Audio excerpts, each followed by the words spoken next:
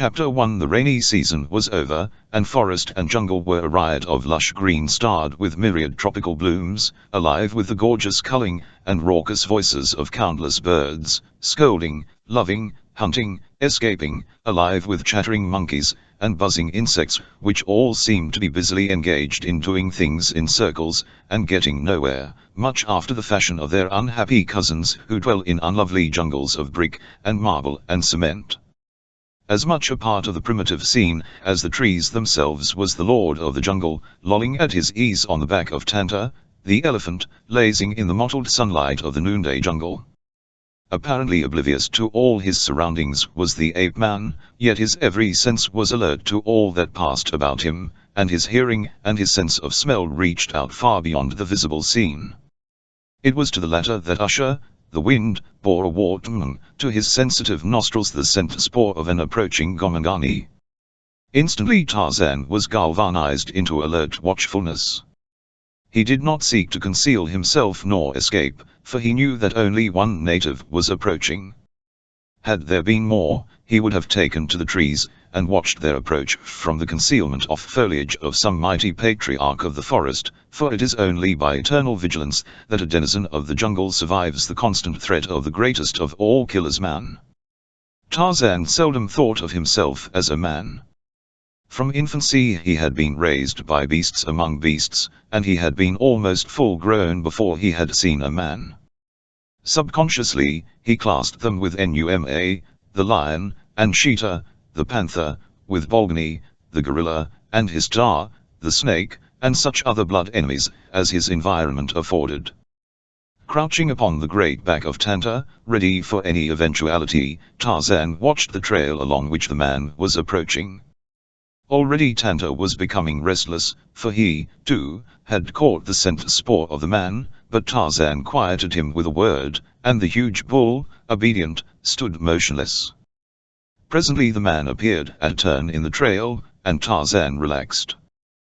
The native discovered the ape-man almost simultaneously, and stopped, then he ran forward and dropped to his knees in front of the lord of the jungle. "Greetings, Big Bana," he cried. "Greetings, Ogabi," replied the ape-man. "Why is Ogabi here? Why is he not in his own country tending his cattle?" "Ogabi looks for the Big Bana," answered the black. "Why?" demanded Tarzan. "Ogabi has joined White Bana's safari." "Ogabi, Askari? White Bana Gregory sent Ogabi find Tarzan." "I don't know any White Bana," Gregory objected the ape-man. "Why did he send you to find me?" "White Bana sent Ogabi bring Tarzan." "Must see Tarzan." "Where?" asked Tarzan. "Big village, Longo," explained Ogabi. Tarzan shook his head. "No," he said, "Tarzan no go." "Bana Gregory say Tarzan must," insisted Ogabi. "Some Bana lost, Tarzan find?" "No," repeated the ape-man. "Tarzan does not like big village. It is full of bad smells and sickness and men and other evils. Tarzan no go." "Bana Dianat say Tarzan come," added Ogabi, as though by second thought. "Dianat in Longo?" demanded the ape-man. "Why didn't you say so in the first place?" "For Bana Dianat, Tarzan come." And so, with a parting word to Tanta, Tarzan swung off along the trail in the direction of Longo, while Ogabi trotted peacefully at Ms heels. It was hot in Longo, but that was nothing unusual, as it is always hot in Longo.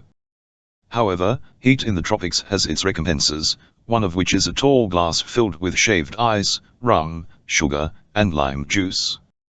A group on the terrace of a small colonial hotel in Longo was enjoying several recompenses.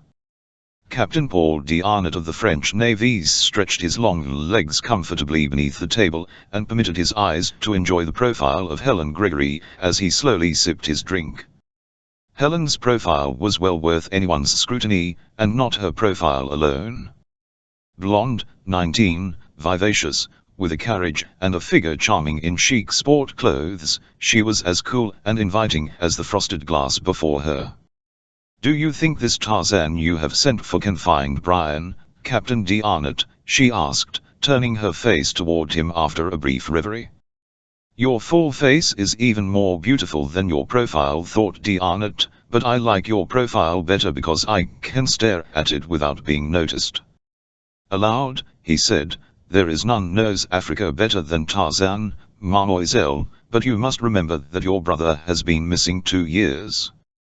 Perhaps. Yes, Captain, interrupted the third member of the party, I realize that my son may be dead, but we shan't give up hope until we know. Brian is not dead, Papa, insisted Helen. I know it. Everyone else was accounted for. 4 of the expedition were killed, the rest got out. Brian simply disappeared, vanished. The others brought back stories, weird, almost unbelievable stories. Anything might have happened to Brian, but he is not dead. This delay is most disheartening, said Gregory. OGABI has been gone a week, and no Tarzan yet. He may never find him. I really think I should plan on getting started immediately. I have a good man in Wolf. He knows his Africa like a book. Perhaps you are right, agreed D'Arnott. I do not wish to influence you in any way against your better judgment. If it were possible to find Tarzan, and he would accompany you, you would be much better off, but of course it is no assurance that Tarzan would agree to go with you even were Ogaby to find him. Oh, I think there would be no doubt on that score, replied Gregory, should pay him handsomely. D'Arnott lifted a deprecating palm. Non. Mon ami, he exclaimed. Never think of offering money to Tarzan. He would give you one look from those grey eyes of his, a look that would make you feel like an insect, and then he would fade away into the jungle, and you would never see him again. He is not as other men, Monsieur Gregory. Well, what can I offer him? Why should he go otherwise than for recompense? For me, perhaps, said D'Arnott, for a whim, who knows? If he chanced to take a liking for you, if he sensed adventure, there are many reasons why Tarzan might take you through his forests and his jungles, but none of them is money. At another table, at the far end of the terrace, a dark girl leaned toward her companion, a tall, thin East Indian with a short, black chin beard. In some way one of us must get acquainted with the Gregorys, loud task, she said. Atenthome expects us to do something besides sit on the terrace and consume planters' punches. It should be easy, Magra, for you to strike up an acquaintance with the girl, suggested Loud Task. Suddenly his eyes went wide as he looked out across the compound toward the entrance to the hotel grounds. Siva, he exclaimed. See who comes. The girl gasped in astonishment. It cannot be, she exclaimed. And yet it is. Had luck. What wonderful luck. Her eyes shone with something more than the light of excitement. The Gregory party, immersed in conversation, were oblivious to the approach of Tarzan and Ogaby until the latter stood beside their table. Then D'Arnott looked up and leaped to his feet. Greetings, mon ami, he cried. As Helen Gregory looked up into the ape-man's face, her eyes went wide in astonishment and incredulity. Gregory looked stunned. You sent for me, Paul? Asked Tarzan. Yes, but first let me introduce why, Miss Gregory. What is wrong? It is Brian, said the girl in a tense whisper, and yet it is not Brian. No, D'Arnott assured her, it is not your brother. This is Tarzan of the Apes.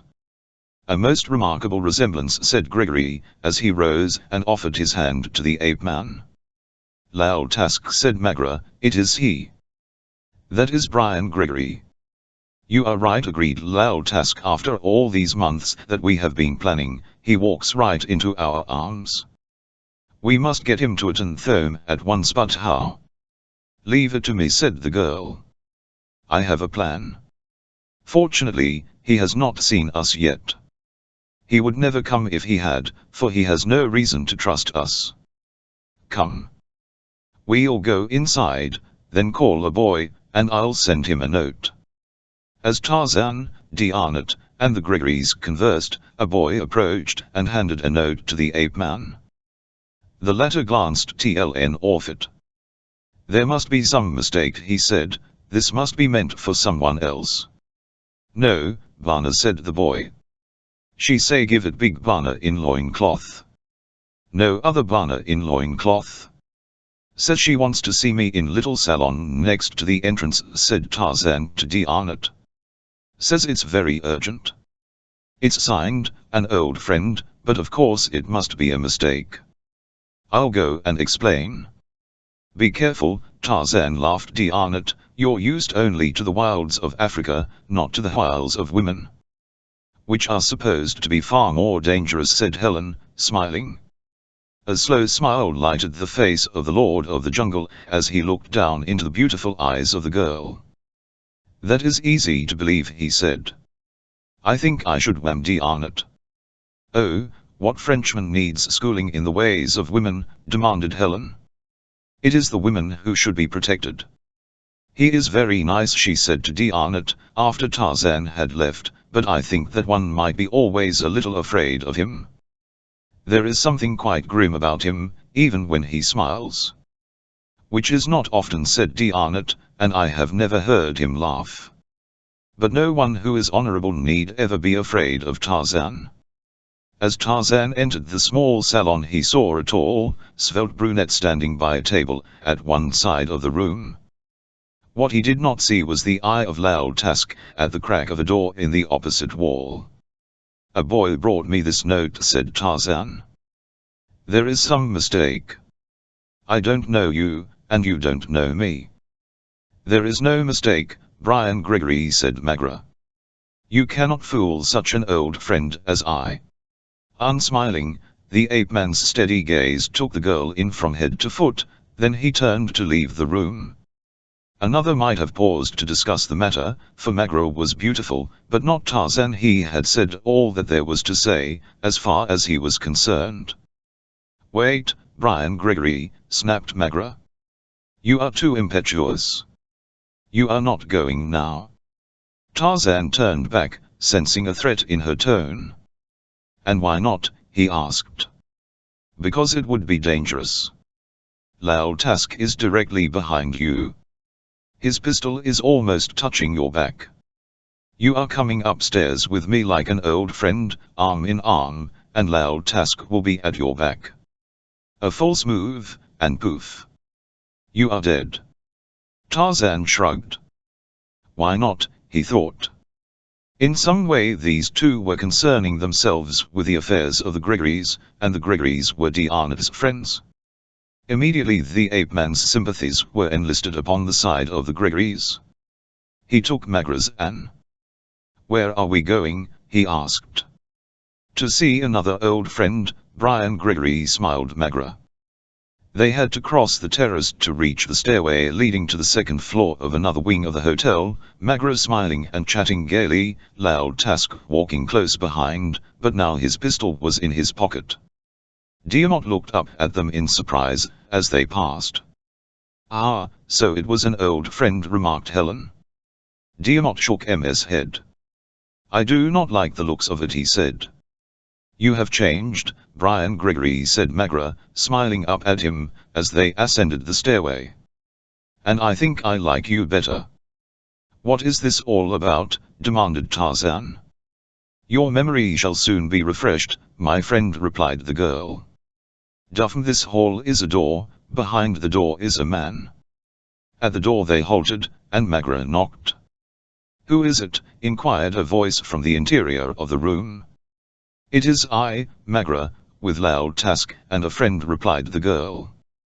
The voice bade them enter, and as the door swung open, Tarzan saw a plump, greasy, suave-appearing Eurasian sitting at a table at one side of an ordinary hotel room. The man's eyes were mere slits, his lips thin. Tarzan's eyes took in the entire room with a single glance. There was a window at the opposite end, at the left, across the room from the man, was a dresser, beside it a closed door, which probably opened into an adjoining room to form a suite. "I have found him at last," Atenthome said. Magra. "Ah, Brian Gregory, exclaimed Thome. I am glad to see you again, shall I say, my friend? I am not Brian Gregory, said Tarzan, and of course you know it. Tell me what you want.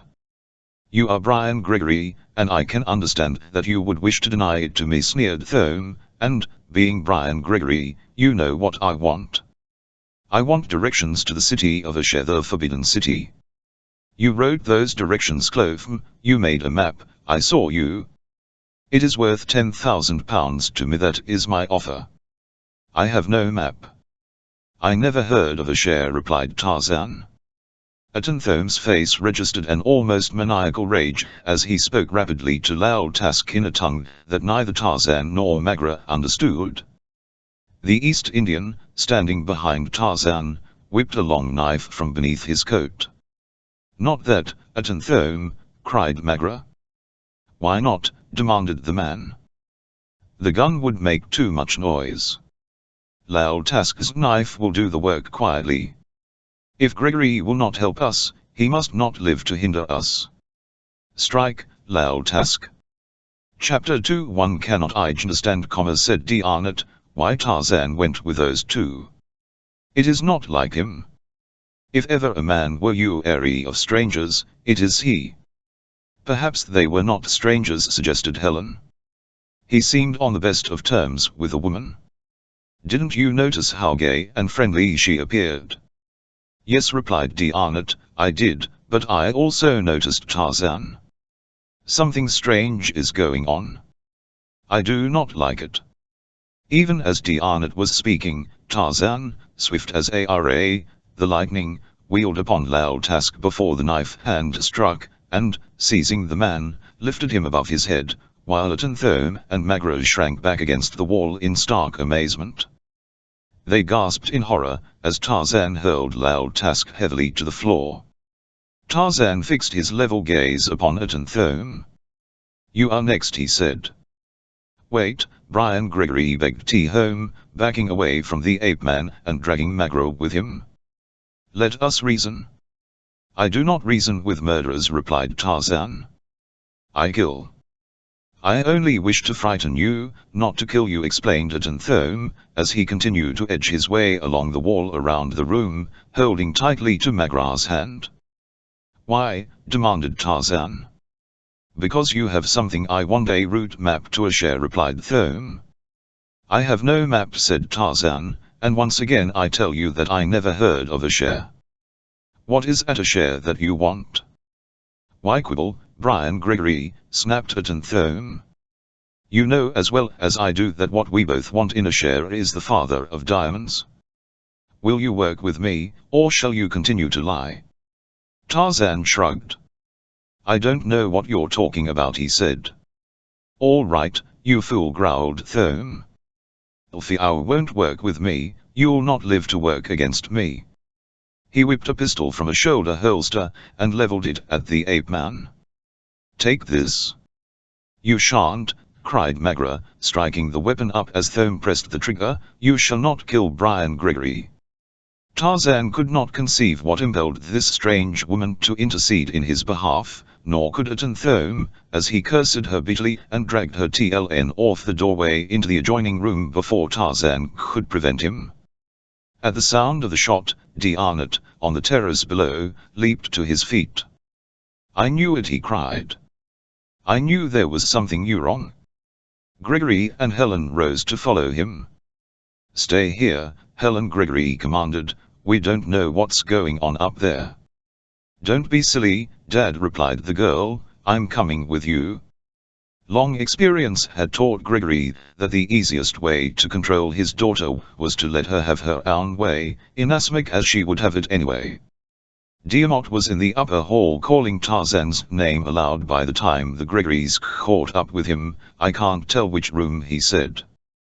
We'll have to try them all, suggested Helen. Again D'Arnott called out to Tarzan, and this tune the ape-man replied.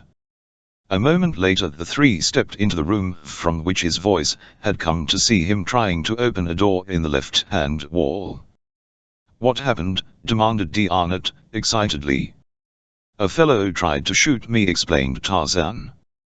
The woman who sent me the note struck up his gun, then he dragged her into that room, and locked the door. "What are you going to do?" asked Gregory. "I am going to break down the door, and go in after him," replied the ape-man. "Isn't that rather dangerous?" asked Gregory. "You say the fellow is armed?" For answer Tarzan hurled his weight against the door, and sent it crashing into the next room. The ape-man leaped across the threshold. The room was vacant. "They've gone," he said. "Stairs lead from that veranda to the service court in the rear of the hotels," said D'Arnott. "If we hurry, we might overtake them." "No," said Tarzan, "let them go. We have Laltask. We can learn about the others from him." They turned back to re-enter the room they had just quitted. "We'll question him, and he'll answer." There was a grimness about his tone that, for some reason, made Helen think of a lion. "Alfiao didn't kill him," qualified D'Arnott. "Evidently I didn't," replied the ape-man. "He's gone." "How terribly mysterious," exclaimed Helen Gregory. The four returned to their table on the terrace, all but Tarzan a little nervous and excited. Helen Gregory was thrilled. Here were mystery and adventure. She had hoped to find them in Africa, but not quite so far from the interior. Romance was there, too, at her elbow, sipping a cool drink, but she did not know it. Over the rim of his glass D'Arnott inspected her profile for the 1000th time. "What did the woman look like?" Helen asked Tarzan. "Taller than you, very black hair, slender, quite handsome," replied the ape-man. Helen nodded. "She was sitting at that table, at the end of the terrace before you came," she said. "A very foreign-looking man was with her." "That must have been Laltask," said Tarzan. "She was a very striking-looking girl," continued Helen. "Why in the world do you suppose she lured you to that room, and then ended up by saving your life?" Tarzan shrugged. "I know why she lured me to the room, but I don't understand why she struck up at Anthome's hand to save me." "What did they want of you?" asked D'Arnott. "They think I am Brian Gregory, and they want a map of the route to Asher, the Forbidden City. According to them, the Father of Diamonds is there. They say your brother made such a map. Do you know anything about it? Is this safari of yours just for the purpose of finding the Father of Diamonds?" His last query was addressed to Gregory. "I know nothing about any Father of Diamonds," replied Gregory. "My only interest is in finding my son." "And you have no map?" "Yes," said Helen, "we have a very rough map, that Brian drew and enclosed in the last letter we received from him. He never suspected that we'd have any use for it, and it was more by way of giving us an idea of where he was than anything else. It may not even be accurate, and it is certainly most sketchy. I kept it, however, and I still have it in my room." "When the boy brought you the note," said D'Arnott, "you had just asked me why I had sent for you." "Yes," said Tarzan. "I was here in Longo on a special mission, and met Monsieur and Mademoiselle Gregory," explained D'Arnott. "I became very much interested in their problem, and when they asked me if I knew of anyone who might help them find Asher, I thought immediately of you. I do not mean that I should venture to ask you to accompany them, but I know of no one in Africa better fitted to recommend a suitable man to take charge of their safari." That half-smile that D'Arnott knew so well, and which was more of the eyes than of the lips, lighted Tarzan's face momentarily. "I understand, Paul," he said. "I will take charge of their safari." "But that is such an imposition," exclaimed Helen. "We could never ask you to do that." "I think it will be interesting," said I have met Magra and Laltask, and Atanthome. I should like to meet them again. I think if I remain with you our paths shall cross." "I have no doubt of it," said Gregory. "Have you made any preparations?" asked Tarzan. "Our safari is being gathered in Bonga," replied Gregory, "and I had tentatively employed a white hunter named Wolf to take charge of it, but of course now, if he will come along as a hunter, we can use him," said Tarzan. He is coming to the hotel in the morning. We can talk with him then. I know nothing about him, other than that he had some rather good references.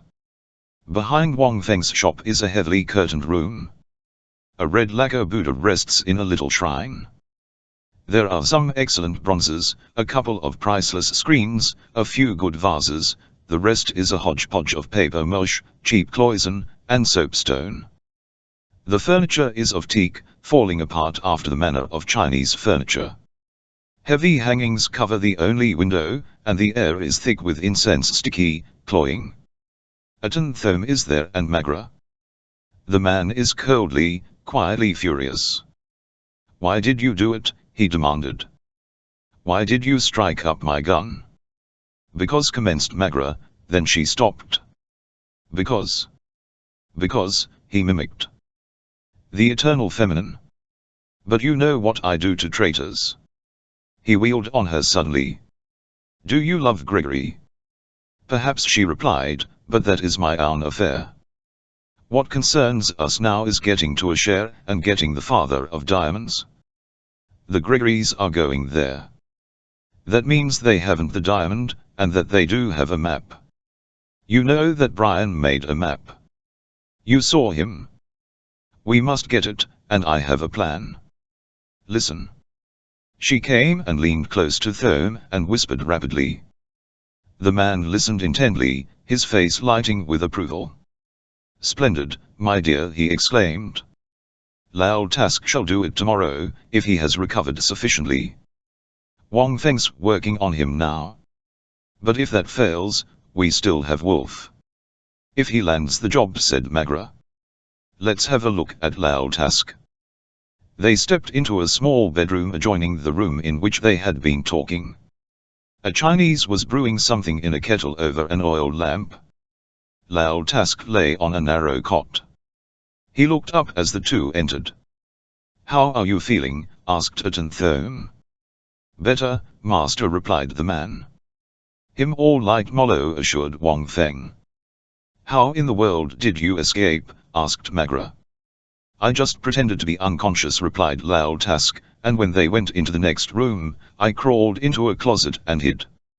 After dark I managed to get down into the back court, and come here.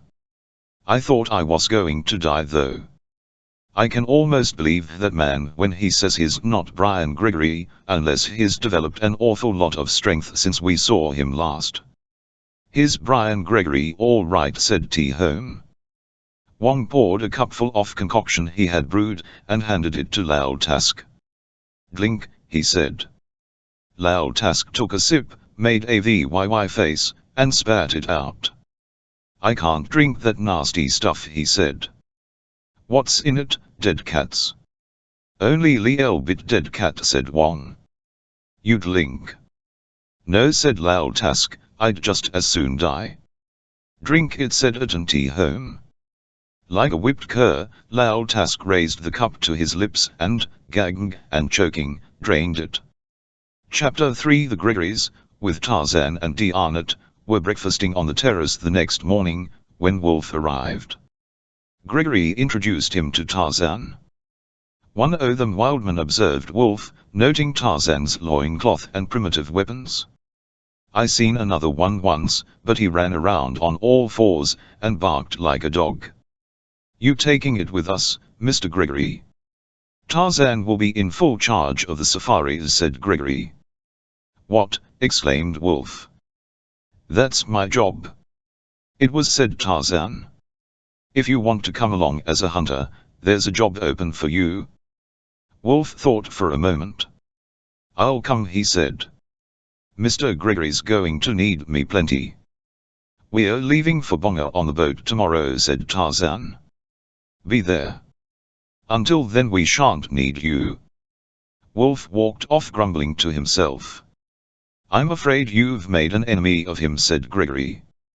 Tarzan shrugged. I did nothing to him, he said, but give him a job. He'll bear watching, though. I do not care for that fellow's looks, said Dianet. He has good recommendations, insisted Gregory. But he is, obviously, no gentleman, said Helen. Her father laughed good-naturedly. "But we are hiring a hunter," he said. "Whom did you expect me to sign on? The Duke of Envincer?" "I could have stood it," laughed Helen. "Wolf has only to obey orders, and shoot straight," said Tarzan. "He's coming back," announced Diamot, and the others looked up to see Wolf approaching. "I got to thinking," he said to Gregory, "that I ought to know just where we're going, so I could help lay out the route. You see, we gotta be careful we don't get out o' good game country. You got a map?" "Yes," replied Gregory. "Helen, you had it." "Where is it?" "In the top drawer of my dresser." "Come on up, Wolf, and we'll have a look at it," said Gregory. Gregory went directly to his daughter's room, and Wolf accompanied him, while the others remained on the terrace, chatting. The older man searched off the upper drawer of Helen's dresser for a moment, running through several papers, from among which he finally selected one. "Here it is," he said, and spread it on a table before Wolf. The hunter studied it for several minutes, then he shook his head. "I know the country part way," he said, "but I ain't never heard of none of these places up here Chewinbaker, a share." He pointed them out with a stubby forefinger. "Lemme take the map," he said, "and study it. I'll bring it back tomorrow." Gregory shook his head.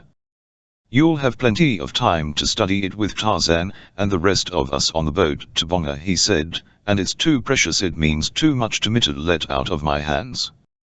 Something might happen to it." He walked back to the dresser, and replaced the map in the upper drawer. "OK, said Wolf. "It don't make no difference, I guess. I just wanted to help all I could." "Thanks," said Gregory, "I appreciate it." "Well then," said Wolf, "I'll be running along. See you at the boat tomorrow." Captain Paul D'Arnott, being of an inventive turn of mind, discovered various reasons why he should remain in the vicinity of Helen Gregory the remainder of the morning. Luncheon was easy. He simply invited the Gregorys and Tarzan to be his guests, but when the meal was over, he lost her. "If we're leaving for Bonga tomorrow," she said, "I'm going to do some shopping right now."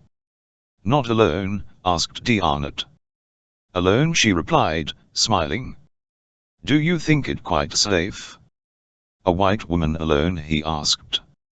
"I'll be more than glad to go with you." Helen laughed. "No man around while I'm shopping unless he wants to pay the bills. Goodbye." Longo's Bazaar lay along a narrow, winding street, crowded with Negroes, Chinese, East Indians, and thick with dust. It was an unsavory place of many odors, all strange to Occidental nostrils, and generally unpleasant.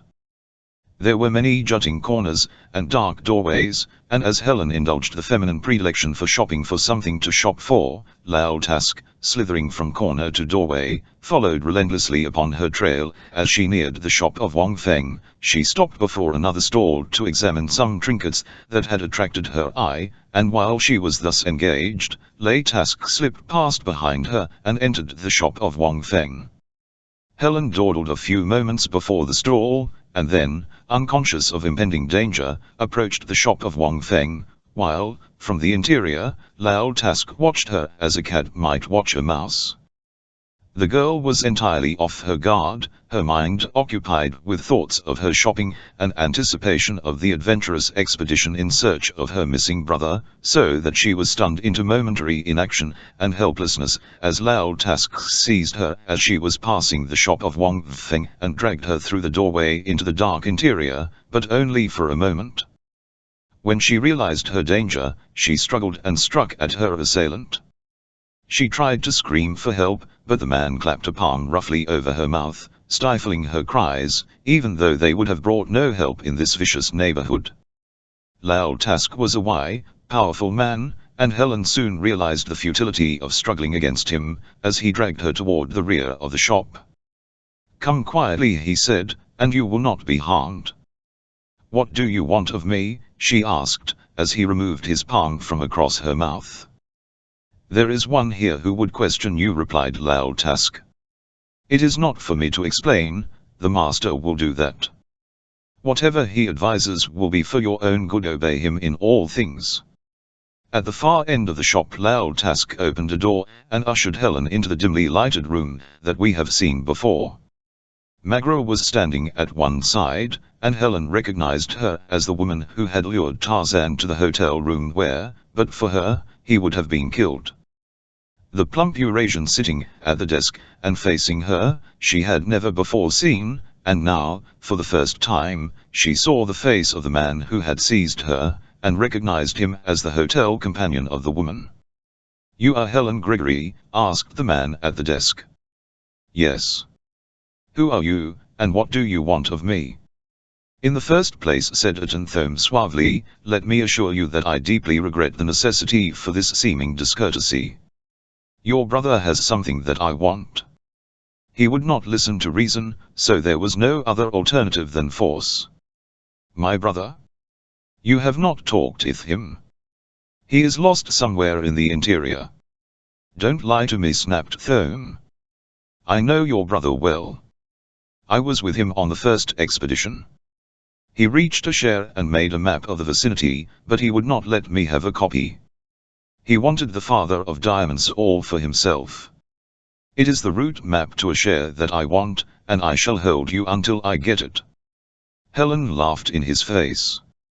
"Your intrigue and melodrama have been quite unnecessary," she said. "All that you would have had to do would have been to ask my father for the map. He would have let you make a copy of it. If this man will come back to the hotel with me, he can copy the map now." She indicated Lal Task with a nod. Atenthome sneered. "You think you can trap me as easily as that?" he demanded. Helen made a gesture of resignation. "Go on with your play acting if you must," she said, "but it will only waste time, and get everyone in trouble." "What do you wish me to do?" "I wish you to write and sign the note I shall dictate to your father," replied Thome. "If that doesn't bring the map, he'll never see you again. I'm leaving for the interior immediately, and I shall take you with me. There are sultans there who will pay a good price for you. You must be quite insane to think that you can frighten me with any such wild threats. Those things are not done today, you know, outside of storybooks. Hurry up and dictate your note, and I'll promise you'll have the map back as quickly as your messenger can bring it, but what assurance have I that you'll keep your end of the bargain, and release me?" "You have only my word," replied Atenthome, "but I can assure you that I have no wish to harm you. The map is all I wish. Come and sit here while I dictate." As the sun sank into the west behind tall trees, and the shadows lengthened to impart to Longo the semblance of a softened beauty the which the squalid little village did not possess in its own right, the three men discussing the details of the forthcoming safari became suddenly aware of the lateness of the hour. "I wonder what can be keeping Helen," said Gregory. "It's almost dark. I don't like to have her out so late in a place like this. She should have been back long ago." "She should never have gone alone," said D'Arnott. "It is not safe here for a woman." "It is not," agreed Tarzan. "It is never safe where there is civilization." "I think we should go and look for her," suggested D'Arnott. "Yes," said Tarzan, "you and I, Mr. Gregory, should remain here in case she returns." "Don't worry, Monsieur Gregory," said D'Arnott, as he and Tarzan left the room, "I'm sure we'll find her safe and sound in some curio shop." But his words were only to reassure Gregory. In his heart was only fear. As he waited, Gregory tried to convince himself that there was nothing to worry about. He tried to read, but could not fix his mind upon the book. After he had reread one sentence half a dozen times without grasping its sense, he gave up. Then he commenced to pace the floor, smoking one cigar after another. He was on the point of starting out himself to search when D'Arnott returned. Gregory looked at him eagerly. D'Arnott shook his head. "No luck," he said. "I found a number of shopkeepers who recalled seeing her, but none who knew when she left the bazaar." "Where is Tarzan?" asked Gregory. "He is investigating in the village. If natives have any knowledge of her, Tarzan will get it out of them." He speaks their language in every sense of the term. Here he is now, said Gregory, as the ape man entered the room. Both men looked up at him questioningly. You didn't find any trace of her? Asked D'Arnott. Tarzan shook his head. None.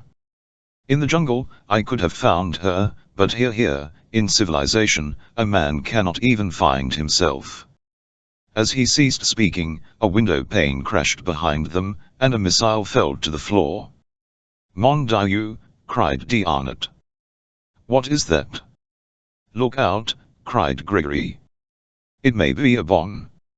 No, said Tarzan, it is just a note tied to a stone. Here, let's have a look at it.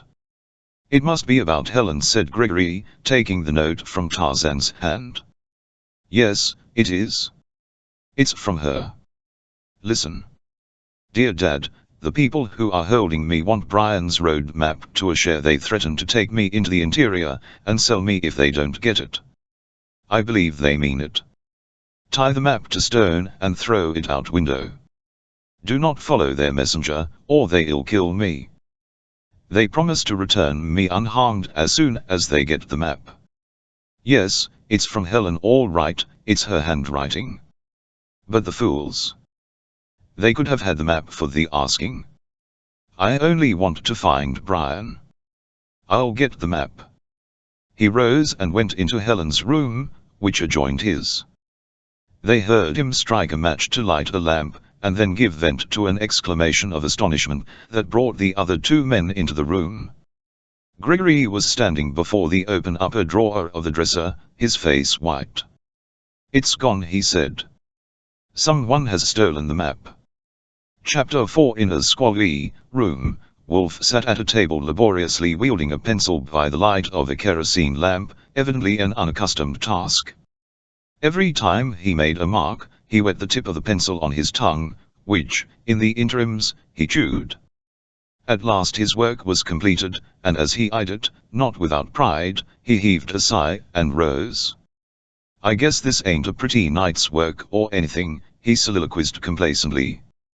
Now they'll both pay, and how? Atenthome sat alone in the back room of Wang Feng's shop. If he were nervous, the only outward indication of it was the innumerable cigarettes that he smoked. Magra was guarding Helen in the little bedroom adjoining. All three were waiting for the return of Lao Task with the route map to share. Helen, alone, was positive that it would be forthcoming. The others only hoped. Will he let me go when the map comes? Asked Helen. He may have to keep you until he can get safely away, replied Magra, but I'm sure he will let you go then. Poor Dad, said the girl. He'll be worrying terribly. If there's going to be any delay about my release, I'd like to write him another note. I'll try and arrange it, said Magra. I'm very sorry about all this, Miss Gregory, she added after a short silence. I am really quite as helpless in the matter as you, for reasons which I may not explain, but I may tell you that Atenthome is obsessed by this desire to possess the father of diamonds. At heart he is not a bad man, but I know that he will stop at nothing to realize this one desire, so I hope your father sends the map. You really think that he would sell me in the interior if he didn't get it? Demanded the American girl. Absolutely, replied Magra. If he were pressed, he might kill you. Helen shuddered. I am glad that he is going to get the map, she said. Lao Task opened the door to the back room of Wang Feng's shop, and entered. Atenthome looked up. Well, he inquired. They threw it out all right, said Task, here it is. He handed the paper to Thome. It was still wrapped around the stone. Thome opened it and read. His face turned dark. Is it the map? Asked Lao Task. No, growled Thome. They say the map has been stolen. They lie. They can't fool Atenthome, though. They'll never see the girl again, and I'll find a share without their map. Listen. There is someone at the door. See who it is. Lao Task opened the door a crack, and looked out. It is Wolf, he said. Bring him in. Nice evening, said Wolf, as he entered the room. You didn't come here to tell me that, said Thome. What is it? What would you give for the route map to a share? Asked Wolf. £500, replied Thome. Not enough. Make it 1,500 interest in the diamond, and I'll get the map for you. How? I already have it. I stole it from the girl's room. Have you got it here? Inquired Thome. Yes, replied Wolf, but don't try any funny business. I left a note with the old woman I'm stopping with. If I'm not back in an hour, she'll take it to the police. Let's see the map, said Thome. Wolf took it from his pocket and held it up in front of other man, but not near enough for him to snatch it. Fork over the money, and the map's yours, he said. Thome drew a thick wallet from an inner pocket and counted out £500 in Bank of England notes. If I had that roll of yours I wouldn't be risking my neck looking for no father of diamonds, said Wolf, as he took the notes and stuffed them in his pocket. Are you still going along with the Gregory safari? Asked Thome. Sure, replied Wolf, a poor man's got to work, but I'm going to be right with you when you get that diamond. I'm going to have my half. You can do something more to help me, said Thome, that will also make the diamond safer for us. What's that? Asked Wolf, suspiciously. I'm going to have Magro try to go along with the Gregorys. You may be able to help in that. I want her to make friends with them and make love to Brian Gregory, then if anything goes wrong she'll have some influence with them. I don't want to hang, and neither do you. Where do I come in? Asked Wolf. You go along and lead them off onto a Umang trail. When they are good and lost, bring Magra up toward a share. You've seen the map, so you'll know about where to go. You'll find one of me old camps, and wait there for me. Do you understand? Yes. And you'll do it? Sure. Not. All right. Now go along. I'll be seeing you up around a share in a couple of months. After Wolf had left, Thome turned to Loud Task. We've got to get out of here tonight, he said. Go down to the river and bribe the captain of that boat to get up steam and leave for Bonga tonight. You are very clever, master, said Loud Task. You will let the young lady go, now that you have the map? No. They didn't give me the map. They may catch up with us, and if they do, it will be just as well to have a hostage. Again, master, you are clever. It was past midnight when Thome went aboard the river steamer with Loud Task and Helen. At the gangplank he bid Magro goodbye. Join the Gregory safari by any ruse, he directed. They may reach a share, and I want someone with them I can trust. I must be prepared for any eventuality. If they should beat me to it and get the diamond, you must find some way to communicate with me. You may even get an opportunity to steal the diamond. Watch Wolf. I don't trust him. He has agreed to lead them astray and then bring you up toward a share to meet me when I come out. It's a good thing you're in love with Brian Gregory. That will help. Work it for all it's worth. I didn't like the idea at first, but when I got to thinking about it, I saw where we could make use of it. Now, goodbye, and remember all I have told you. Task and Helen had boarded the steamer, the man walking very close to the girl, his pistol pressed against her side, lest she make an outcry. I think you are very foolish not to set her free, said Magra. I can't now, replied, until after you have left the Gregory party. Can't you see? Well, see that no harm comes to her. Remember, the Anne of English law is long. Then Magro turned and walked back into the village.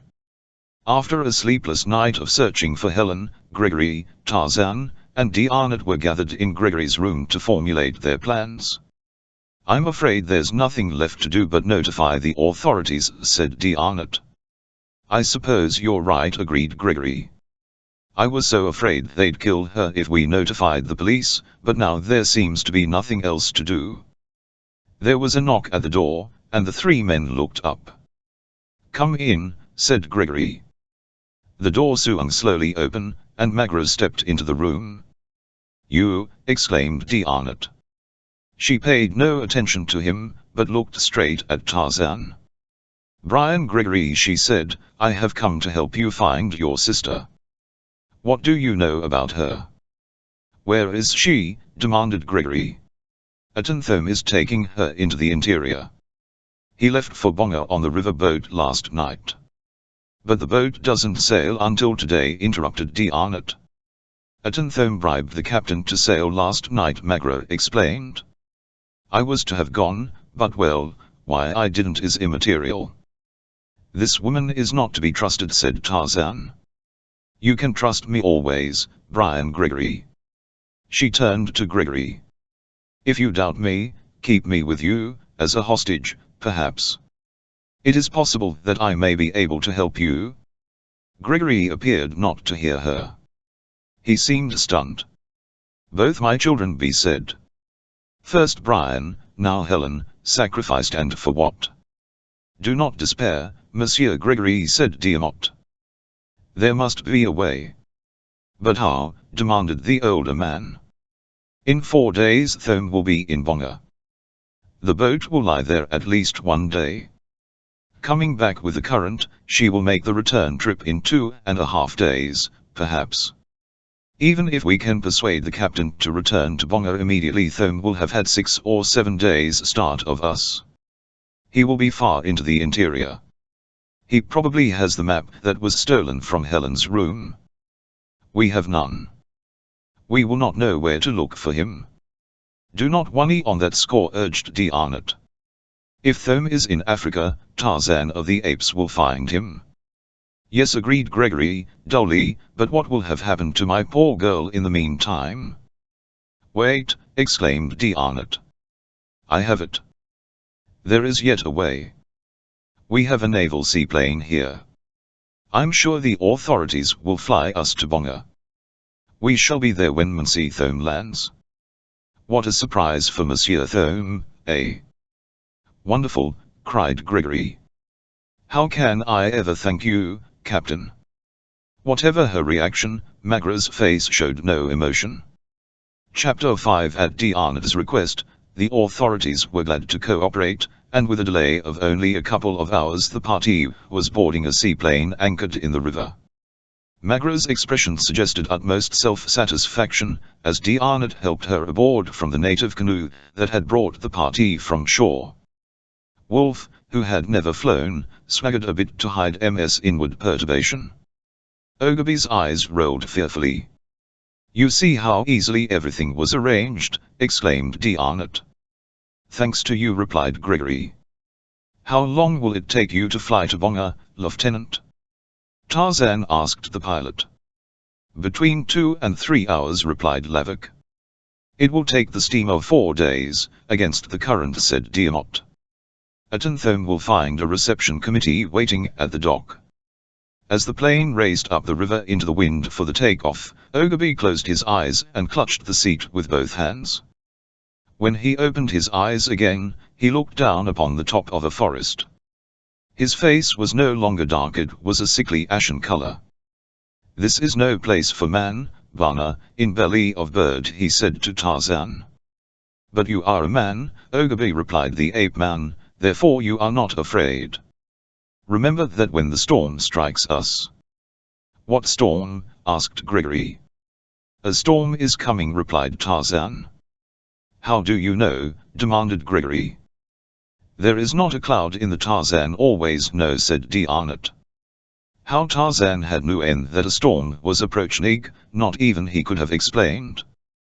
Perhaps he shared with the wild things, by which and among which he had been raised, a peculiar sensitivity beyond the appreciation of men. However that may be, a half hour after he had foretold it, the ship raced into the heart of a tropical storm. Lavik, who was accustomed to sudden tropical storms, assumed that it covered but a small area, and would soon be astern of them. An experienced flyer, with a ship equipped with all the instruments necessary for blind flying, he merely increased his elevation, and flew into it. The ship rolled and tossed, and Ogilvy became a few shades lighter. Wolf clenched MS fists until MS knuckles were white. After an hour of it, Levick turned and motioned D'Arnott to come forward. "It's worse than I'd anticipated, Captain," he said. "Had I better turn back?" "Got plenty of petrol?" asked D'Arnott. Levick nodded. "Yes, sir," he replied. "Everything else all right?" "I'm not so sure about the compass." "Then we wouldn't be any better off flying back than going on," said D'Arnott. "Let's keep on. We're bound to be out of it sooner or later." For 2 long hours more Levick bucked the storm, then the engine spluttered. D'Arnott went forward hurriedly, but before he reached Levick's side, the engine caught itself again and was purring sweetly. It had been a tense moment for these two. D'Arnott breathed a deep sigh of relief, and then the engine spluttered again and stopped. Levick worked furiously with a hand pump. D'Arnott turned back toward the cabin. "Fasten your life belts," he said. "We may have to come down." "The line's clogged," said Levick, "and I can't clear it." D'Arnott glanced at the altimeter. "You've got about 3,000 meters," he said. "The average elevation in the vicinity of Bonga is around 200. Glide as far as you can, looking for a hole." "And if I don't find one?" asked Levick. D'Arnott shrugged and grimaced. "You're the pilot," he said, "and I understand you're a very good one." "Thanks," said Levick. "It will take a very good pilot to fly this ship through a forest. I am not that good." "Are you going to tell them?" "What's the use?" asked D'Arnott. "They might wish to take up some matters with God, matters they have been neglecting to discuss with Hun." "What's wrong?" demanded Wolf. "The engine isn't running." "You have answered your own question," said D'Arnott, walking back to his seat. "We're coming down," said Wolf. "He can't see to land." "We'll crash." "Be calm," admonished D'Arnott, "we have not crashed yet." The passengers sat in tense expectancy as the ship nosed down through storm-racked clouds. "What altitude now?" Levick asked D'Arnott. 300 meters. "That means we can't be more than 300 feet from ground, at the best," said Gregory. "I remember looking at a map the other day. Nearly all this country back here runs about 600 feet elevation." Suddenly Wolf leaped to his feet. "I can't stand it," he cried. "I'm going to jump." Tarzan seized him and threw him back into his seat. "Sit still," he said. "Yes, sit still," snapped D'Arnott. "Is it not bad enough without that?" Levick voiced an exclamation of relief. "We're out of it," he cried, "and there's water just below us." A moment later the ship glided to an easy landing on the bosom of a little lake. Only the forest and the jungle were there to welcome it. If there were eyes to see, they remained hidden, and the voices of the jungle were momentarily stilled. The rain beat upon the water, and the wind moaned in the forest. Of these things and of their miraculous escape from death Ogilvy was unconscious. He had fainted. "Do you know where we are, Lieutenant?" asked D'Arnott. "I haven't the least idea," replied Levick, "never saw this lake before." "Then we are lost?" asked Gregory. Levick nodded. "I'm afraid so, sir. My compass wasn't behaving very well, and then, naturally, we must have been blown way off our course." "How lonely and depressing it looks," said Magra. "It is the jungle," breathed Tarzan, "almost as one might say, it is home." "How discouraging," said Gregory. "Just when it seemed certain that we had overcome every obstacle and found a way to circumvent Thome and rescue Helen, this had to happen. Now we are absolutely helpless. We shall never reach her now, poor child." "Non. Non. My dear Monsieur Gregory, you must not give up," said D'Arnott. "This is only a temporary delay. Lieutenant Levick will have that fuel line cleared in no time, and as soon as the weather lifts we'll take off again." We have plenty of time. T-Home will not reach Bonga for 3 days yet. As soon as the weather clears, the lieutenant can find Bonga even with no compass at all.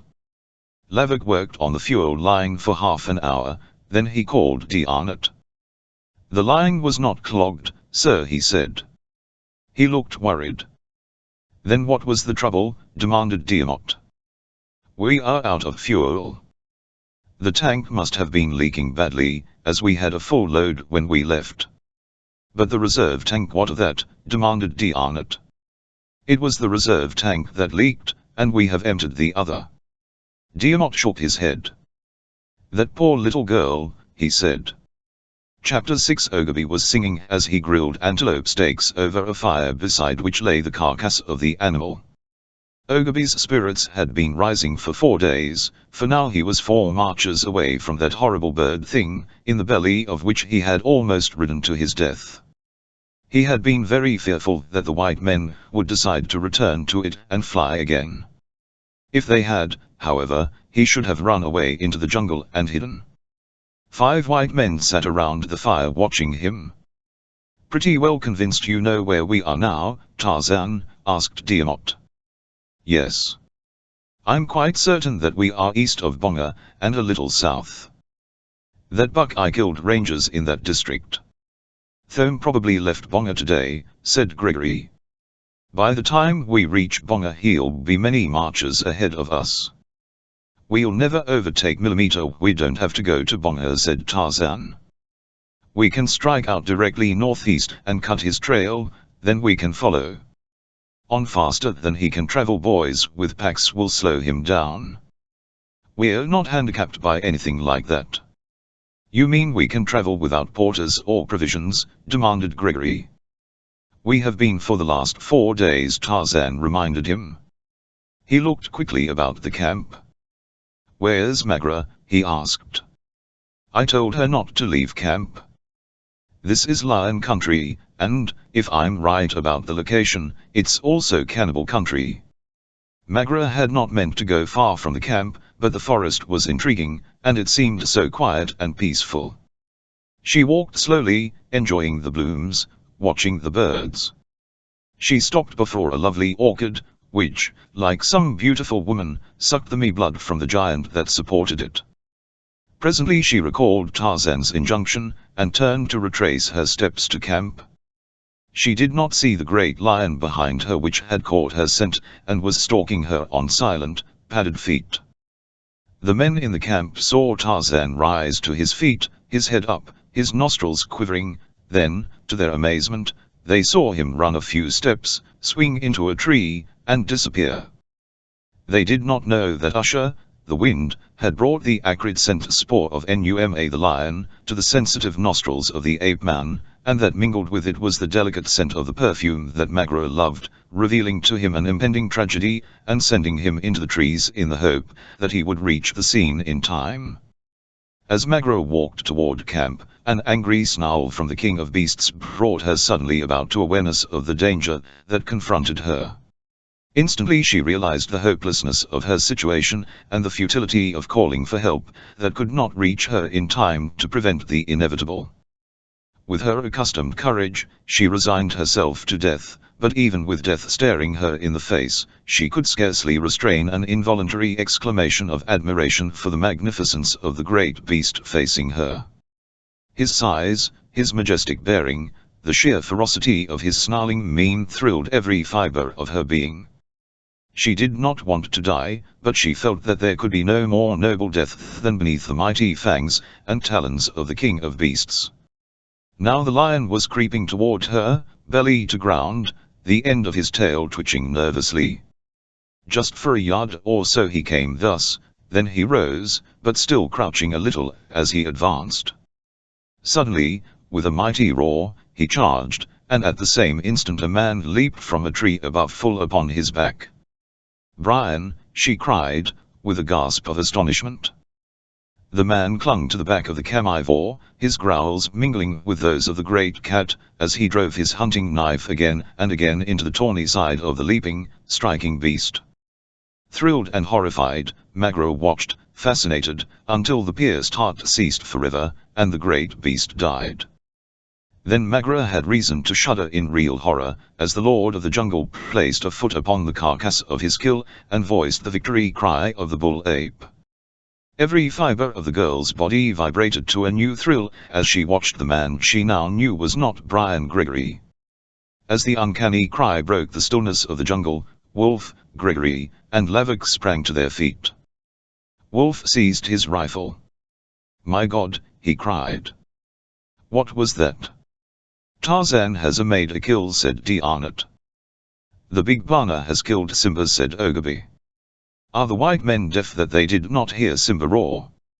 "Sure, I heard it," said Wolf, "but that wild man never killed no lion, he had nothing but a knife. I'd better go out there and look after him." Carrying his rifle, he started in the direction of the sound that had startled them, Gregory and Lavik following. "That yell was when the lion got him," said Wolf. "His dead end smelt right now." "He doesn't look very dead to me," said Lavik, as Tarzan and Magro came into view. "I'm afraid I was so out of breath that I didn't, well, thank is a most inadequate word under the circumstance, but I can't think of another thank you for saving my life." "How silly and banal that sounds, but you know what I'm trying to say. You were wonderful, and a little terrifying, too, but I know now that you are not Brian Gregory. He could not have killed the lion, as you did. No other man in the world could have done it." She paused. "Until a few minutes ago, I thought that I loved Brian." The implication of Enlagra's words and tone was quite apparent, yet Tarzan elected to ignore it. "We shall do our best to find him," he said, "not only on Nilr Gregory's account but on yours." Magro shrugged. She was rebuffed, but she could bide her time.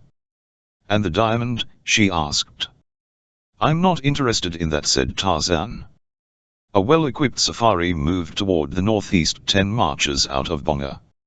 A girl and 2 men were the only whites, but the porters seemed to be carrying enough equipment and provisions for 2 or 3 times that number. "Rather clever of me," said one of the men to the girl, "taking your father's safari. It will take him a week or longer to get another one together and equip it. By that tune we'll be so far ahead that he'll never overtake us. I should like to see his face when he reaches Bonga and learns the truth." "You are about as clever as the late Mr. Dillinger and Babyface Nelson," replied Helen, "and you'll end up the same way." "Who were they?" demanded Thome. "They were kidnappers and murderers who were also addicted to grand larceny. If you were not a fool, you'd turn me loose and send me back to Bonga. You have the map. I can be of no further use to you. Until I am returned safely to him, my father will never give up until he finds you. I can't see why you want to hold me any longer." "Perhaps I have taken a liking to you, my dear," replied Thome. The girl shuddered at the implication of the man's words. All the rest of the day she plodded on in silence, waiting always for a chance to escape, but either Thome or Lal Task was always at her side. She was spent and weary when they finally made camp, but much of her weariness was from nervous exhaustion all day long. The words of Thome had preyed upon her mind. After the evening meal, she went to her tent, which had been pitched across the camp from that occupied by Thome, for the man knew that while she might attempt to escape by day, she would not dare to venture the dangers of the forest by night. Thome and Task stood talking before the former's tent, Thorn's eyes upon the girl entering hers. The 2 men had been talking, and Lal Task was watching the other intently. "You are my master, Thome," he said, "but out of loyalty, your servant must warn you. The girl is white, and the arm of white man's power is long. Into the depth of the jungle or to the frozen wastes of the pearls it would reach and drag you back to an accounting." "Mind your own affairs," snapped Thome. "I mean the girl no harm."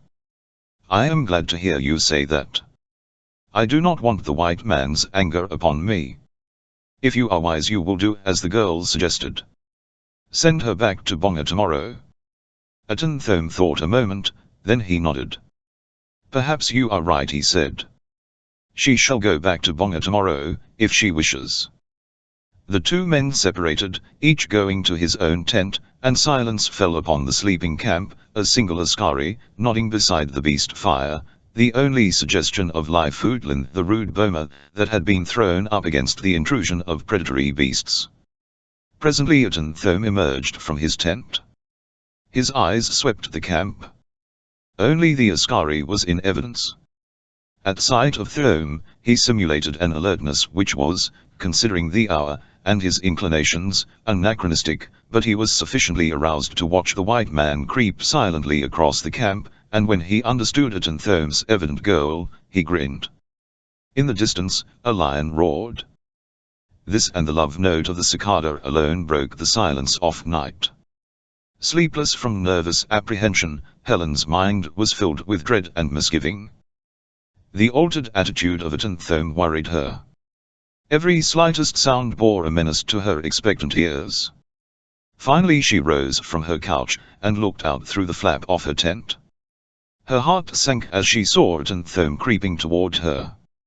Again a lion roared out of the mysterious void of blackness that was the jungle night, but a far greater menace lay in the oily man who parted the flaps at the front of the girl's tent.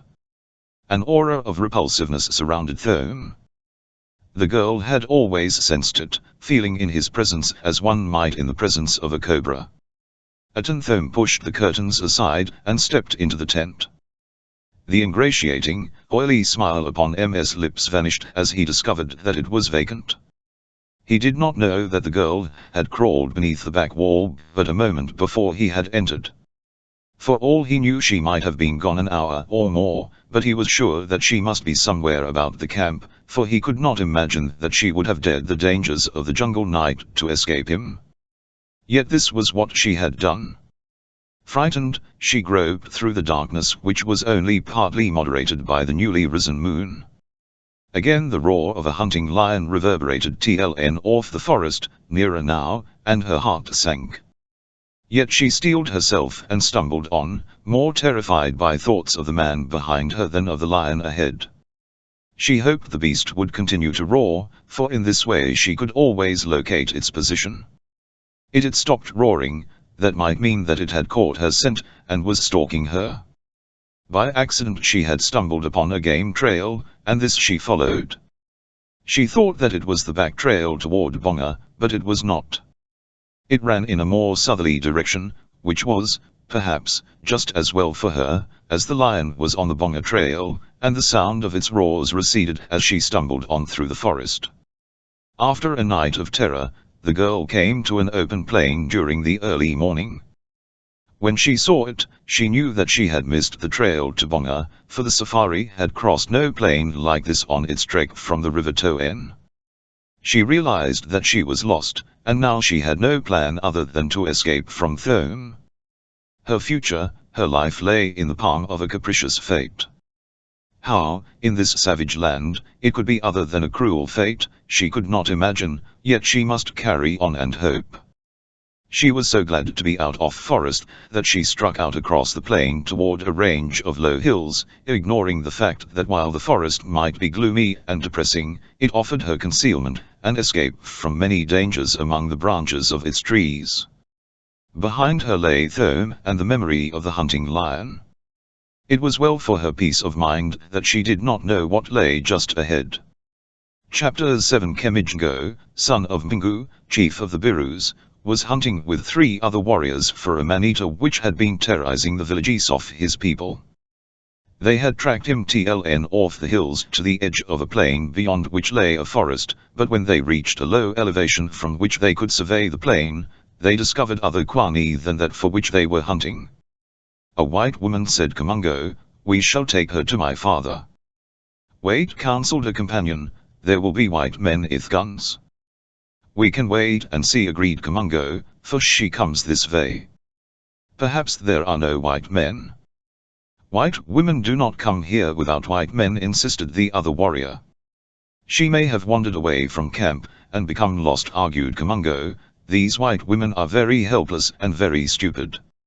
See, she has no weapons, so she is not hunting, therefore she must be lost." Perhaps Kumango is right, admitted the other. They waited until Helen was well out into the plain, then Kumango, leaping to his feet, signaled the others to follow him, and the three ran toward the white girl, shouting and waving their spears. So sudden and so unexpected was the appearance of this new menace that, for a moment, Helen stood paralyzed by terror, almost regretting that she had left either Thome or the lion. Then she turned and fled back toward the forest. Lithe, athletic, the girl seemed in a fair way to outdistance her pursuers. She felt that if she could reach the forest before they overtook her, she might elude them entirely. Behind her, the cries of Kumango and his fellows were angry cries now, threatening cries, as they redoubled their efforts to overtake their quarry. Terror lent wings to the girl's flying feet, and the warriors, burdened by their spears and shields, were falling behind. Helen, glancing over her shoulder, felt that escape was almost assured, when her retreat was suddenly cut off by the appearance of a great lion, which was emerging from the forest directly in front of her.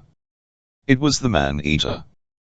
The pursuing Waniers redoubled their shouting, and the lion, confused, paused momentarily. Now, indeed, was the girl faced by a major dilemma, either horn of which would prove fatal. In an attempt to escape both, she turned to the right, a brave but futile gesture of self-preservation. The moving quarry attracted the lion, which started in pursuit, while the warriors, apparently unafraid, raced to intercept him.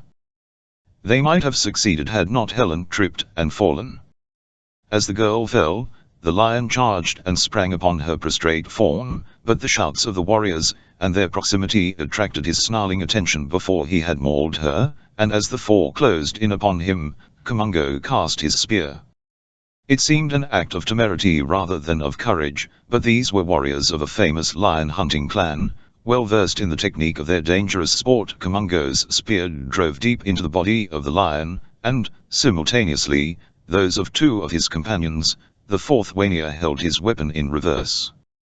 Roaring horribly, the lion abandoned the girl, and charged Kumango, who threw himself backward upon the ground, his entire body covered by his great shield, while the other warriors danced around them, yelling at the top of their lungs, irritating and confusing the lion, and the fourth warrior awaited his opportunity to drive home the lethal thrust.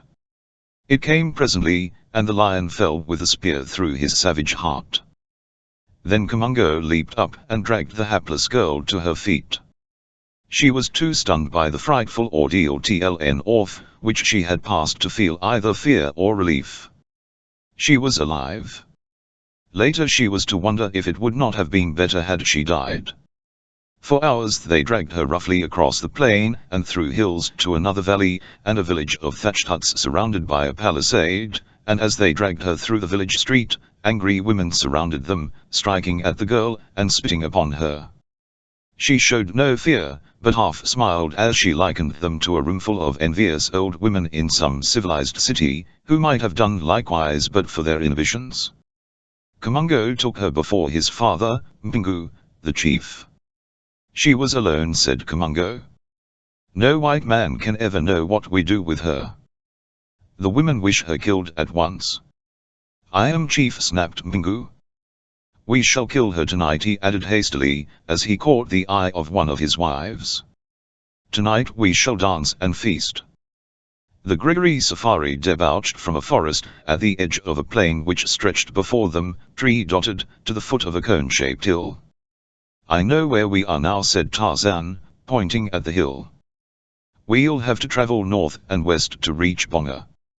If we had grub and porters we wouldn't have to go back, volunteered Wolf. We've got to go back to Bonga to get on Thorn's trail and find Helen, said Gregory. If we only had the map, we'd be all right on that score. We don't need no map, said Wolf. I know the way to a share. That's odd, commented Tarzan. Back in Longo you said you didn't know the way. Well, I know it now, growled Wolf, and if Gregory wants to pay me £1,000 and cut me in on the diamond, 50-50, I'll take him to a share. I think you are a crook, said the ape man, but if Gregory wants to pay you, I'll take him through without porters. Catching Tarzan entirely off his guard, and without warning, Wolf knocked the ape-man down. "There can't no damn monkey man call me a crook," he cried, whipping his pistol from its holster, but before he could fire, Magra seized his arm. "LFL were you, Monsieur Wolf," said Diamot, "I should run. I should run very fast before Tarzan gets up." But Tarzan was already up, and before Wolf could escape, he seized him by the throat and belt, and lifted him high above his head, as though to hurl him to the ground. "Don't kill him, Tarzan," cried Gregory, stepping forward. "He is the only man who can lead us to a share. I will pay him what he asks. He can have the diamond, if there is one. All I want is to find my daughter, and my son. Thome is on his way to a share. If Helen is with him, Wolf offers our only hope of rescuing her." "As you wish," said the ape-man, dropping Wolf upon the ground. The safari crossed the plain and, skirting the foot of the cone-shaped hill, entered a forest, where camp was made beside a small stream.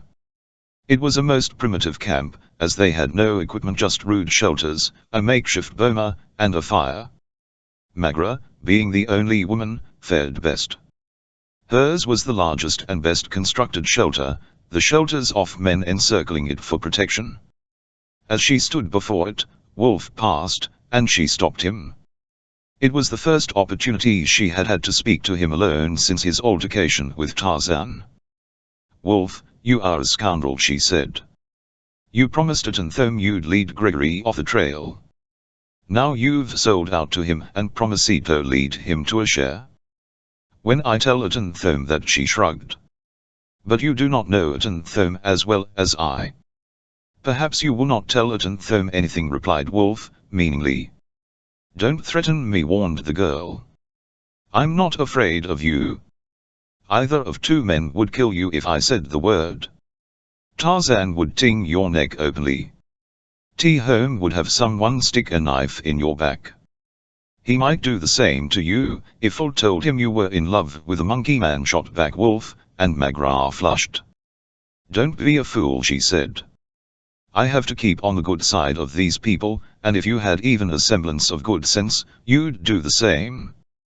"I don't want to have nothing to do with that monkey man," growled Wolf. "Me and him ain't in the same class." "That's obvious," said Magra. "But with me and you it's different," continued Wolf, ignoring the implication. "We ought to be more friendly. Don't you know we could have a swell time if you'd loosen up a bit? I ain't such a bad fellow when you gets to know me." "I'm glad to hear that. I was afraid you were." Wolf knitted his brows. He was trying to digest this when his attention was attracted to Tarzan. "There goes the monkey man," he said. "Look at him swinging through the trees.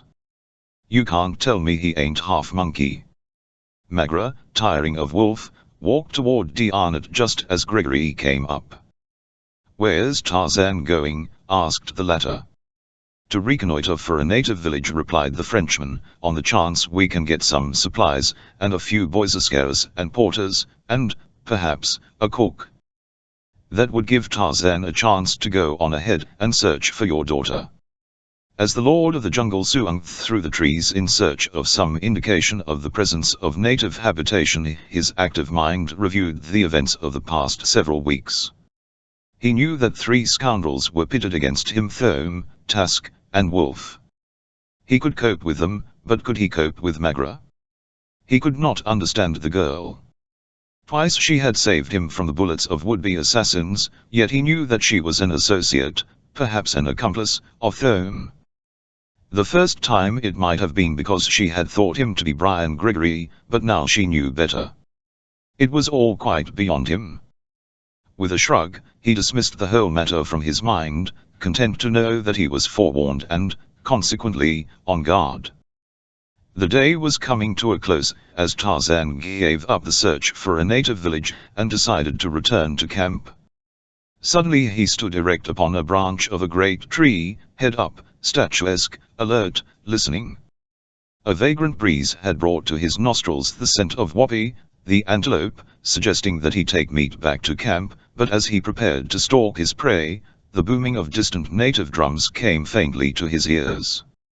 Chapter 8 As night fell, Helen, lying bound in a filthy hut, heard the booming of drums in the village street outside. Eerie and menacing they sounded, mysterious, threatening. She felt that they were beating for her, a savage, insistent dirge, foretelling death. She wondered what form it would take, when it would come to her. She felt that she might almost welcome it as an escape from the terror that engulfed her. Presently, warriors came and jerked her roughly to her feet after removing the bonds that confined her ankles. Then they dragged her out into the village street before the hut of Mingu, the chief, and tied her to a stake, while around her milled screaming women and shouting warriors. In the glare of the cooking fires, the whole scene seemed to the doomed girl the horrible phantasmagoria of some hideous nightmare from which she must awaken. It was all too fantastic to be real, but when a spear point pierced her flesh and warm blood flowed, she knew she did not dream. A well-equipped safari lay in an ordered camp. Porters and ascaras squatted around tiny cook fires, and before the central beast fire, two men who were not natives talked with Mbulai, the headman, while faintly from afar came the sullen sound of native drums. "They are at it," said Atanthome. "Mbulai tells me this is cannibal country, and that we had better get out quickly. Tomorrow we'll make a long trek toward Asher. The girl is lost. The drums may be for her." "Her blood is on your head, master," said Lal Task. "Shut up," snapped Thome. "She is a fool. She might have lived happily and enjoyed the fruits of the father of diamonds." Lal Task shook his head. "The ways of women are beyond the comprehension of even thou, master. She was very young and very beautiful, she loved life, and you took it from her. I warned you, but you would not heed. Her blood is on your head." Atanthome turned irritably away, but the drums followed him to his tent, and would give him no rest. "The drums," said Diarnat. "I do not like them, so often they spell death for some poor devil. The first time I heard them, I was tied to a stake, and a lot of painted devils were dancing around me, pricking me with spears. They don't quite kill you at first, they just torture you and let you live as long as possible so that you may suffer more, for your suffering is their pleasure." "But how did you escape?" asked Lavik.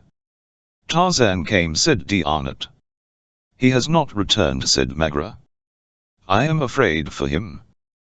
"Perhaps the drums are for him." "Do you suppose they could have gotten him?" asked Gregory. "No such luck," snarled Wolf. "The damn monkey has as many lives as a cat." Diamot turned angrily away, and Gregory, Lavik, and Magra followed him, leaving Wolf alone, listening to the beating of the distant drums. The drams had carried their message to Tarzan. They told him of impending torture, and sacrifice and death. The lives of strangers meant nothing to the ape-man, who, all his life, had lived with death. It was something that came to all creatures. He had no fear of it, he who feared nothing. To avoid it was a game that added zest to life. To pit his courage, his strength, his agility, his cunning against death, and win, there was the satisfaction. Someday death would win, but to that day Tarzan gave no thought. He could fight or he could run away, and in either event preserve his self-respect, for only a fool throws his life away uselessly, and Tarzan had no respect for fools, but if the stake warranted it, he could lightly accept the gravest risks. As he heard the drums against the new night, he thought less of their sinister portent than of the fact that they would guide him to a native village where, perhaps, he might obtain porters later. First, however, he must reconnoiter and investigate to learn the temper of the natives. If they were fierce and warlike, he must avoid their country, leading his little party around it, and the message of the drums suggested that this would be the case. As the radio beam guides the flyer, the drums of the Birus guided Tarzan as he swung TLN off the trees toward their village. He moved swiftly, anticipating a sport he had enjoyed many times in the course of his savage existence that of frustrating the Gomangani in the exercise of weird rites of torture and death. The drums told him that a victim was to die, but that death had not as yet been meted out. The victim was of no importance to the ape-man. All that mattered was the sport of cheating the torturers of the final accomplishment of their aims. Perhaps he would arrive in time, perhaps not. Also, if he did arrive in time, he might fail to accomplish his design. It was these factors that lent interest to the savage game that Tarzan loved to play. As Tarzan neared the village of Mingu, the chief, Atenthome and Loud Tusk sat smoking beside the fire that burned brightly in their camp as a discourager of predatory felines. "Curse those drums," snapped Loud Tusk. "They give me the creeps, they have my nerves on edge." "Tomorrow night we shall not hear them," said Atenthome, "for then we shall be a long way on the trail to Asher and the father of diamonds."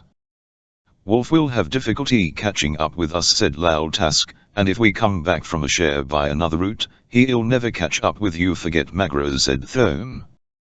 "No," replied Tusk, "I do not forget Magra. She will find her way to Paris, as the homing pigeon finds its cote. We shall see her there." "You underestimate Wolf's cupidity," said Thome. "He will come through for his half of the diamond. Never fear. And get this." Loud Tusk touched his knife. "You up, psychic?" laughed Thome. "Those drums," growled Loud Tusk. "Those drums," exclaimed Magra. "Did you ever hear anything so horribly insistent?" "A radio fan's nightmare," said Gregory, "a boring broadcast that one can't dial out." "I am so worried about Tarzan," said Magra, "out there all alone in that awful forest."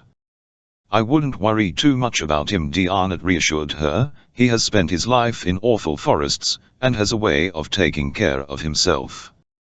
Wolf grunted. "We don't need him now. I can take you to Asher. We'd be well rid of Monkey Man." "I've heard about all of that I care to," Wolf said Dianat.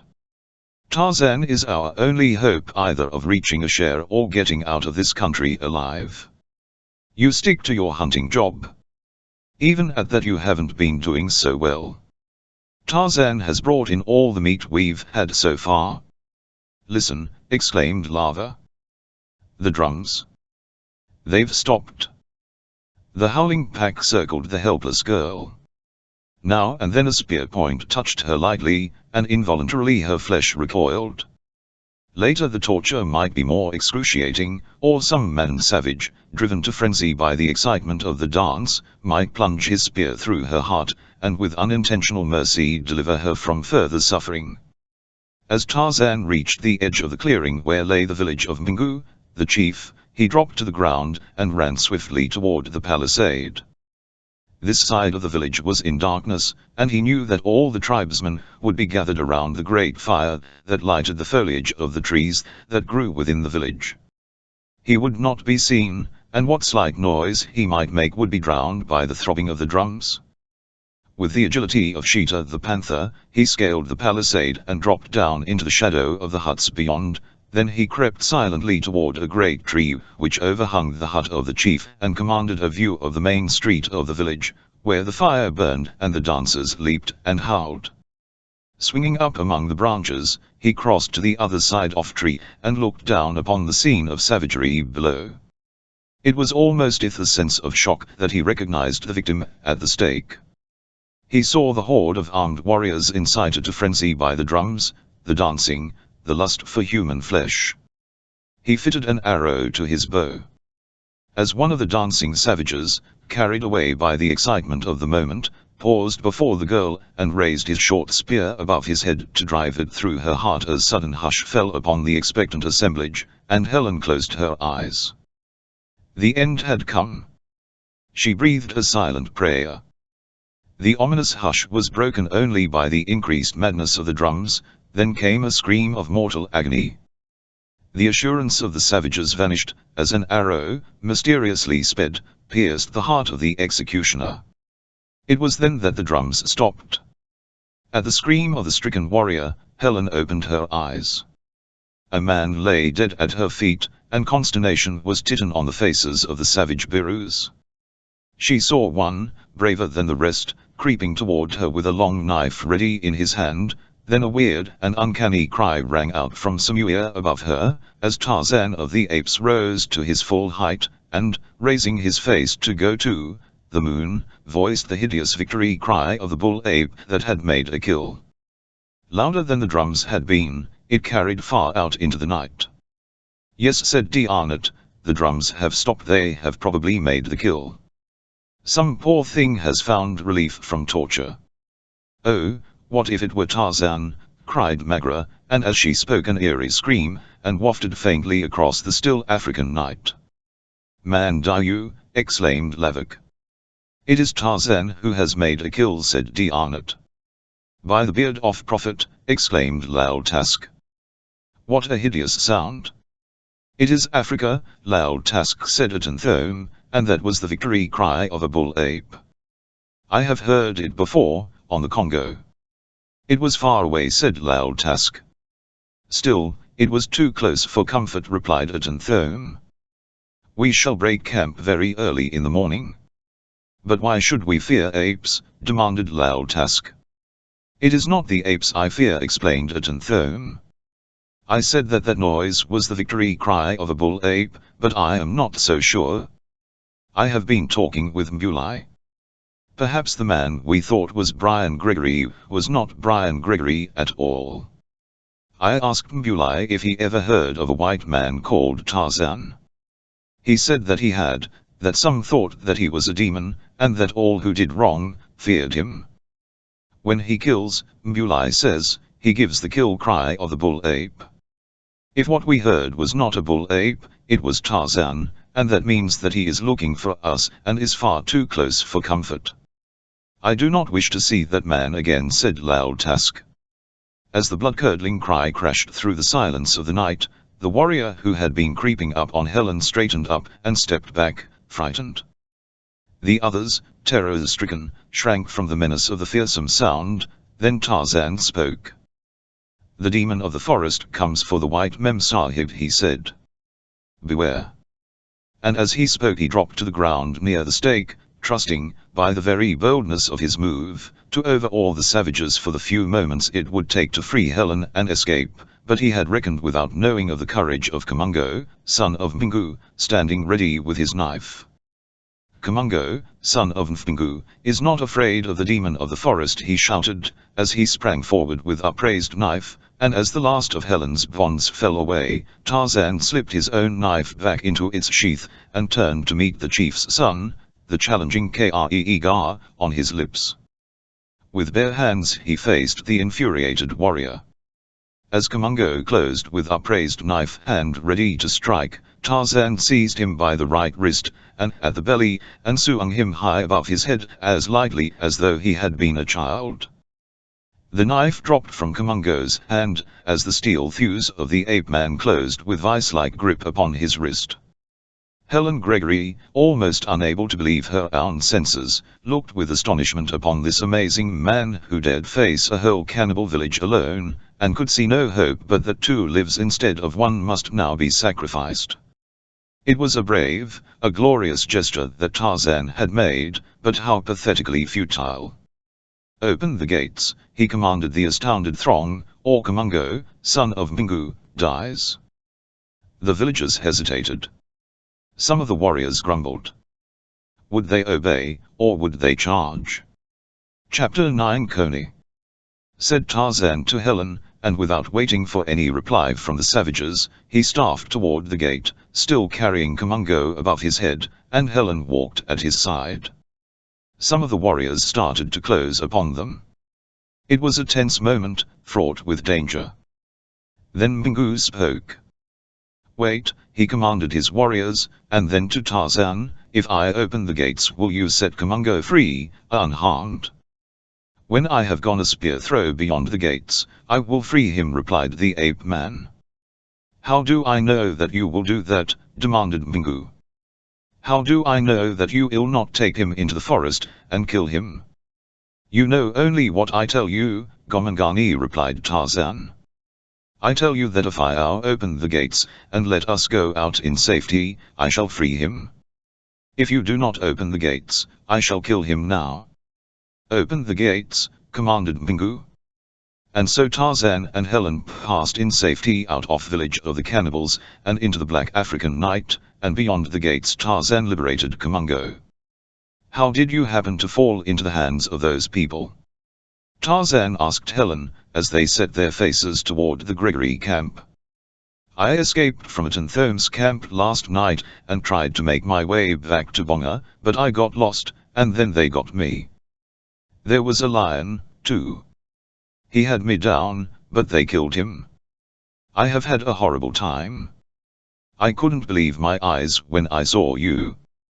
How in the world did you happen to be here? He told her of the events that had led up to his discovery of her in the cannibal village.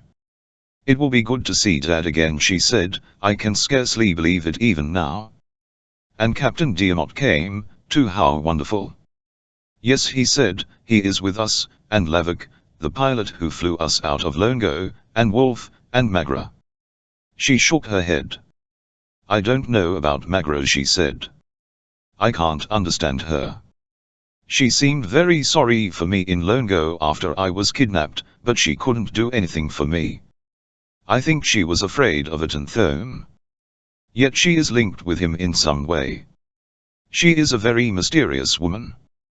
She will bear watching, said Tarzan, both she and Wolf. The sun was an hour high as Magra came from her shelter, and joined the others around the fire where a barge was grilling the remainder of the antelope. Her eyes were heavy, and she appeared unrested. They bade her good morning, but their faces suggested that it seemed anything but a good morning. She looked quickly about, as though searching for someone. Tarzan did not return, she asked. No, said Gregory. This suspense is unbearable, she said. I scarcely closed my eyes all night, worrying about him. And think of Monsieur Gregory and me, Mademoiselle D'Arnot reminded her. Not only have we to worry about Tarzan, but Helen Miss Gregory as well. Gregory shot a quick glance at the Frenchman. A few minutes later, the others walked away, leaving Magra and D'Arnot alone. You are very fond of endless Gregory, are you not? Asked Magra. Oh, I admitted D'Arnot. Who would not be? She is very nice, agreed Magra. I wish that I might have helped her. Helped her? What do you mean? I can't explain, but believe me, no matter what appearances may be or what you may all think of me, I have been helpless. I am bound by the oath of another, an oath I must in honor respect. I am not a free agent. I cannot always do as I wish. I shall try to believe, said Diamot, even though I do not understand. Look, cried Magra, suddenly. Here they are now, both of them. How can it be possible? Diamot looked up to see Tarzan and Helen approaching the camp, and, with Gregory, he ran forward to meet them. Gregory's eyes filled with tears, as he took Helen in his arms, and D'Arnot could not speak. Lavik joined them and was introduced to Helen, after which his eyes never left her when he could look at her unobserved. Only Wolf held back. Sullen and scowling, he remained seated where he had been. The greetings over, Tarzan and Helen finished what was left of the antelope, and while they ate, Helen recounted her adventures. Thome shall pay for this, said Gregory. He should die for it, exclaimed D'Arnot. I should like to be the one to kill him, muttered Lavik. Day after day the little party trudged on through forests, across plains, over hills, but never did they strike a sign of Atenthome's trail. Either Lavik or D'Arnot was constantly at the side of Helen Gregory in a growing rivalry of which only Helen seemed to be unaware, but then one cannot always know of just how much a woman is unaware. She laughed and joked or talked seriously with either of them impartially. Diamot was always affable and in high spirits, but Lavik was often moody. Tarzan hunted for the party, as Wolf seemed never to be able to find game. The latter occasionally went off by himself and studied the route map to a share. He was the guide. Early one morning Tarzan told Griogri that he might be away from the safari all that day, and possibly the next. "But why?" asked the latter. "I'll tell you when I get back," replied the ape-man. "Shall we wait here for you?" "As you wish. I'll find you in any event." Then he was gone at the swinging, easy trot with which he covered so much distance on foot. "Where's Tarzan gone?" asked D'Arnot as he joined Gregory. The older man shrugged. "I don't know. He wouldn't tell me. Said he might be away a couple of days. I can't imagine why he went."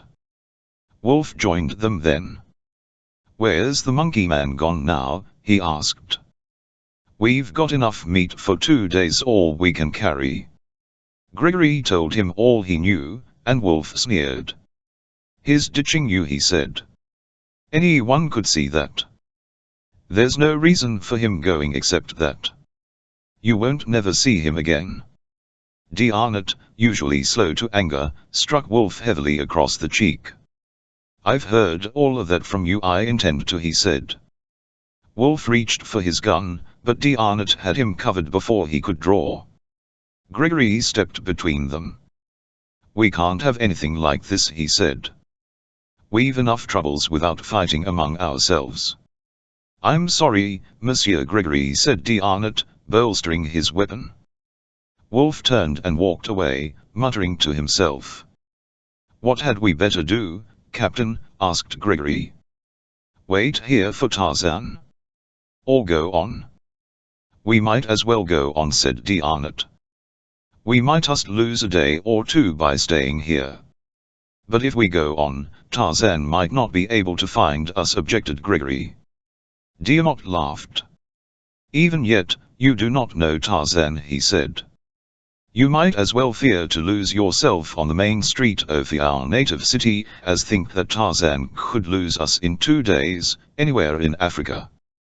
"Very well," said Gregory, "let's go on." As they moved on behind Wolf, Lavok was walking beside Helen. "What a deadly experience this would be," he said, "if it were not for..." He hesitated. "Not for what?" said the girl. "You," he said. "Me? I don't understand what you mean." "That is because you've never been in love," he replied, huskily. Helen laughed. "Oh," she cried, "are you trying to tell me you're in love with me? It must be the altitude." "You laugh at my love?" he demanded. "No," she said, "at you. Magra and I are the only women you have seen for weeks. You were bound to have fallen in love with one of us, being a Frenchman, and Magra is so obviously in love with Tarzan that it would have been a waste of time to have fallen in love with her. Please forget it." "I shall never forget it," said Lavok, "and I shall never give up. I am mad about you, Helen. Please give me something to hope for. I tell you I'm desperate.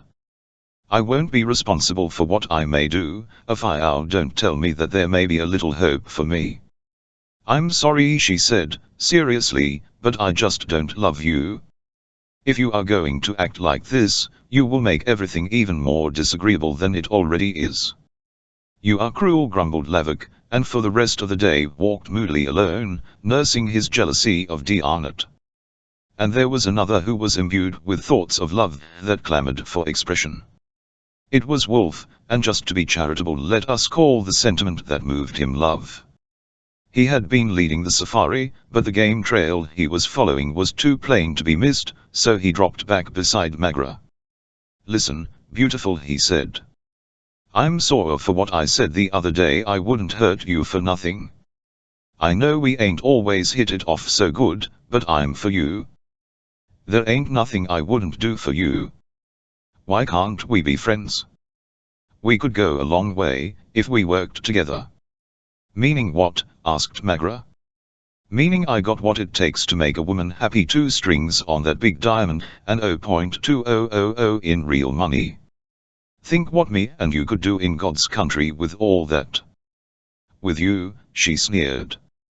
"Yes, with me. Ain't I good enough for you?" he demanded. Magra looked at him, and laughed. Wolf flushed. Look here, he said, angrily, if you think you can treat me like dirt, and get away with it, you're all ton. I just been offering to many you, but I ain't good enough.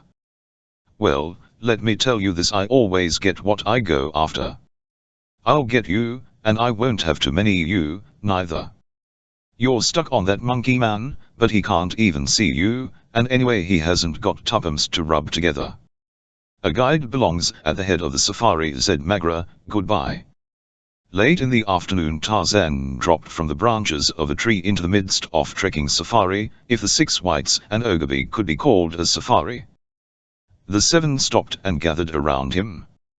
I'm glad you're back, said Gregory. I'm always worried when you are away. I went to look for Thorn's trail, said Tarzan, and I found it.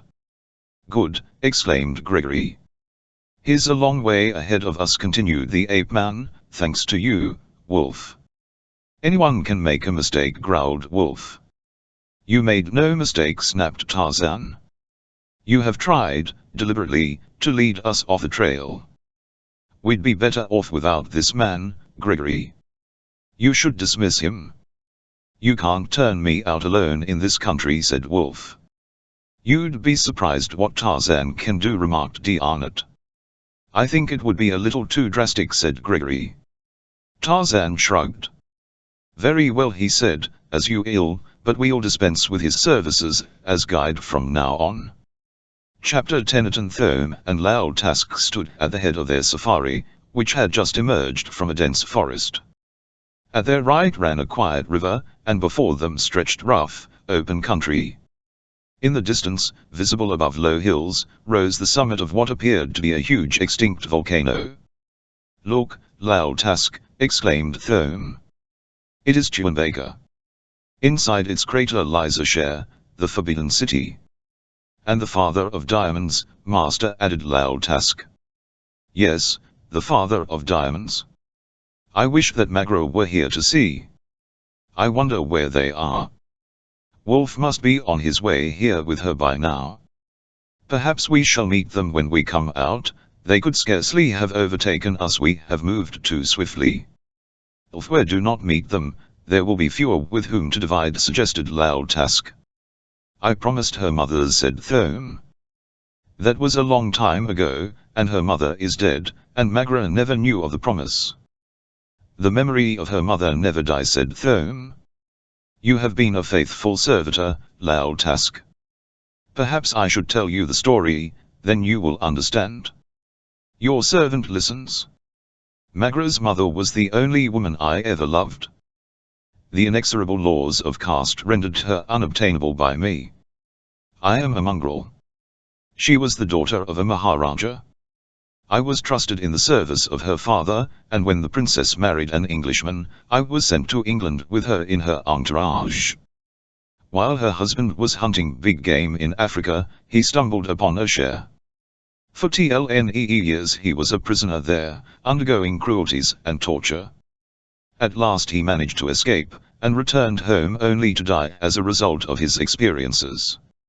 But he brought the story of the Father of Diamonds, and exacted from his wife a promise that she would organize an expedition to return to Asher and punish those who had treated him so cruelly. The Father of Diamonds was to be the incentive to obtain volunteers, but the map he made became lost, and nothing was ever done. Then the princess died, leaving Magra, who was then 10 years old, in my care, for the old Maharaja was dead, and his successor would have nothing to do with the daughter of the Englishman. I have always had it in my mind to look for Asher, and 2 years ago I made the first attempt. It was then that I learned that Brian Gregory was on a similar quest. He reached Asher and made a map, though he never actually entered the city. On his second venture, I followed him, but got lost. I met the remnants of his safari coming out. He had disappeared. They refused to give me the map, so I swore to obtain it, and here I am with the map. How did you know he made a map? Asked Loud Task. Our safaris met for one night, after his first trip in. I just happened to see him making the map. It is the one I have, or, rather, a copy of it that he sent home in a letter. Because Magra's father died because of the father of diamonds, a share of it belongs to her, and there is another reason. I am not yet an old man. I see in Magra the reincarnation of woman I loved. Do you understand, Lal Task? Yes, master. Atenthome sighed. Perhaps I dream foolish dreams. We shall see, but now we must move on. Come, Mulai, get the boys going. The natives had been whispering among themselves while Thome and Task talked. Now Mulai came to Atenthi home. My people will go no farther, Vana, he said. What? Exclaimed Thome. You must be crazy. I hired you to go to Asher. In Bonga, Asher was a long way off, and the spirits of me people were brave. Now Bonga is a long way off and Asher is near. Now they remember that Chuanvaka is taboo, and they are afraid. You are headman, snapped Thome. You make them come. No can do, insisted Mulai. We'll camp here by the river tonight, said Thome. I'll talk with them. They may feel braver tomorrow. They certainly can't quit on me now. Very well, Vana, tomorrow they may feel braver. It would be well to camp here tonight. Atenthome and Lal Task slept well that night, lulled by the soothing murmuring of the river, and Atenthome dreamed of the father of diamonds and Magra. Lal Task thought that he dreamed when the silence of the night was broken by a sepulchral voice speaking in a strange tongue, but it was no dream. The sun was high when Atenthome awoke. He called his boy, but there was no response. Then he called again, loudly, peremptorily. He listened. The camp was strangely silent. Rising, he went to the front of the tent and parted the flaps. Except for his tent and Lal Task's, the camp was deserted. He crossed to Task's tent and awakened him. What is the matter, master? Asked Lal Task. The dogs have deserted us, exclaimed Thome. Task leaped to his feet and came out of his tent. By Allah! They have taken all our provisions and equipment with them. They have left us to die. We must hurry after them. They can't be very far away. We shall do nothing of the sort, said Thome. We're going on. There was a strange light high his eyes that Lal Task had never seen there before. Do you think I have gone through what I have gone through to turn back now because a few cowardly natives are afraid? But, master, we cannot go on alone, just we two, begged Lal Task. Silence, commanded Thome. We go on to Asher, to the Forbidden City, and the Father of Diamonds. The Father of Diamonds? He broke into wild laughter. Magra shall wear the finest diamonds in the world. We shall be rich, rich beyond the wildest dreams of avarice, she and I the richest people in the world. I, Atenthi home, the mongrel, shall put the Maharajas of India to shame. I shall strew the streets of Paris with gold. He stopped suddenly and pressed a palm to his forehead. Come, he said presently in his normal tone. We'll follow the river up to Asher. In silence, Lal Task followed his master along a narrow trail that paralleled the river. The ground was rough and broken by gullies and ravines. The trail was fault across rocky, barren ground. Near noon they reached the mouth of a narrow gorge, with precipitous cliffs on either side, cliffs that towered high above them, dwarfing the two men to Lilliputian proportions. Through the gorge flowed the river, placidly. Siva! What a place, exclaimed Lal Task. We can go no farther. It is the trail to Asher, said Thome, pointing. See it winding along the face of the cliff. That, a trail, exclaimed Task. It is only a scratch that a mountain goat couldn't find footing on. Nevertheless, it is the trail that we follow, said Thorn. Master, it is madness, cried Lal Task. Let us turn back. All the diamonds in the world are not worth the risk. Before we have gone 100 yards we shall have fallen into the river and drowned. Shut up, snapped Thorn, and follow me. Clinging precariously to a narrow footpath scratched in the face of the towering cliff, the two men inched their way along the rocky wall. Below them flowed the silent river that rose somewhere in the mystery that lay ahead. A single misstep would cast them into it. Lal Task dared not look down. Facing the wall, with arms outspread searching for handholds that were not there, trembling so that he feared his knees would give beneath him and hurl him to death, he followed his master, sweat gushing from every pore. "We'll never make it," he panted. "Shut up and come along," snapped Thorn. "If I fall, you may turn back." "Oh, master, I couldn't even do that. No one could turn around on this hideous trail." "Then keep coming and quit making such a fuss. You make me nervous. And to think you take such risks for a diamond. If it were as big as a house, and I had it now, I'd give it to be back in Lahore." "You are a coward," Lal Task snapped Thorn. "I am, master, but it is better to be a live coward than a dead fool." For 2 hours the men moved slowly along the narrow footpath until both were on the verge of exhaustion, and even Thorn was beginning to regret his temerity. Then, as he turned a jutting shoulder in the cliff, he saw a little wooded canyon that broke the face of the mighty escarpment and ran gently down to the river. Down into this canyon the trail led. When they reached it, they threw themselves upon the ground in total exhaustion, and lay there until almost dark. Finally they aroused themselves and built a fire, for with the coming of night a chill settled upon the canyon. All day they had been without food, and they were famished, but there was nothing for them to eat, and they had to content themselves by filling their bellies with water at the river. For warmth, they huddled close to their little fire. "Master, this is an evil place," said Lal Task. "I have a feeling that we are being watched." "It is the evil within you speaking, fool," growled Thorn. "Allah." "Master, look," faltered Task. "What is it?" He pointed into the blackness among the trees, and then a sepulchral voice spoke in a strange tongue, and Lal Task faltered. Chapter 1:1 UNGO, the king ape, was hunting with his tribe. They were nervous and irritable, for it was the period of the dum-dum, and as yet they had found no victim for the sacrificial dance. Suddenly the shaggy king raised his head, and sniffed the air. He growled his disapproval of the evidence that Usher, the wind, brought to his nostrils. The other apes looked at him questioningly. "Gomangani, Tarmangani," he said. "They come." Then he led his people into the underbrush, and hid close to the trail. The little band of men and women who formed the Gregory Safari followed the plain trail left by Atanthome's safari, while Tarzan hunted for meat far afield. "Tarzan must have had difficulty in locating game," said Diamot. "I haven't heard his kill call yet." "He's marvelous," said Magra. "We'd have starved to death if it hadn't been for him, even with a hunter along." "Well, you can't shoot game where there ain't none," growled Wolf.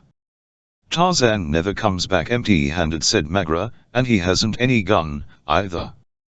"The other monkeys find food, too," sneered Wolf, "but who wants to be a monkey?" Ungo was watching them now, as they came in sight along the trail. His close-set, bloodshot eyes blazed with anger, and then suddenly and without warning he charged, and his whole tribe followed him. The little band fell back in dismay. Diarnot whipped out his pistol and fired, and an ape fell, screaming. Then the others were among them, and he could not fire again without endangering his companions. Wolf ran. Lavik and Gregory were both knocked down and bitten. For a few moments all was confusion, so that afterward no one could recall just what happened. The apes were among them and gone again, and when they went, Ungo carried Magra off under one great hairy arm. Magra struggled to escape until she was exhausted, but the powerful beast that carried her paid little attention to her struggles. Once, annoyed, he cuffed her, almost knocking her insensible, then she ceased, waiting and hoping for some opportunity to escape. She wondered to what awful fate she was being dragged. So man-like was the huge creature, she shuddered as she contemplated what might befall her. half carrying her, half dragging her through the woods, with his huge fellows lumbering behind. Ungo, the king ape, bore the girl to a small, natural clearing, a primitive arena where, from time immemorial, the great apes had held their sacrificial dance. There he threw her roughly to the ground, and two females squatted beside her to see that she did not escape. Back on the trail, the little party, overwhelmed by the tragedy of this misadventure, stood debating what they had best do. "We could follow them," said D'Arnott, "but we haven't a chance of overtaking them, and if we did, what could we do against them, even though we are armed?" "But we can't just stand here and do nothing," cried Helen. "I'll tell you," said D'Arnott. "I'll take Wolf's rifle and follow them. I may be able to pick off enough of them to frighten the others away if I come up with them after they halt, then, when Tarzan returns, send him after me." "Here's Tarzan now," said Helen, as the ape-man came trotting along the trail, with the carcass of his kill across his shoulder. Tarzan found a very disorganized party as he joined them. They were all excited and trying to talk at the same time. "We never saw them till they jumped us," said Lavik. "They were as big as gorillas," added Helen. "They were gorillas," put in Wolf. "They were not gorillas," contradicted D'Arnott, "and anyway, you didn't wait to see what they were." "The biggest one carried Magra off under his arm," said Gregory. "They took Magra?" Tarzan looked concerned. "Why didn't you say so in the first place? Which way did they go?" D'Arnott pointed in the direction in which the apes had made off. "Keep on this trail until you find a good place to camp," said Tarzan, then he was gone. As the moon rose slowly over the arena where Magra lay beside a primitive earthen drum upon which three old apes beat with sticks, several of the great shaggy bulls commenced to dance around her. Menacing her with heavy sticks, the bulls leaped and whirled as they circled the frightened girl. Magra had no knowledge of significance of these rites. She only guessed that she was to die. The Lord of the Jungle followed the trail of the great apes through the darkness of the forest as unerringly as though he were following a well-marked spoor by daylight, followed it by the scent of the anthropoids that clung to the grasses and the foliage of the underbrush, tainting the air with the effluvia of the great bodies. He knew that he should come upon them eventually, but would he be in time? As the moon rose, the tln of the earthen drum directed him toward the arena of the dum-dum, so that he could take to the trees, and move more swiftly in a direct line. It told him, too, the nature of the danger that threatened Magra. He knew that she still lived, for the drum would be stilled only after her death, when the apes would be fighting over her body, and tearing it to pieces. He knew, because he had leaped and danced in the moonlight at many a dum-dum when Cheetah, the panther, or Whoppi, the antelope, was the sacrificial victim. The moon was almost at zenith as he neared the arena.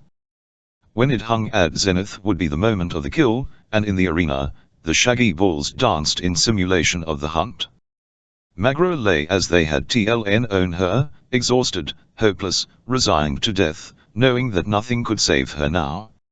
Goror, the moon, hung upon the verge of the fateful moment, when a Tarmangani, naked but for a G-string, dropped from an overhanging tree into the arena. With growls and mutterings of rage, the bulls turned upon the intruder who dared thus sacrilegiously to invade the sanctity of their holy of holies. The king ape, crouching, led them. "I am Ungo," he said. "I kill." Tarzan, too, crouched and growled as he advanced to meet the king ape.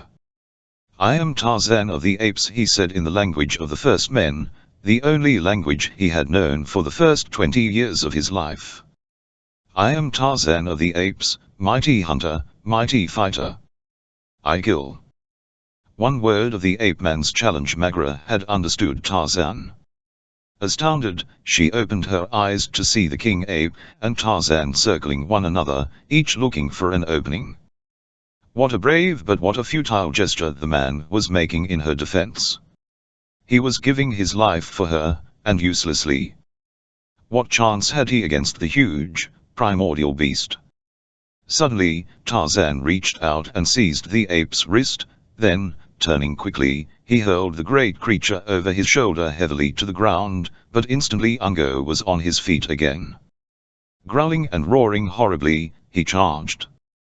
This time he would overwhelm the puny man-thing with his great weight, crush him in those mighty arms. Magro trembled for the man, and she blanched as she saw him meet the charge, with growls equally as bestial as those of the ape. Could this growling, snarling beast be the quiet, resourceful man she had come to love?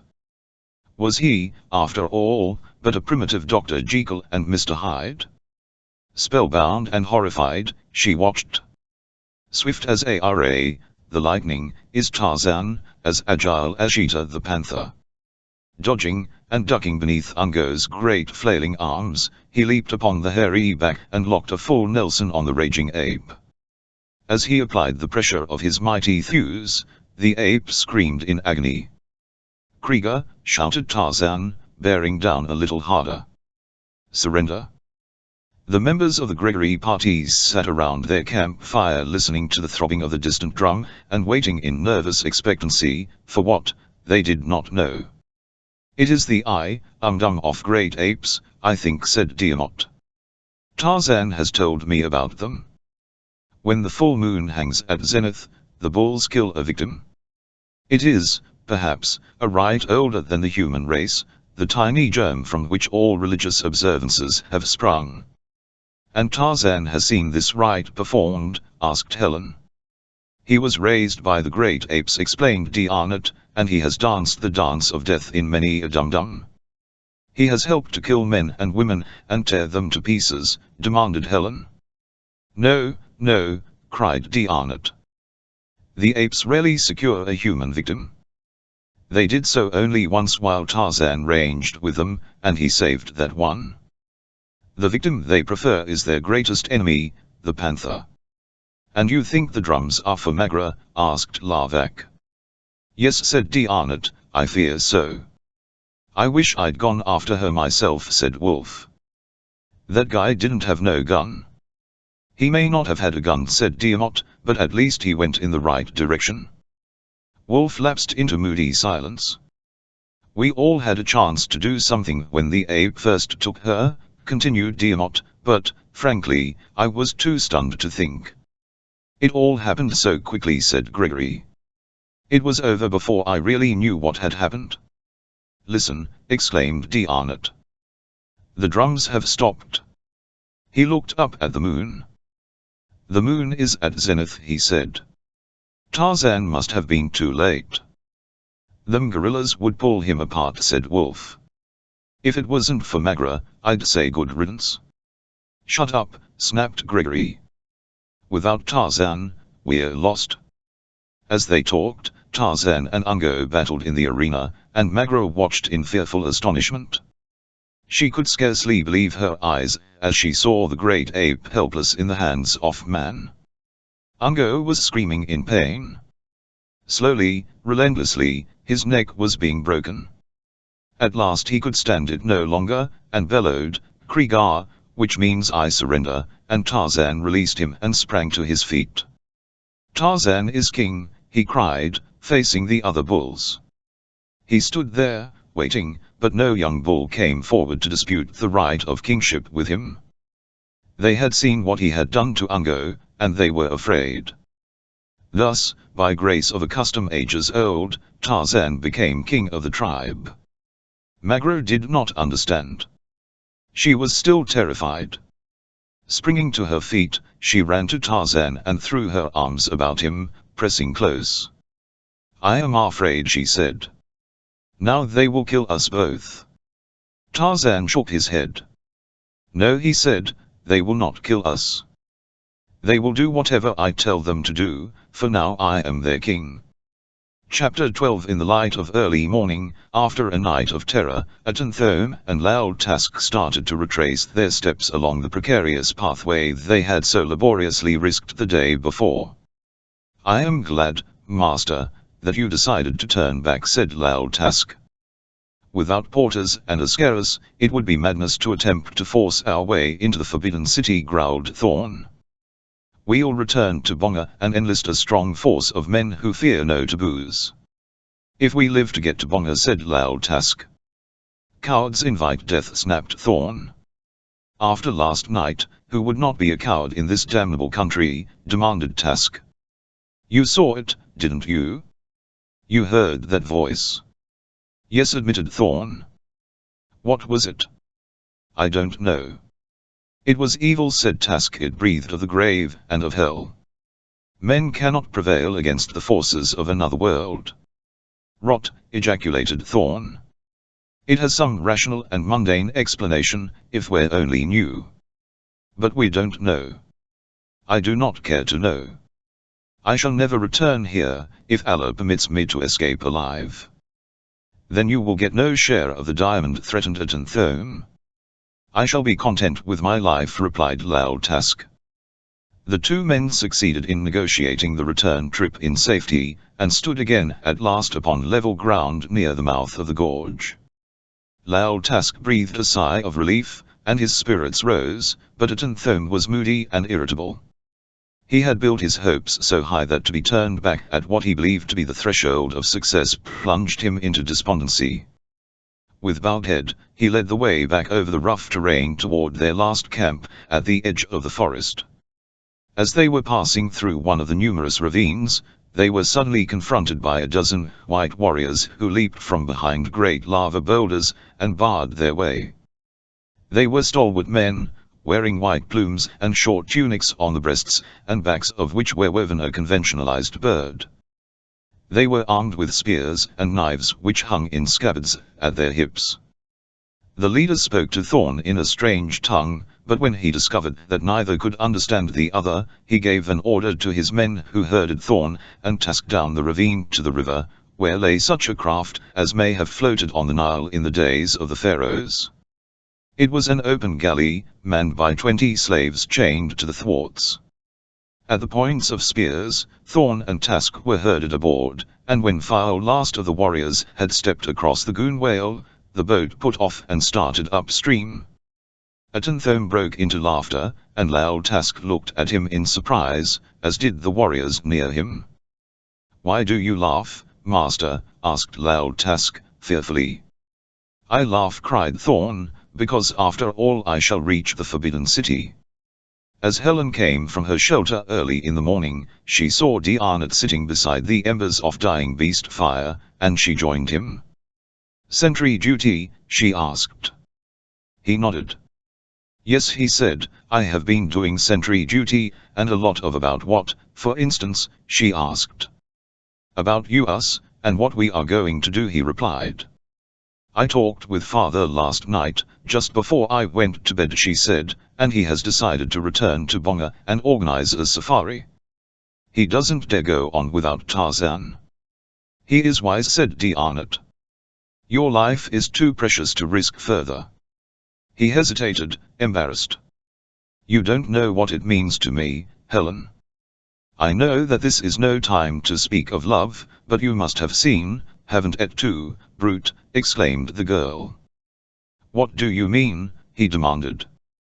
Lieutenant Lavik also thinks he is in love with me.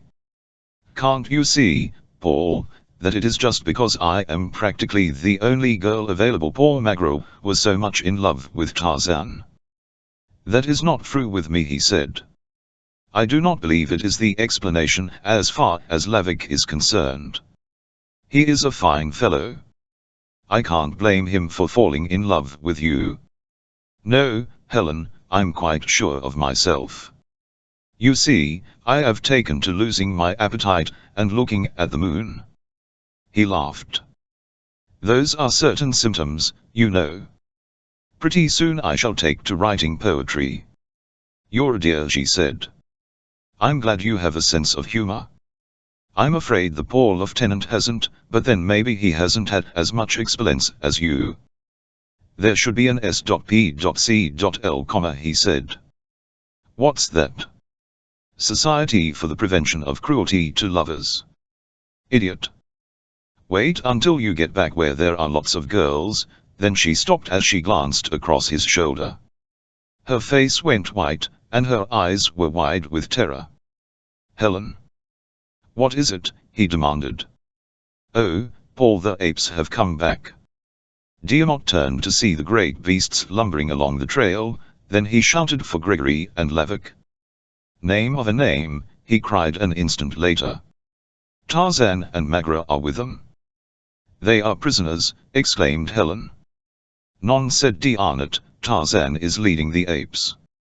Was there ever such a I'm fault with relief, said Helen. I never expected to see them again. I'd given them up for lost, especially Magra. It is like seeing a ghost. Why, we even knew the minute that she died last night when the drumming stopped. Tarzan and Magra were greeted enthusiastically, and Magra had to tell her story of adventure and rescue. I know it seems incredible, she added, but here we are, and here are the apes.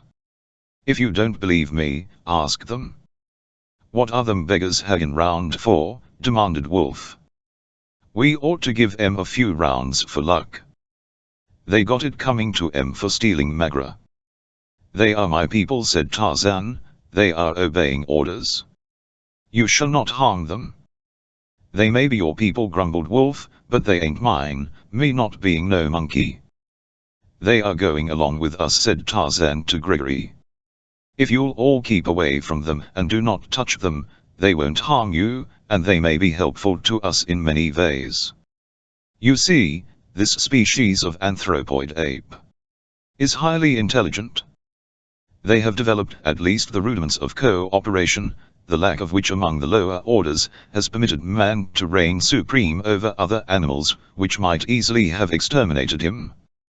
They are ferocious fighters, when aroused, and, most important of all, they'll obey me. They will be a protection against both beasts and men. I'll send them away now to hunt in the vicinity, but when I call, they'll come. Why, he talks to them, exclaimed Helen, as Tarzan walked over and spoke to Ungo. Of course he does, said Diarnot. Their language was the first he ever learned. You should have seen him fight with that great bull, said Magra. I was almost afraid of him afterward. That night, after they had made camp, Lavik came and sat on a log beside Helen. There is a full moon, he said. Yes, she replied, I'd noticed it. I shall never see a full moon again without hearing the throbbing of that awful drum, and thinking of what Magra went through. It should bring happier thoughts to you, he said, as it does to me, thoughts of love. The full moon is for love. It is also for lunacy, she suggested. I wish you could love me, he said. Why don't you? Is it because of Diarnot? Be careful with him. He is notorious for his conquests. The girl was disgusted. How different this from Diarnot's praise of his rival. Please don't speak of it again, she said. I don't love you, and that's that. Then she got up and walked away, joining Diarnot near the fire. Lavik remained where he was, brooding and furious. Lavik was not the only member of the party to whom the full moon suggested love. It found Wolf recipient, also. His colossal egotism did not permit him to doubt that eventually he would break down Magra's resistance, and that she would fall into his arms. Being an egotist, he always seized upon the wrong thing to say to her, as he did when he caught her alone that evening. What do you see in that damn monkey man, was his opening sally in the game of love. He ain't got nothing but a G-string to his name. Look at me. I got 0.2000 and a half interest in the biggest diamond in the world. I am looking at you, replied Magra. Perhaps that's one of the reasons I don't like you. You know, Wolf, there must be a lot of different words to describe a person like you, but I don't know any of them that are bad enough to fit you. I wouldn't have you if you owned the father and mother of diamonds, both, and were the last man on earth into the bargain. Now, don't ever mention this subject to me again, or I'll tell the monkey man on you, and he'll probably break you in two and forget to put you back together again. You know, he isn't in love with you either. You think you're too good for me, do you? Growled Wolf. Well, I'll show you. I'll get you, and I'll get your dirty monkey man, 2. Don't let him see you doing it, laughed Magra. I ain't afraid of him, boasted Wolf. Say, you wouldn't even dare stab Tarzan in the back. You know, I saw you running away when that ape grabbed me. No, Wolf, you don't scare me worth a cent. Everybody in this camp has your number, and I know just what sort of a yellow double-crosser you are. Chapter 13. As the barge in which Thorn and Task were prisoners was being rowed up the river, the former heard one of the warriors speak to a black galley slave in Swahili. Why did you take us prisoners? He asked the warrior in command, speaking in Swahili, and what are you going to do with us? I took you prisoners because you were too near the Forbidden City, replied the warrior. No one may approach a share and return to the outer world. I am taking you there now. What will become of you rests in the hands of Queen Adka, but you may rest assured that you will never leave a share. Just ahead of the galley, Thorn saw the mighty wall of Chewinbaker rising high into the blue African sky, and from a great, black opening in the wall the river flowed. Into this mighty natural tunnel the galley was steered. A torch was lighted and held in the bow, as the craft was rowed into the Stygian darkness ahead, but at last it emerged into the sunlight and onto the bosom of a lake that lay at the bottom of the great crater of Chewinbaker. Ahead and to the left, Thorn saw the domes of a small, walled city. To right and left, beyond the lake, were forest and plain, and in the far distance, at the upper end of lake, another city was dimly visible. Which is a share? He asked a warrior. The man jerked a thumb in the direction of the nearer city, at the left. There is a share, he said. Take a good look at it, for, unless Adka sentences you to the galleys, you'll never see the outside of it again. And the other city? Asked Thorn. What is that? That's Phobos, replied the man. If you happen to be sentenced to a war galley, you may see more of Phobos, when we go there to fight. As the galley approached a share, Atenthome turned to Loud Task, who sat beside him in the stern. Thorn had been looking at the city, but Loud Task had been gazing down into the clear depths of the lake. Look, exclaimed Thorn. My dream come true. There is the Forbidden City, there, somewhere, lies the Father of Diamonds. I am coming closer and closer to it. It is fate. I know now that it is written that I shall possess it. Loud Task shook his head. These warriors have sharp spears, he said. There are probably more warriors in a share. I do not think they will let you take the Father of Diamonds away with you. I even heard one say that we should never leave ourselves. Do not get your hopes too high. Look down into this lake instead. The water is so clear, you can see the bottom. I have seen many fish and strange creatures such as I have never seen before. It is far more interesting than the city, and it may be the only time we shall ever look at it. By the beard of Prophet Atenthome. Look. There is a marvel, indeed, Master. Thorn looked over the side of the galley, and the sight that met his eyes wrung an exclamation of surprise and incredulity from him, for, clearly discernible at the bottom of the lake, there was a splendid temple. He could see lights shining from its windows, and as he watched it, spellbound, he saw a grotesque, man-like figure emerge from it and walk on the bottom of the lake. The creature carried a trident, but what it was doing and where it was going Atenthome was doomed not to discover, for the rapidly propelled barge passed over the creature and the temple, and they were lost to view, as the craft approached the key of the Forbidden City. Come, commanded the warrior in charge of the party, and Thorn and Task were herded off the galley onto the quay.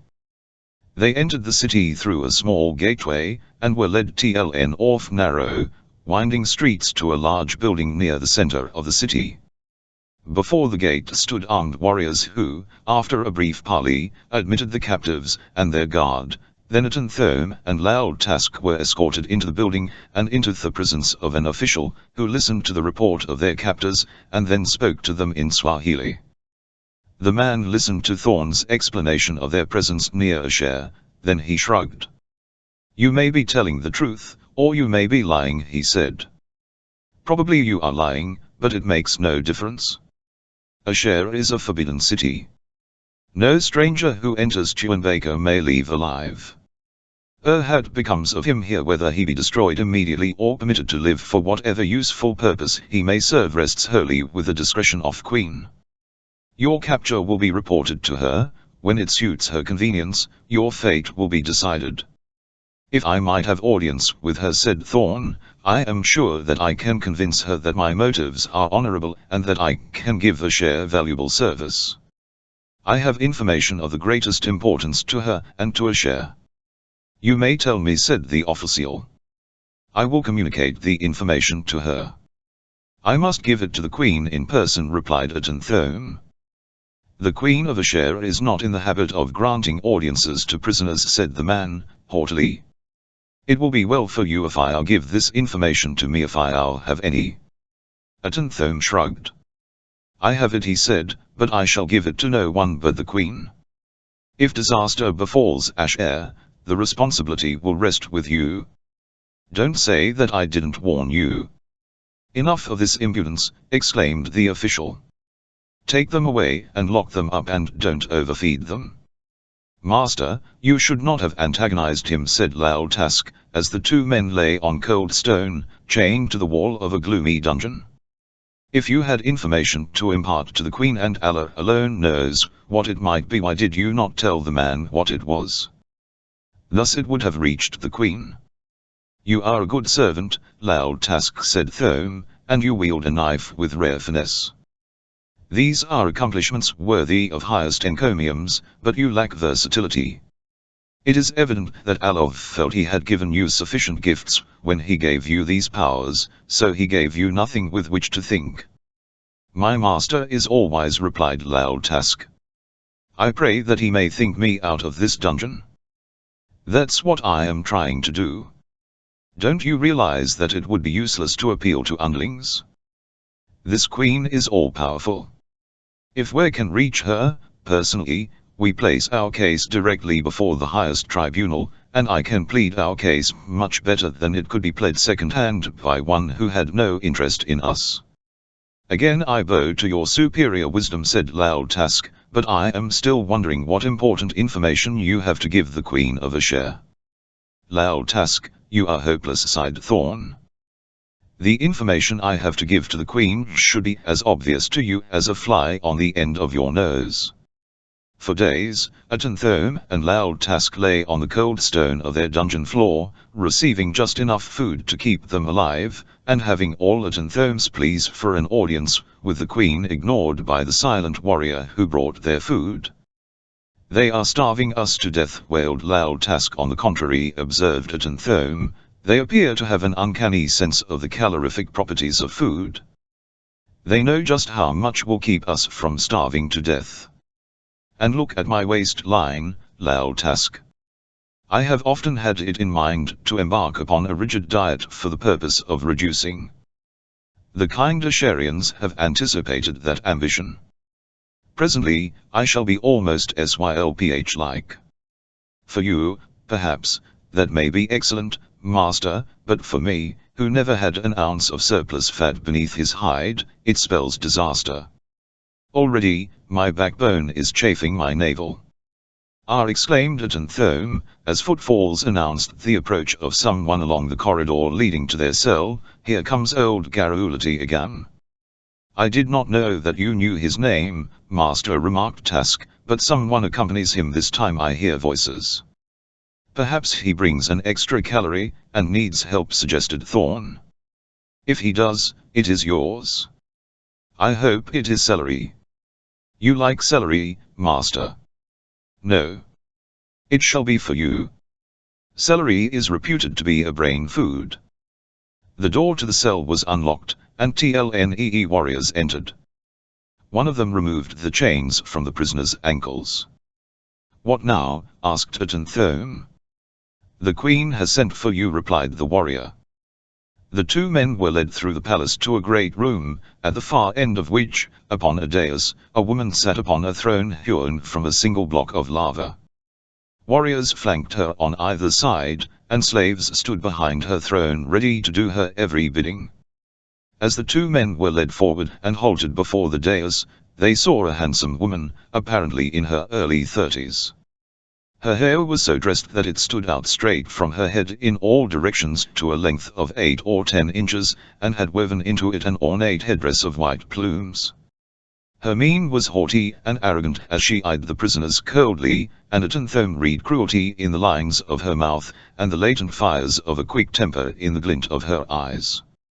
Here was a woman to be feared, a ruthless killer, a human tigress.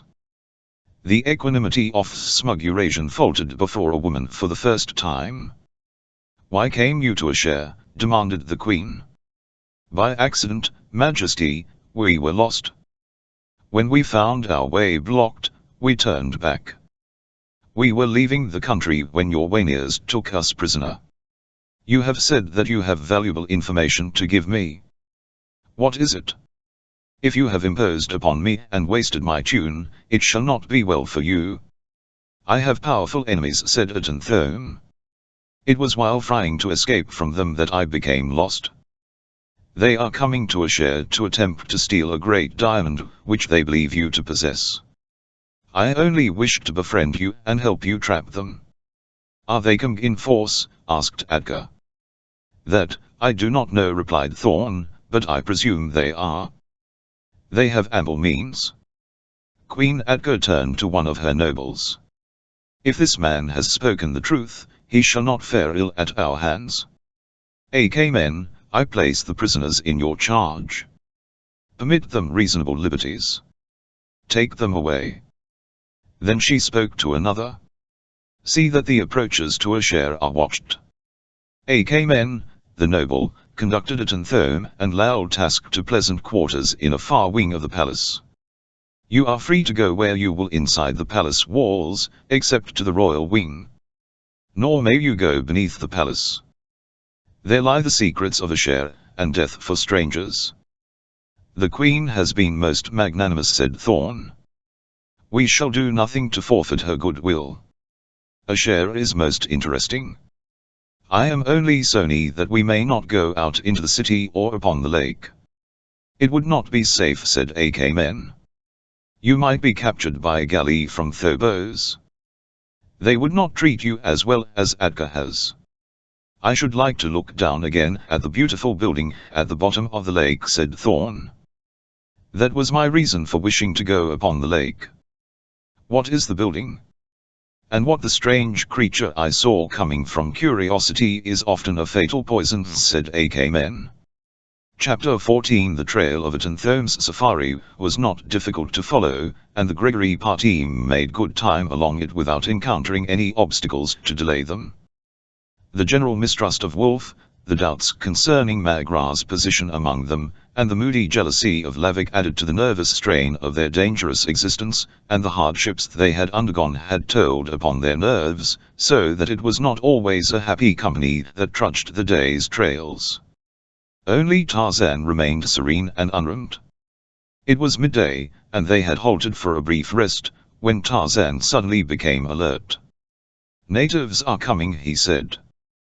"There are a number of them, and they are very close. The wind just changed and brought their scent to me." "There they are now," said Gregory. "Why, it's another safari. There are porters with packs, but I see no white men." "It is your safari, Barnes," said Ogilby. "It is the safari that was to have met you at Bonga." "Then it must be the one that Thorn stole," said Dr. Not, "but I don't see Thorn." "Another mystery of darkest Africa, perhaps," suggested Helen. Mbulai, leading his people back toward Bonga, halted in surprise as he saw the little party of whites. Then, seeing that his men greatly outnumbered them, he came forward, swaggering a little. "Who are you?" demanded Tarzan. "I am Mbulai," replied the chief. "Where are your banners? You have deserted them."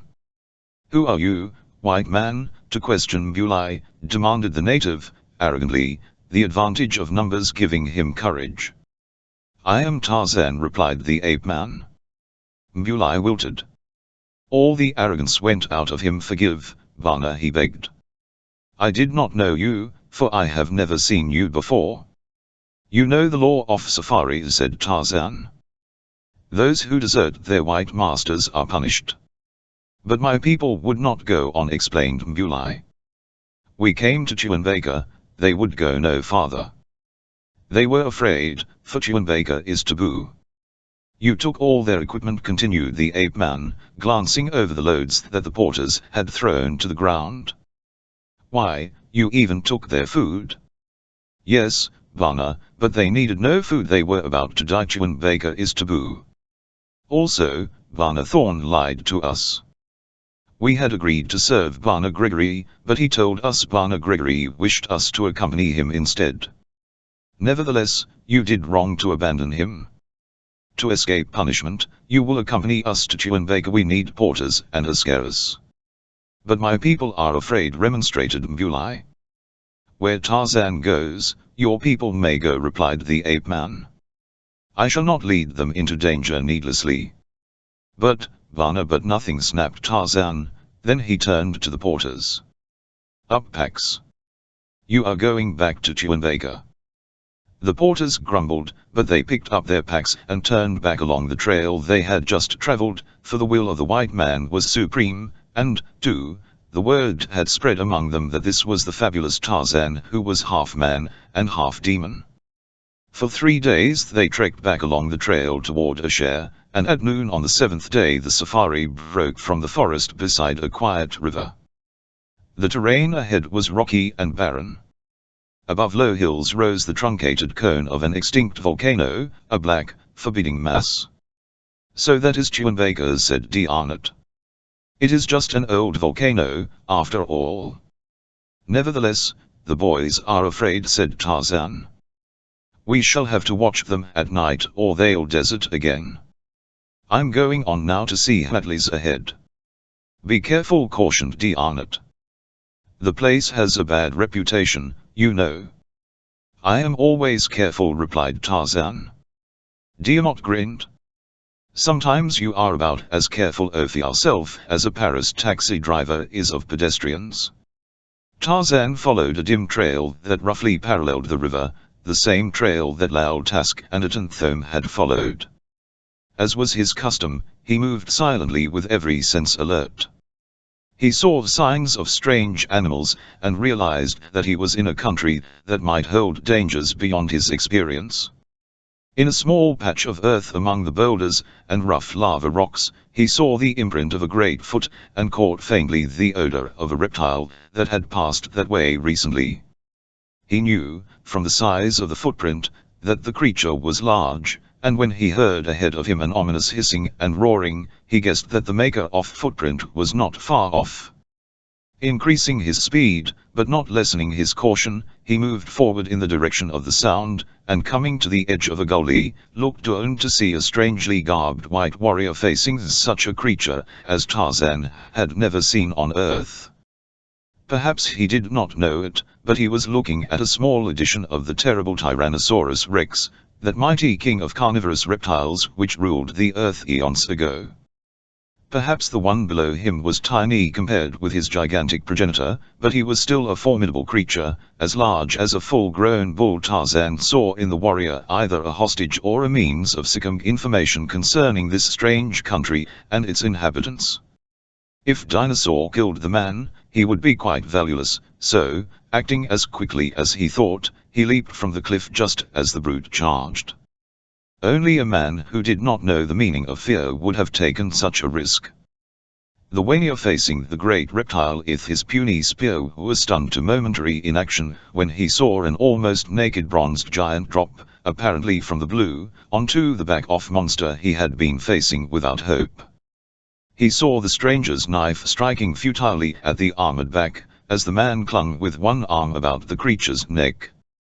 He could have escaped, but he did not, and as Tarzan found a vulnerable spot in the dinosaur's throat, and drove his knife home again and again, he rushed into the ape-man's aid. The huge reptile, seriously hurt, screamed and hissed as it threw itself about in vain effort to dislodge the man-thing from its back, but, hurt though it was, like all the reptilia it was tenacious of life, and far from overcome.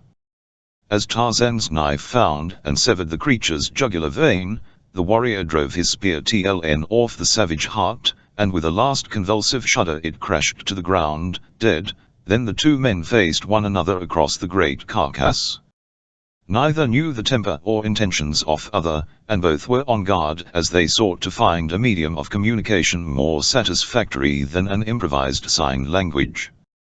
At last the warrior hit upon a tongue that both could speak and understand, a language he and his people had learned from the Negroes they had captured and forced into slavery, Swahili.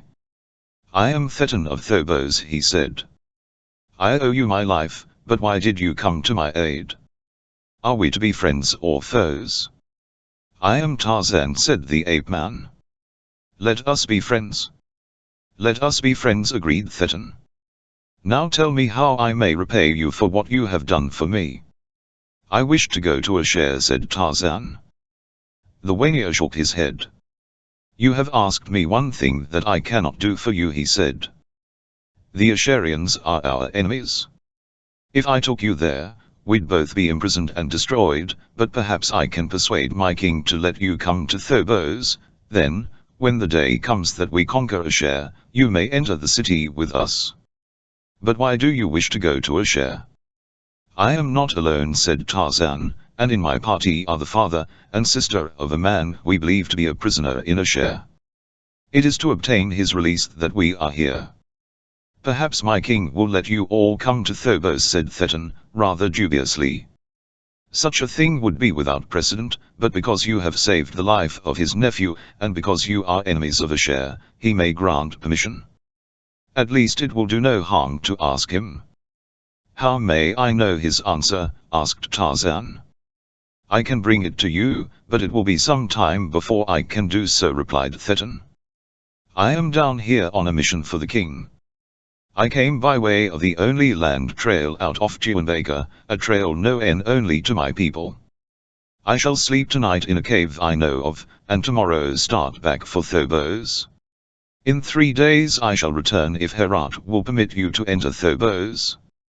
If I do not come back, you will know that he has refused. Wait then no more than 1 day, then leave the country as quickly as you can. It is death for strangers to remain in the vicinity of Chewinbaker."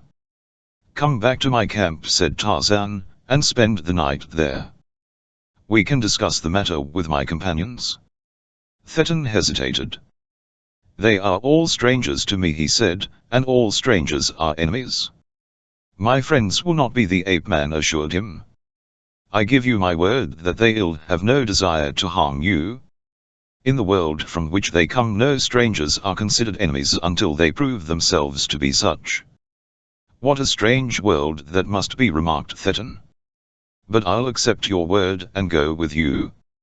As the two men started back toward the Gregory camp, a party of warriors embarked in a galley at the Key of Asher, dispatched by Queen Atga to intercept and harass the Gregory expedition, against which Atenthome had warned her in order that he might win the favor of Queen, and prevent Tarzan and Gregory from reaching Asher. The wily Eurasian had hopes of so ingratiating himself with the Queen that he might remain in Asher until he could formulate a plan for stealing the Father of Diamonds and making his escape.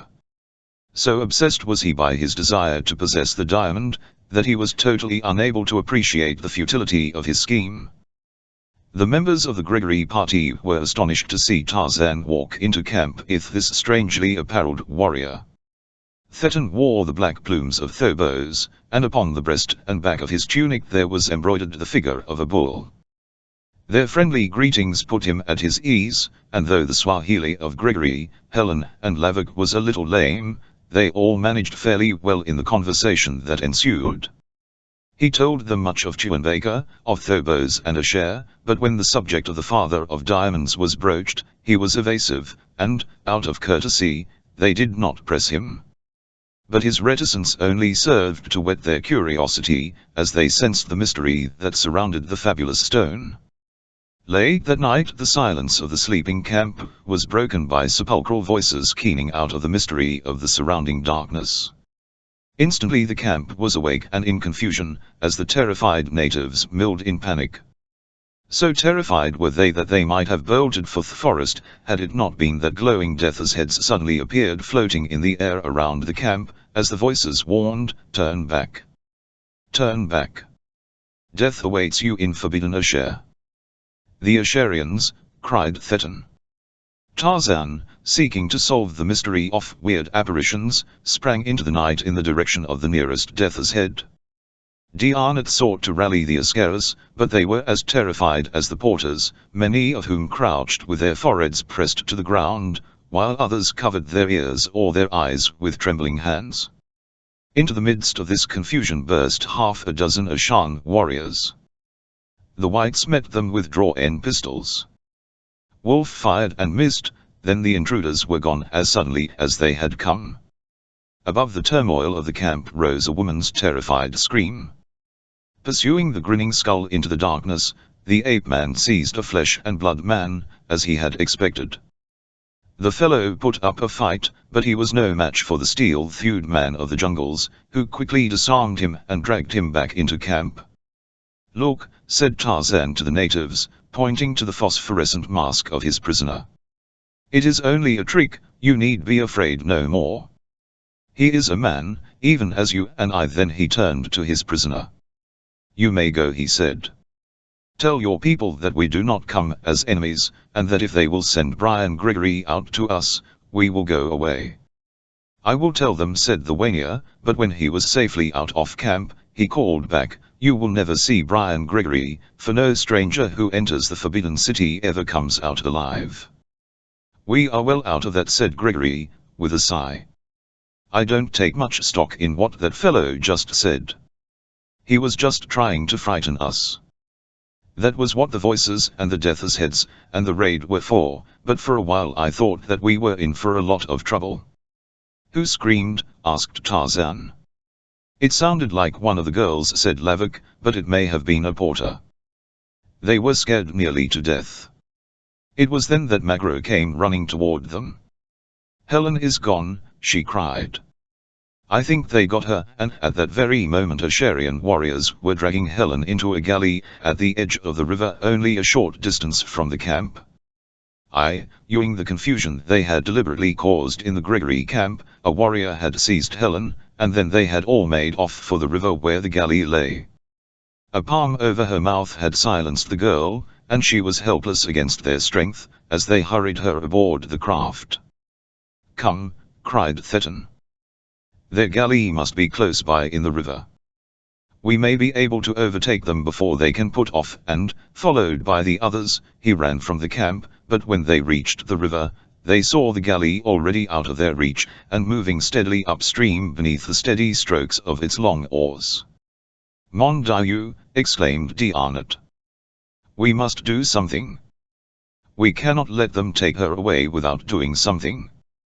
"What can we do?" asked Gregory in a broken voice. "I am afraid you will never see her again," said Thetan. "She is beautiful, so they will probably take her to the Temple of the Father of Diamonds to be handmaiden to the priests. No alien who enters there ever comes out alive. Tomorrow, she will be as dead to the outer world as though she had never existed." "Is there no way to overtake them?" asked Tarzan. "Wait," exclaimed Thetan. "There is a bare possibility. If they camp tonight this side of the tunnel that leads into Lake Horus, we might be able to do so, but it is a hard trail, and only strong men could travel it."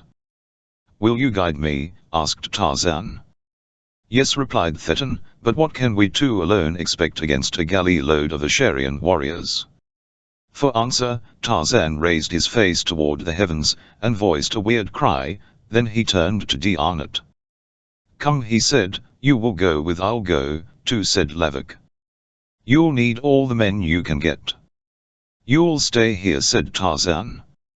"We must have protection for the camp." Lavik grumbled, but he knew that when Tarzan gave an order it was to be obeyed, and, scowling at Diarnot, he watched the TLNEE men disappear into the darkness. As Thetan led them by the way he knew, his mind was occupied by thoughts of a strange, white giant who had come into his life. His great strength and his fearlessness impressed the Thoboshan, but the man seemed eccentric. That strange cry he had given just as they were leaving camp. Now, what could have been his reason for that? He was still pondering this, when he heard grumblings and growlings coming out of the night behind them, and growing louder.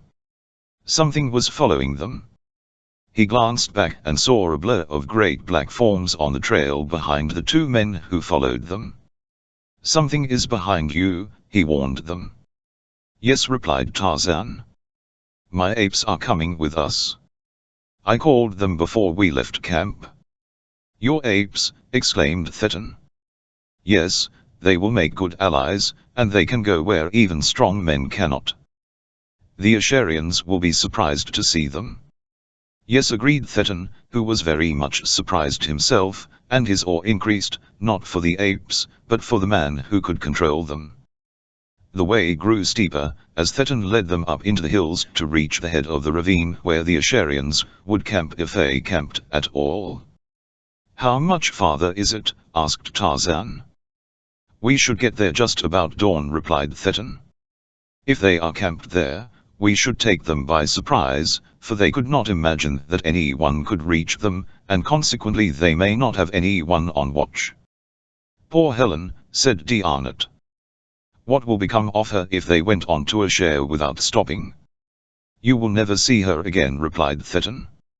"For generations my people have been trying to conquer Asher and reach the temple and the Father of Diamonds, yet we have never succeeded. How can you hope to accomplish what we have never been able to?" "She must be there," said D'Arnot. "She must." "There is a possibility," explained Thetan, "but it is only a possibility."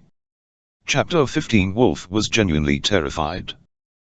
The weird occurrences, the raid on the camp, the show of force by the Asherians, had all contributed to impress him with the grave dangers and the futility of the venture. His desire to live outweighed his avarice, and the Father of Diamonds was forgotten in his anxiety to escape what he believed to be the certain fate of the party if it sought to enter the forbidden city of Asher. When, at last, the camp slept, he awoke Mbulai. "Are you and your people going to stay here and be killed or forced into slavery?" he demanded. "My people are afraid," replied the headman, "but what are we to do?" "We are afraid to stay here, and we are afraid to run away from the great Bana." Tarzan. "You will never see that monkey man again," Wolf assured the black. "He and the frog eater will be killed by the Asherians, who will then come back and either kill all of us or take us with them as slaves." "How would you like to be chained to a galley all the rest of your life?" "I would not like it," Bana replied Mbulai. "Then listen to me. The girl here is in danger. I got to save her, so I orders you and your boys to take us back to Bonga."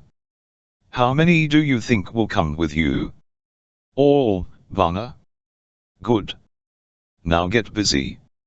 Have them get their packs together, but see that they don't make no noise. When everything's ready, you take a couple of boys, and get the girl. Don't let her make no noise." After a night of sleeplessness, and terrified apprehension for the future, Helen's attention was attracted by a slight noise in the forest behind the camp where her captors had halted for the night. Dawn was breaking, its ghastly light relieving the darkness that had enveloped the little ravine, and revealing to the girl's astonished eyes the figures of great apes and men stealing stealthily upon the camp. At first she was terrified by this new menace, then she recognized Tarzan, and almost simultaneously saw D'Arnot behind him, and hope, that she had thought dead, welled strong within her, so that she could scarcely restrain a cry of relief as she realized that rescue was at hand. Then an Asherian awoke and saw the danger. With a shout that aroused the others, he leaped to his feet, and, guessing that an attempt was being made to rescue the captive, he seized her and dragged her, struggling, toward the galley. With a shout of encouragement to her, D'Arnot sprang forward in pursuit while two warriors engaged Tarzan, and Thetan and the apes fell upon the others. The warrior who was carrying Helen off was almost at the galley. He shouted to the slaves to make ready to put off the moment he was aboard, but D'Arnot was pressing him so closely he was compelled to turn and defend himself. D'Arnot faced him with drawn pistol, as the man raised his spear. Behind Diarnot, another warrior, who had escaped the apes, was running to the aid of his fellow. The Frenchman could not fire at the warrior facing him without endangering Helen, and he did not know that another was approaching from behind. What takes so long to tell occupied but a few seconds of time, for as the warrior was about to cast his spear, Helen, realizing Diarnot's predicament, threw herself to one side, exposing her captor, and Diarnot fired. Tarzan, Thetan, and the apes had disposed of the remainder of the Asherians, with the exception of the one who was threatening Diarnot from behind. The ape-man saw his friend's danger, but he was too far away to reach the warrior who was threatening him, before the man should drive his spear into Diarnot's back. Helen realized the danger, and cried a warning to the Frenchman. Diarnot swung about, his pistol ready, and pressed the trigger, but the hammer fell futilely upon an imperfect cap. Then Tarzan launched his spear. His target was far beyond the range of any spear but that of the Lord of the Jungle. With all of his great strength, backed by the weight of his body, he cast the weapon, and, as the Asherian was lunging at Diarnot, it passed through his body, piercing his heart. As the man fell dead at Diarnot's feet, Helen went suddenly weak.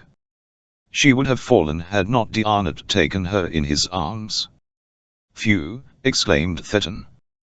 "That was a close call, but what a cast! In all my life I have never seen one that could compare with it." "In all your life," said Diarnot, "you have never seen such a man as Tarzan of the apes." Tarzan had passed them and reached the galley, where the slaves sat bewildered, not knowing what to do. Then he called the apes and ordered them into the galley among the terrified slaves. "They won't harm you," Tarzan assured them, and when Helen, Diarnot, and Thetan were aboard, he directed the slaves to row them down river to the Gregory camp. Diarnot sat in the stern with his arm around Helen, who evinced no inclination to resent the familiarity. On the contrary, she seemed quite content. "I thought I had lost you, darling," he whispered. She made no reply, other than to snuggle closer and sigh happily, which, to Diarnot, was at least an acceptance of his love, if not an avowal of her own. He was content to leave the matter as it stood. Gregory, Lavok, and Ogilvy were standing by the river when the galley rounded a bend and came within sight. "The Asherians are returning," cried Gregory. "We'd better get into the forest and hide. We three haven't a chance against them." "Wait," said Lavok. "That boat's full of apes." "By George!"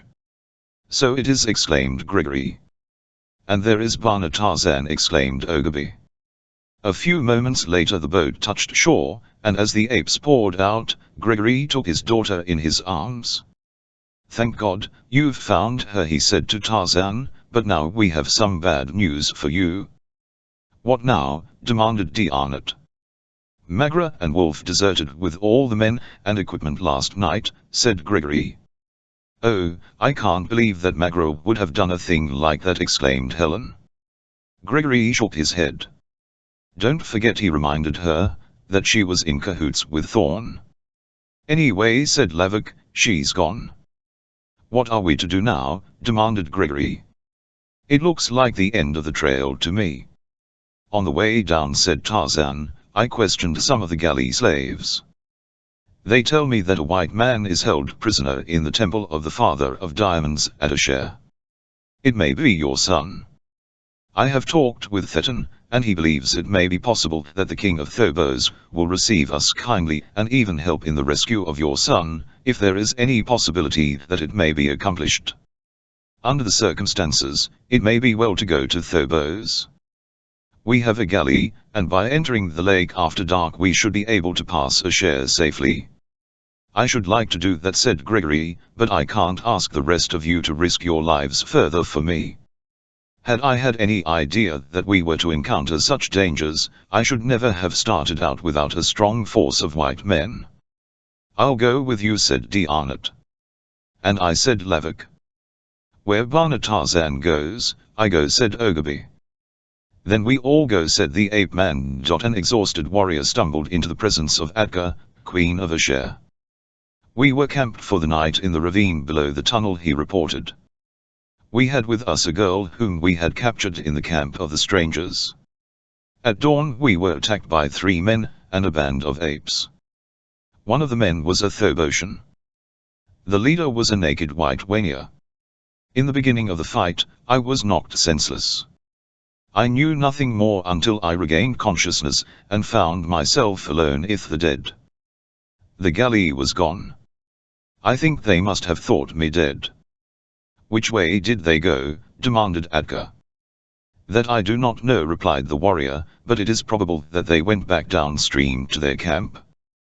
The queen turned to a noble standing near the TLN-1. Man 6 galleys, she ordered, and bring me those people, dead or alive. They shall taste the anger of Brula. Chapter 16. Wolf High stumbled along the back trail all night, and his disposition had not been improved by the fact that he had had to drag a resisting Magro most off-way. He had stopped now for a brief rest. The boys had dropped their packs and threw in themselves to the ground. Wolf was wiping the sweat from his forehead and glaring at the girl. You might as well come along peaceable, said the man. It'll be easier for both of us. I got you, and I'm going to keep you. You might as well make up your mind to that. You're wasting your time, replied Magra. You can lead a horse to water, you know, and I can make it drink, too, growled Wolf. Come here, you. He seized her and drew her to him. With her right hand, Magra attempted to push him away, while her left hand sought the pistol at his hip.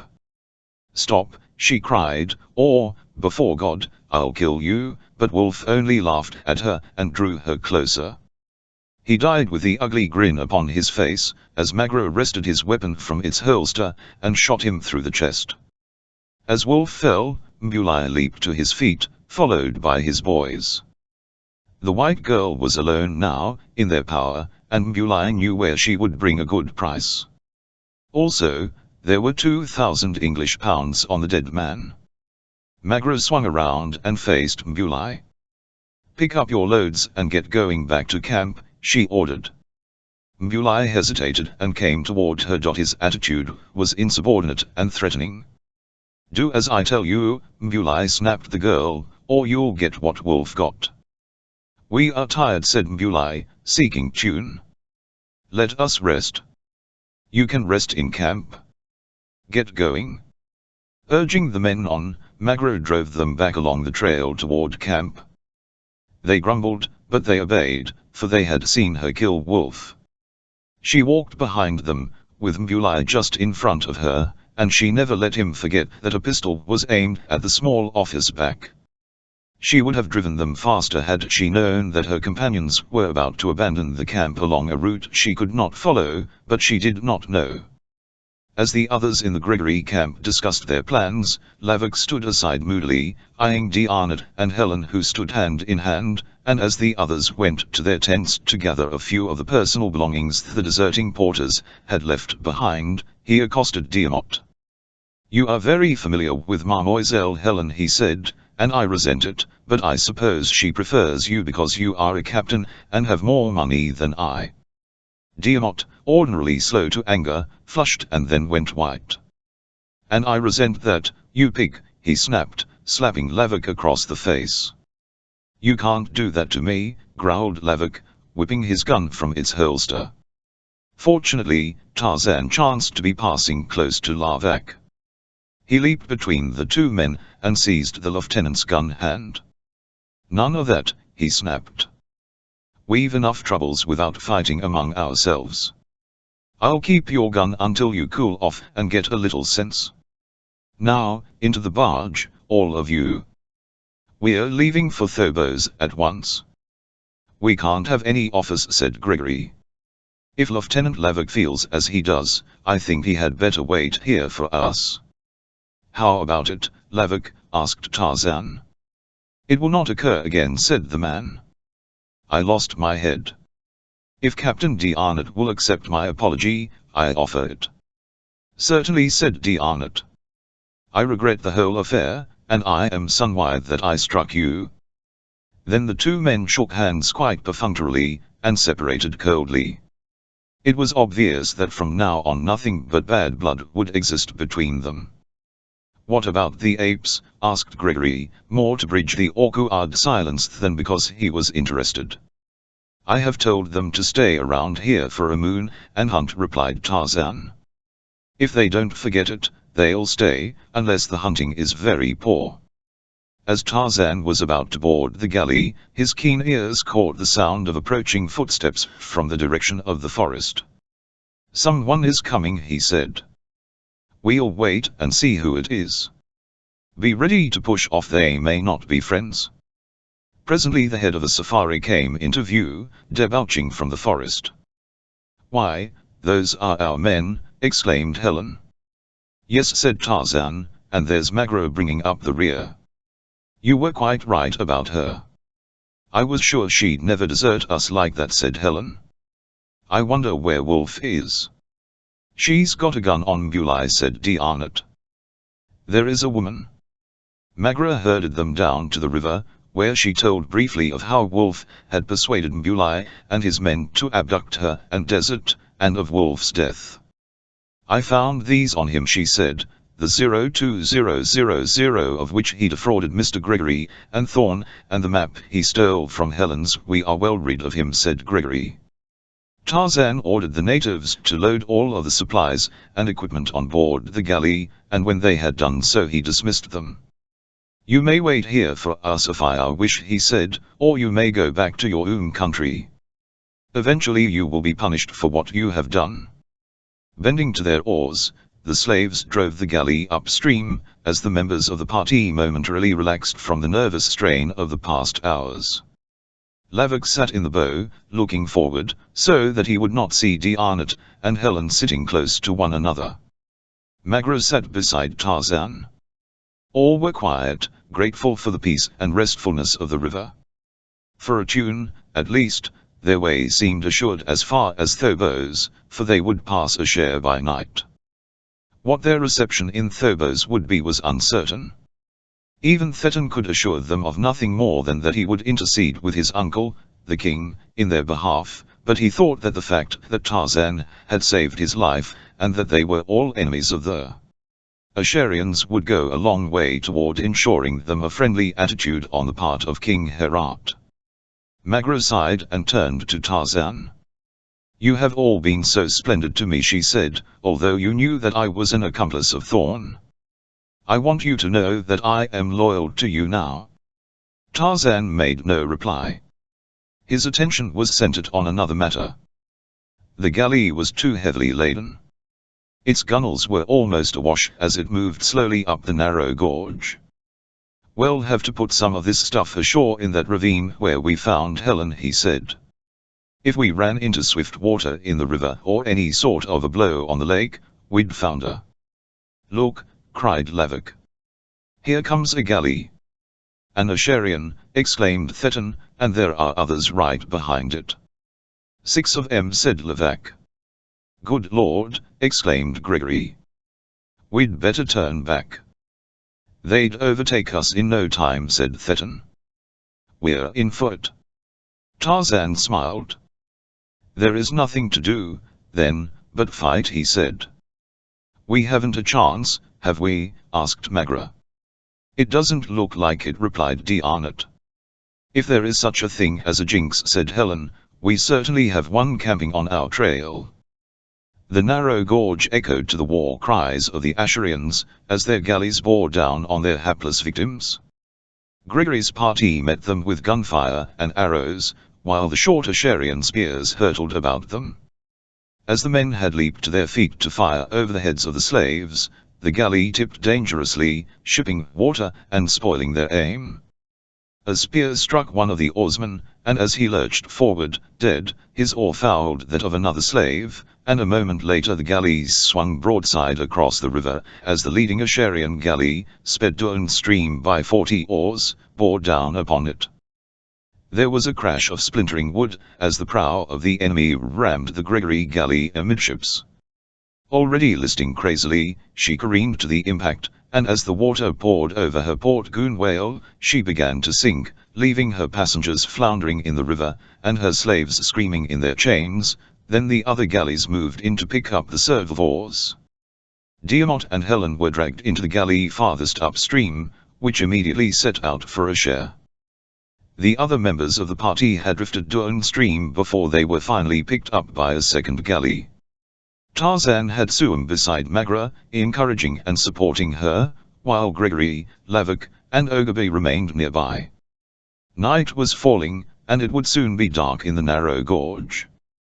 When they were in the craft, they saw that Thetan was already there, having been picked up before they were, but Helen and Diarnet were not there, and the boat in which they were prisoners was out of sight around a bend in the river. "Did you see anything of Helen?" asked Gregory, but no one had. "I could almost wish that she drowned," he added. "God! Why did I ever undertake this stupid venture? It would have been better had we all drowned," said Thetan. "There is no hope for those who fall into the hands of the Asharians. All that has happened to us so far," said Tarzan, "is that we have gotten wet. Wait until something really bad happens before you give up hope." "But look at what lies ahead of us," exclaimed Lavik. "I do not know what lies ahead of us, and neither do you," the ape-man reminded him, "therefore we might as well anticipate the best as the worst." "A most excellent philosophy," commented Gregory, "but a strain on one's credulity." "I think it is good," said Magra. In the leading galley, Helen and Diarnet sat huddled together, shivering with cold. "I wonder what became of the others," said the girl. "I don't know, dear," replied Diamant, "but thank God that you and I were not separated." "Yes," she whispered, "and then, I suppose this is the end, but we shall go together. Keep a stiff upper lip, darling. Don't give up hope, they haven't harmed us yet." "Poor Dad," said Helen. "Do you suppose he and all the others drowned?" "They may have been picked up," too, encouraged Diarnet. "Little good it will do any of us," continued the girl. "No wonder poor Brian never returned from a share." What was that? An eerie scream shattered the silence of the night, reverberating weirdly in the narrow gorge. Chapter 17. Thome and Lal Task were taking their ease on the terrace of Atka's palace, overlooking the lake. They were treated like guests, but they knew that they were prisoners. Lal Task would have given his soul to be well out of the country, but at home still harbored dreams of the father of diamonds, which he pictured as a stone as large as a football. He often amused himself by trying to compute its value, then he translated it into pounds sterling, and bought yachts and castles and great country estates. He gave the most marvelous dinners that Paris had ever known, and was fawned upon by the world's most beautiful women, whom he covered with furs and jewels. But the walls of Ashare still rose about him, and, towering above those, the walls of Chewinbaker. As they sat there, the noble AK men joined them. "Your enemies have probably been captured by this time," he said. "What will happen to them?" asked Lal Task. He was thinking of what might be going to happen to him sooner or later. "They shall know the wrath of Brula," replied AK men. "Who is Brula?" asked Thorn. "Brula is our god, the father of diamonds," explained the Asharian.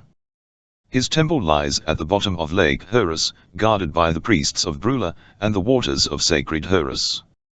"But I thought that the father of diamonds was a diamond," exclaimed Atenthome, terrified by the suggestion that it was a man. "What do you know of the father of diamonds?" demanded AK men. "Nothing," said Thorn, hastily. "I have just heard the term." "Well," said AK men, "it's something we are not supposed to discuss with barbarians, but I don't mind telling you that the father of diamonds is the name given both to Brula and the father of diamonds that reposes in the casket on the altar before his throne in the temple." Atenthome breathed a sigh of relief. So there was a father of diamonds after all. Suddenly there came faintly to their ears a weird scream from far down the lake toward the tunnel that leads to the outside world and carries the waters of Horus down to the sea thousands of miles away. "I wonder what that was," said AK men. "It sounded almost human." "Are there any apes around here?" asked Thorn. "No," replied AK men. "Why?" That sounded a little like an ape, said Atenthome. It will be very dark inside there, said Tarzan, as the galley in which he and his fellow prisoners were being taken to a share approached the mouth of the tunnel leading to Lake Horus. He spoke in English. Each of you pick a couple of men, and when I say Krieger, throw them overboard. If we act very quickly, taking them off their guard, we can do it, and as soon as you have 2 overboard, go after more. I can't tell either Thetan or Ogabe now, as the Asharians understand Swahili, but as soon as I give you the signal, I shall tell them. And then what? Asked Lavik. Why, we'll take the boat, of course, said Gregory. We're likely to be killed, said Lavik, but that's all right with me. As the galley neared the tunnel, Awania in the bow lighted a torch, for within the tunnel there would not be even the sky to guide the helmsman. Tarzan regretted the torch, but he did not give up his plan. Perhaps it might be more difficult now, but he felt that it still had an excellent chance to succeed. Suddenly the ape-man sprang to his feet, and as he hurled a warrior into the water, his Kree rang through the tunnel. Overboard with them, he shouted, and Thetan and Ogabe grasped the intent of his plan instantly. Chaos and confusion reigned aboard the galley, as the 5 desperate and determined men fell upon the Asharian warriors, throwing or pushing them overboard. The astonished Asharians were so taken by surprise that they at first fell easy victims to the plan, but later those who had escaped the first sudden rush of the prisoners rallied and put up a defense that threatened the success of the ape-man's bold plan. Magra, seated amidships, was in the center of the melee. Crouched between 2 galley slaves, she watched the savage scene with fascinated, fearless eyes. The flaring torch in the bow of the galley painted the scene in dancing highlights and deep shadows against a background of Stygian gloom, a moving picture of embattled souls upon the brink of hell, and through it moved, with the strength, the agility, and the majesty of a great lion, the godlike figure of Lord of the Jungle. She saw, too, the threat of defeat that she was helpless to avert, and then she heard Thetan shout, "Help us, slaves, and win your freedom." Almost as one man the slaves rose in their chains, and lashed out at their former masters, with oars or fists. Screaming, cursing men were hurled into the black waters. Awania lunged at Tarzan's back with his sword, but Magro caught his ankle, and tripped him, and he fell between 2 slaves, who pitched him overboard. As the yells and screams echoed through the tunnel, Helen pressed closer to D'Arnot. "They are fighting back there," she said. "Yes," replied the Frenchman. "The first scream was Tarzan's warning, Krieger, so you may rest assured that they are fighting." "At least we know that they were not all drowned," said the girl. "Perhaps Dad is still alive, but what chance have they against all those warriors?" "There is always a chance for the side upon which Tarzan fights," replied D'Arnot. "I'd feel much better on your account if I were back there in the galley that is in." "If you were there, too," she said, "otherwise I'd rather be here." He pressed her closer to him. "An ironical fate that we could only have met and loved under circumstances such as these. For me, it is worth the price, no matter what that price may be. But for you, well, I wish you had never come to Africa." "Is that the gallant Frenchman?" she teased. "You know what I mean." "Yes, but you are still glad that I came to Africa, and so am I, no matter what happens." Back in the rearmast galley, the last of their adversaries disposed of, the little company took stock of their losses. "Where is Ogabe?" asked Tarzan. "An Asharian dragged him overboard," said Magra, "poor fellow." "He was well avenged," said Lavik. "Only Helen and D'Arnot are missing now," said Gregory. "If they weren't drowned, they must be in one of the galleys ahead of us. Is there no way in which we might rescue them?" "There are 5 galleys ahead of us," said Thetan. "We are only 4 men. We would stand no chance against 5 galleys of Asharian warriors. The only possible hope that we may entertain of saving them is in enlisting my king's aid, but I have already told you that the Thobo Chants have never been able to enter Ashar." About the best we may hope to do is to save ourselves, and that may not be so easy if any of the galleys ahead of us are lying in wait for us. We'll have to put out our torch, and take a chance in the darkness. When the galley finally reached the end of the runnel, and the lake spread before them, a seemingly vast expanse of water beneath the dim light of the stars, they saw the glimmering torches of 5 galleys far to their left, and just beyond them the lights of a share. No galley had lain in wait for them, and the way to Phobos lay open to them. It was shortly after dawn that they approached the quay at Phobos. A company of warriors stood ready to receive them, and even though Thetan stood in full view of them in the bow of the galley, their attitude was no less belligerent. "They don't seem very friendly," remarked Magra. "Perhaps we are jumping from the frying pan into the fire." "Who comes?" demanded one of the warriors. "Thetan, nephew of King Herat," replied Thetan. "We recognize Thetan, but the others are strangers," said the warrior. "They are friends," explained Thetan. "They are strangers, and strangers may only enter Phobos as prisoners," insisted the warrior. "If they would land without battle, let them throw down their arms." Under these conditions, the party was allowed to land, but they were immediately surrounded by scowling warriors. "You know," Thetan said the leader, "that it is against the law to bring strangers to Phobos, and therefore, even though you be nephew to him, I must arrest you with the others, and take you all before King Herat." Chapter 18. Helen and Diarnid were imprisoned briefly in a dungeon of the palace at Asher, then they were summoned to appear before the queen. As they were led into the throne room, Helen exclaimed in amazement. "Why, there are Thorn and Task," she whispered to Diarnid, "there, at the side of the dais." "So that is Thome," said Diarnid. "I'd like to get my hands on him. They don't seem to be prisoners. I wonder what it means." "Silence," ordered one after guard. As they were led to the foot of the dais, Edgar eyed them sternly. "Why came you to the Forbidden City?" she demanded. "To find my brother, Brian Gregory," replied Helen. "You lie," snapped Edgar. "You came to steal the father of diamonds." "The girl is innocent, O Queen," said Thorn. "It was the man and his companions who sought the father of diamonds. If I'll give the girl into my keeping, I will be responsible for her." "The girl speaks the truth," cried Diarnid. "She came solely to find her brother, but that man lies. It was he who came to steal the father of diamonds. Why else should he have come? He has no brother here. There is no other reason why he should have undertaken the expensive and dangerous journey to Asher." "You all lie," snapped Edgar. "Send the girl to the temple, as handmaiden to the priests. Imprison the men." Suddenly, before they could prevent him, Diarnid tore away from his guards, and leaped upon Thome, his strong fingers closing upon the Eurasian's throat to kill him.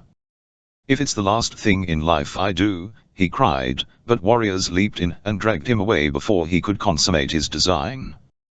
"To the cages with him," ordered Edgar. "He shall spend the rest of his life looking at the father of diamonds he would have profaned." "Goodbye, Helen," he called back as warriors dragged him from the throne room. "Goodbye, Paul." That was all, but tears welled in her eyes as they strained after the man she loved, whom she believed she was looking upon for the last time. As warriors seized Thome and Loud Task, AK men stepped close to the queen, and whispered a few words to her. She nodded, and ordered the warriors to release the 2 men. "I give these men into the keeping of AK men," she said. "He shall be responsible for them. Take the girl away. Let the women purify her before she is taken to the priests." 2 warriors led Diarnid down a long ramp to a crude elevator operated by slaves, at a windlass on the floor above. They entered the cage with him, and the descent began down a dark shaft. "I hope you took a good look at the world before you were brought into the palace," remarked one of the warriors, "for it's the last you'll ever see of it." "Why?" asked Diarnid. "Where are you taking me?" "To the temple of Brula," replied the warrior.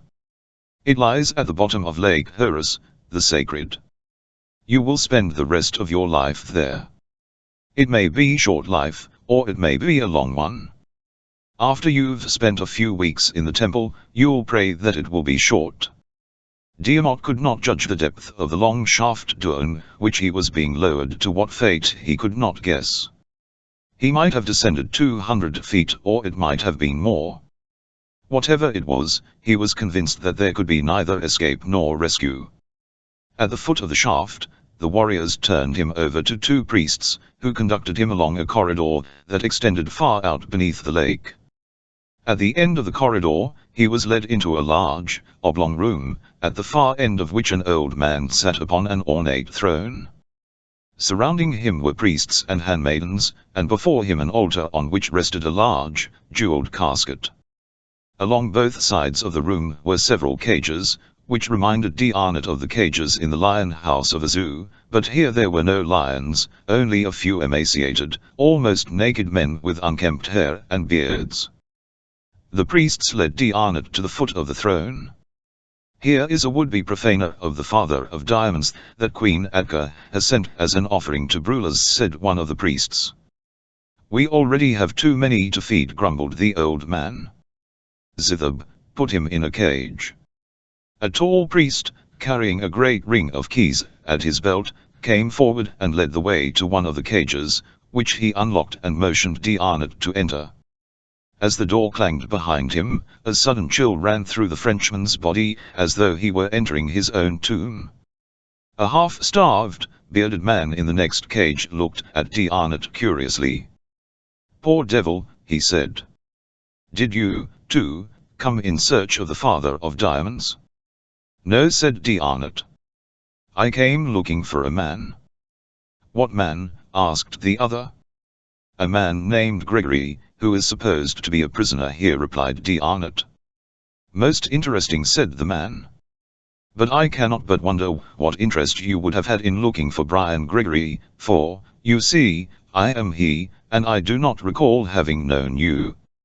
So you are Brian Gregory, exclaimed Tiamat. I have found you at last, but much good it will do either of us. But may I introduce myself? I am Captain Tiamat, of the French Navy. That makes it all the more puzzling, said Gregory. Why should the French Navy be looking for me? It is not, replied Tiamat. I just chanced to be in Longo when your father was arranging his expedition to come in search of you, and I joined it. Oh, so Dad was coming after me? I hope he didn't. He did, and your sister, also. Helen? She didn't come here. Tiamat nodded. I regret to say that she did. Where is she? Where is Dad? I don't know where your father is, but your sister was taken prisoner with me. She is here in a chair. God, exclaimed Gregory. And I brought them to this. I and that damned thing out there in the casket. It is the father of diamonds, asked Tiamat. Yes, and that is what Brula is called, to the father of diamonds. The big diamond is in the casket, and Brula is the god who guards it, so they call him the father of diamonds, too. The old man on the throne is Brula, asked Tiamat. Brian nodded. The old devil. Tiamat's gaze wandered about the cages and the other prisoners. Are these all men from the outside world? He asked. No, replied Brian. Some are Asharians who have aroused the wrath of Atka, some are from Phobos, and the one in the next cage is Herkuf. He was a priest, but somehow he got in touch with the old man, and here he is. And there is no escape? Asked the Frenchman. None, said Brian. As the two men talked, Asharian women had completed anointing the body of Helen with aromatic oils in a chamber in the palace, and were clothing her in the scant garments of a handmaiden. It is fortunate for you that you are beautiful, said one of the women, for because of that you will go to the priests instead of to the warriors or the slaves.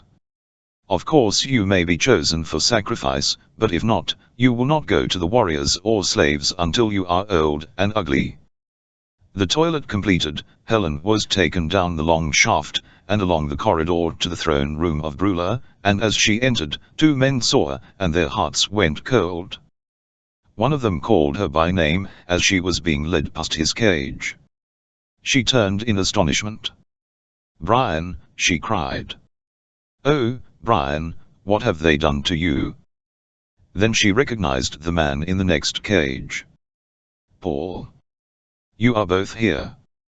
"Silence, woman," commanded one of the priests escorting her, then she was led before Brula.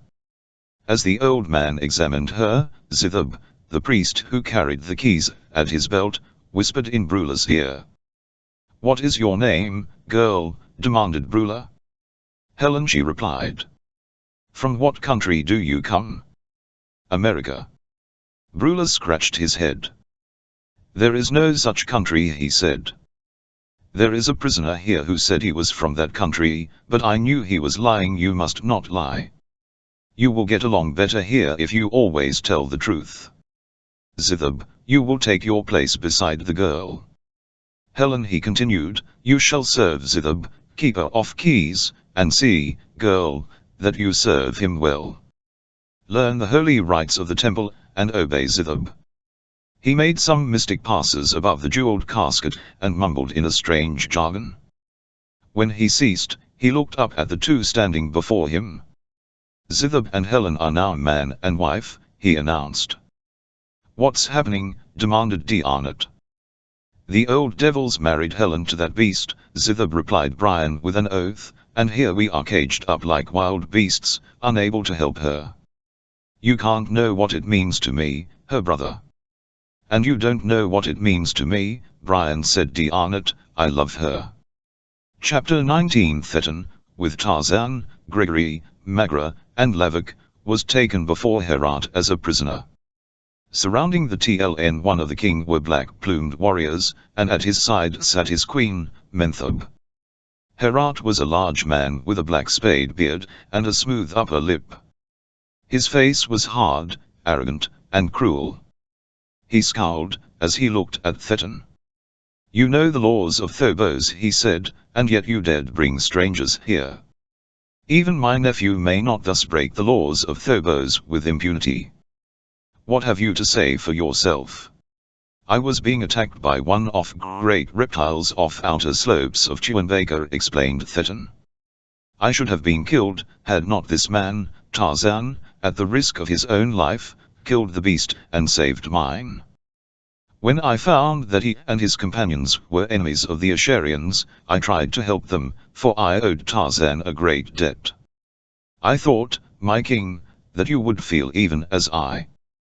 They may be strangers, but they are not enemies, they are my friends, and they should be accepted as friends by my people, and my king." Herat's scowl relaxed a little, and he sat in thought for several minutes. "What you tell me," he said, "lessens your guilt, and I forgive you, but the fact remains that they are strangers, and should be destroyed. However, because of the extraordinary circumstances, I shall be lenient and give them a chance to live. Their lives shall depend upon the fulfillment of 3 conditions, that, in the arena, one of them kills an Asharian Wania. That is the first. The second is that one of them kills a wild lion in the arena, and the third that they bring me the father of diamonds from the temple at Ashar." Thetan turned to Tarzan. "I am sorry, my friend," he said, "that I have brought you all here to die. You deserve a better fate." "We are not dead yet," said the ape-man. "Turn the girl over to the women. They will see that no harm befalls her," said Herat. "Imprison the men until I send for one of them to meet the Asharian. Take them away." Warriors conducted Tarzan, Gregory, and Lavik to a cell in a dungeon, and chained them to a wall. The place was damp and cold, and there was not even straw for them to lie upon. "Hospitable country," remarked Lavik. "At least, the king has a sense of humor," said Tarzan. "It is reflected in his benign countenance," said Gregory. "One of us might kill the Asharian," reflected Lavik, "but scarcely a wild lion. Well, there are TLNEE of us left. I wonder which will be the next to go." "And I wonder what will become of Magros," said Gregory. Old Herat couldn't keep his eyes off her, said Lavak. I'll bet he knows where she is. They turned her over to the women, said Tarzan. I hope Thetan will be able to help her. She's going to need help, remarked Lavak, and there will be none. In a share, Atenthome and Loud Task sat in a pleasant room with the noble AK men. If the wages of sin are death, it must have been that the paymaster was napping, for Atenthome and Loud Task seemed launched upon a life of ease and luxury. It is fortunate for you, said AK men, that I have influence with the queen, otherwise, you would both be languishing in the cages of the temple of Brula, and I can assure you that that is not a pleasant place to be. We owe you a great debt of gratitude, my friend, replied Atenthome. One which you will be able to repay, perhaps, said AK men. You will recall what I told you. Atenthome nodded. Yes, he said, that you are cousin of the queen, and that when she dies, you will be king. Quite right, said AK men, but the most important to you is that if I were king, your lives would no longer be in danger, and, if you so desired, it might be arranged that you leave a share, and return to your own country. With your guidance and advice, most noble AK men, Atenthome assured him, I am sure that it can be accomplished most expeditiously. Gregory and Lavak were stiff and lame when they awoke the following morning after a night of fitful slumber. Tarzan, inured to hardships, had fared better. Lord, what a night, groaned Gregory. If Builder's Office Place had searched every geological formation of the Earth's crust, they couldn't have found any stone harder than these lava slabs.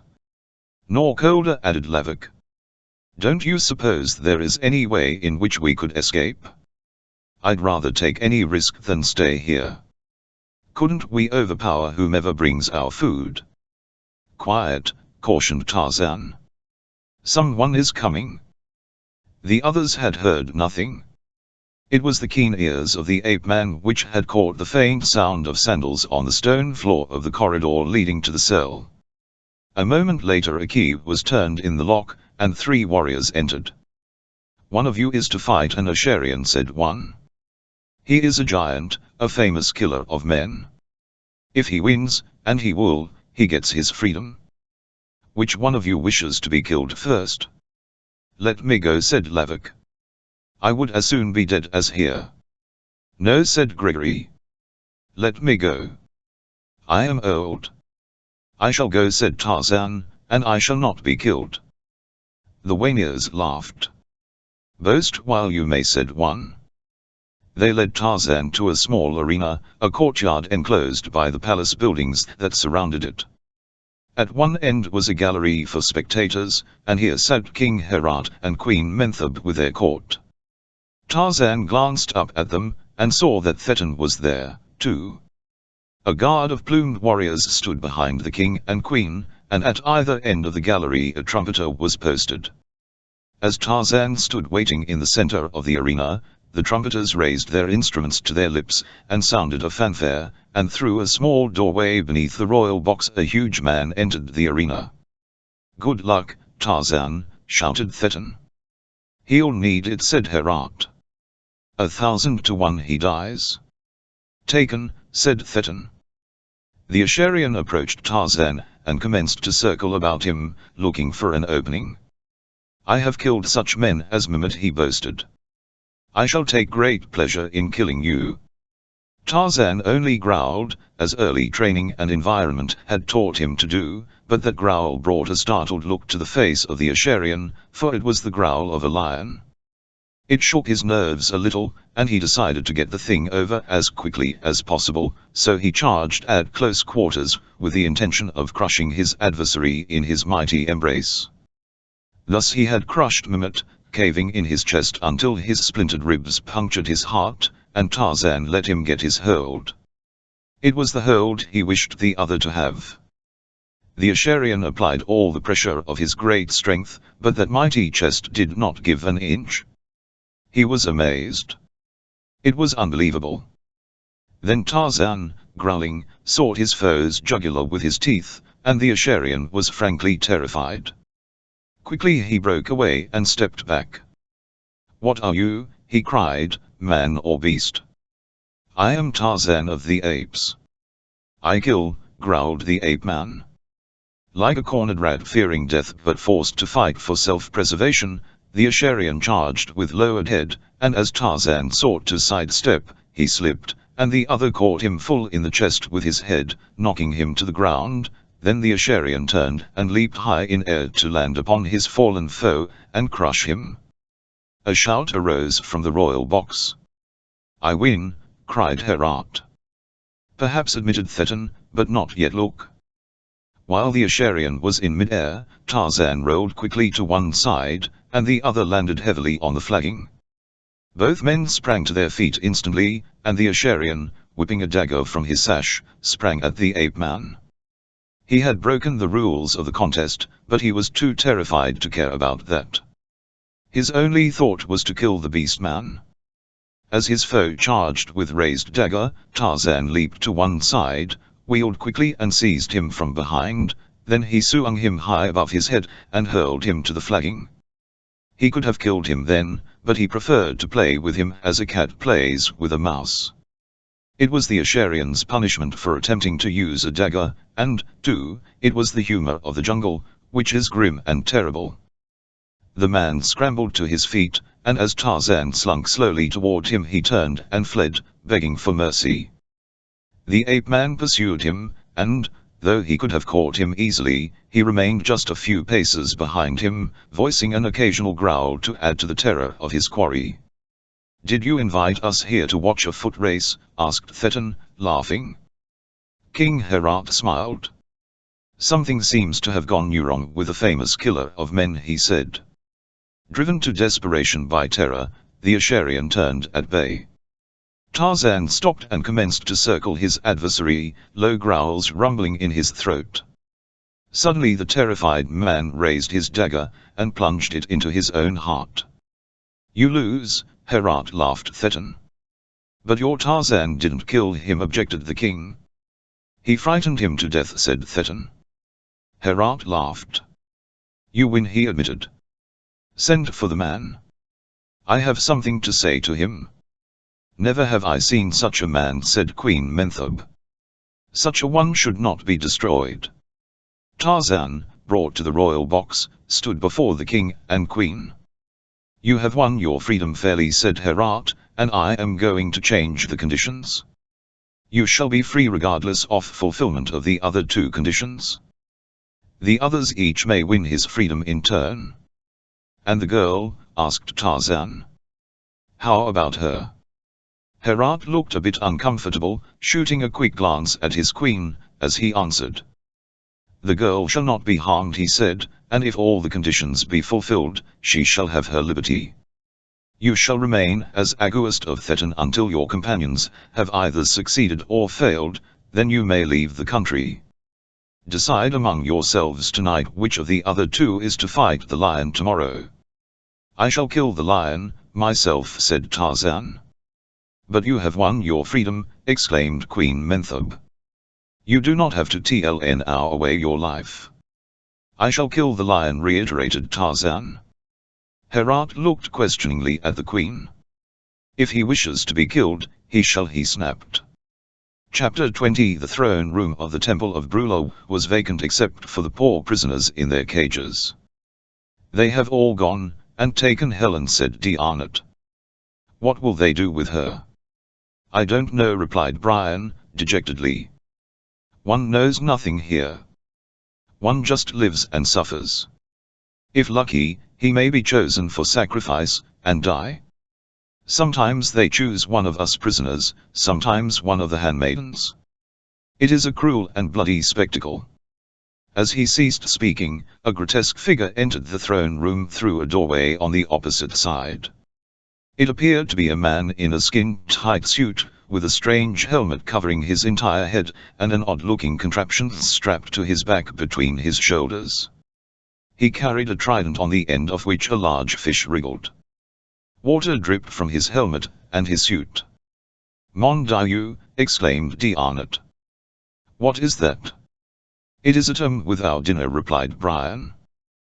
The Toms are lesser priests and greater fishermen. They go out onto the bottom of Lake Homs through watertight compartments, and spear the fish, with which we are fed. That affair on his back furnishes oxygen that it extracts from the water, which enters it in small quantities. They say that with one of those helmets, a man could live underwater almost indefinitely, as far as his air supply was concerned. You will notice the heavy metal soles of his shoes, that prevent him from turning over and floating to the surface, feet up. The whole thing is quite astonishing, commented D'Arnott, and so is that fish, for that matter. I never saw one like it before. You will see plenty of them from now on, replied Brian, and I hope you like raw fish. If you don't, you'd better cultivate a taste for it. It's about all you'll get to eat here, but you'll be able to watch the priests and the handmaidens dine sumptuously. They throw a banquet in here every once in a while just to add to our misery. Zithab led Helen to one of the upper floors of the temple where his apartments were situated. At the end of a corridor, he threw open a door. This is your new home, he said, is it not beautiful? The room was a jumble of strange-appearing furniture, with odd lamps and heavy vases. A frieze of skulls and bones encircled the walls just below the ceiling. Through a window at the far end of the room, the girl could see fishes swimming in the lake. She entered, like one in a trance, and passed through the room to stand beside a table at the window. A heavy vase of strange workmanship stood on the table, and hazily she thought how interesting it might be were her mind not in such a turmoil of hopelessness and terror. Zithab had followed her, and now he laid a hand upon her shoulder. You are very beautiful, he said. She shrank away from him, backing against the table. Don't touch me, she whispered. Come, he said. Remember what Brula told you. You are my wife, and you must obey me. I am not your wife. I shall never be. I should rather die. Keep away from me, I tell you. Keep away. You shall learn to obey and be a good oof and like it, snapped Zithab. Come, now, and kiss me. He attempted to take her in his arms, and as he did so, she seized the vase from the table, and struck him heavily over the head. Without a sound, he slumped to the floor, and she knew that she had killed him. Her first reaction was solely of relief. She had no regrets, but what was she to do now? What possibility of escape was there from this frightful place beneath the waters of Horus? For a time she stood looking down at the dead body of the man she had killed, fascinated by the very horror of it, then slowly came the realization that she must do something. At least she could gain time by hiding the body. She looked about the room for some place where she might conceal it, shuddering at the thought of gruesome ordeal, but she steeled herself, and dragged the body to a closet across the room. The body was heavy, but terror gave her strength, and at last she succeeded in getting it into the closet.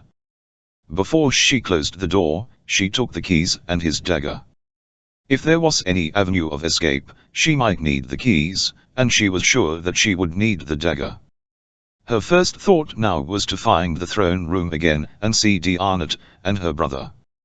If escape were possible, she could take them with her. At least she might see them once more. Creeping along deserted corridors, she found her way down the winding stairways up which Zithab had led her, as she searched for the throne room where the cages were. In constant fear of discovery, she came at last to a door she thought she recognized. But was this the room? If it were, would she find priests or guards within? For a moment she hesitated, then she opened the door. Yes, it was the throne room, and, except for the prisoners in their cages, it was vacant. So far fortune had favored her, and she had achieved the impossible, but how much longer might she depend upon the fickle goddess? As she crossed the room to D'Arnott's cage, she saw that the prisoners were all asleep. This fact and the quietness of the temple gave her new assurance, for if escape were possible it might be best accomplished while the temple slept. That the Asharians were confident that there could be no escape was suggested by the fact that no guards watched the prisoners, an inference that was not encouraging. Helen leaned against the bars of D'Arnot's cage, and whispered his name. The few seconds it took to awaken him seemed an eternity to the frightened girl, but at last he opened his eyes.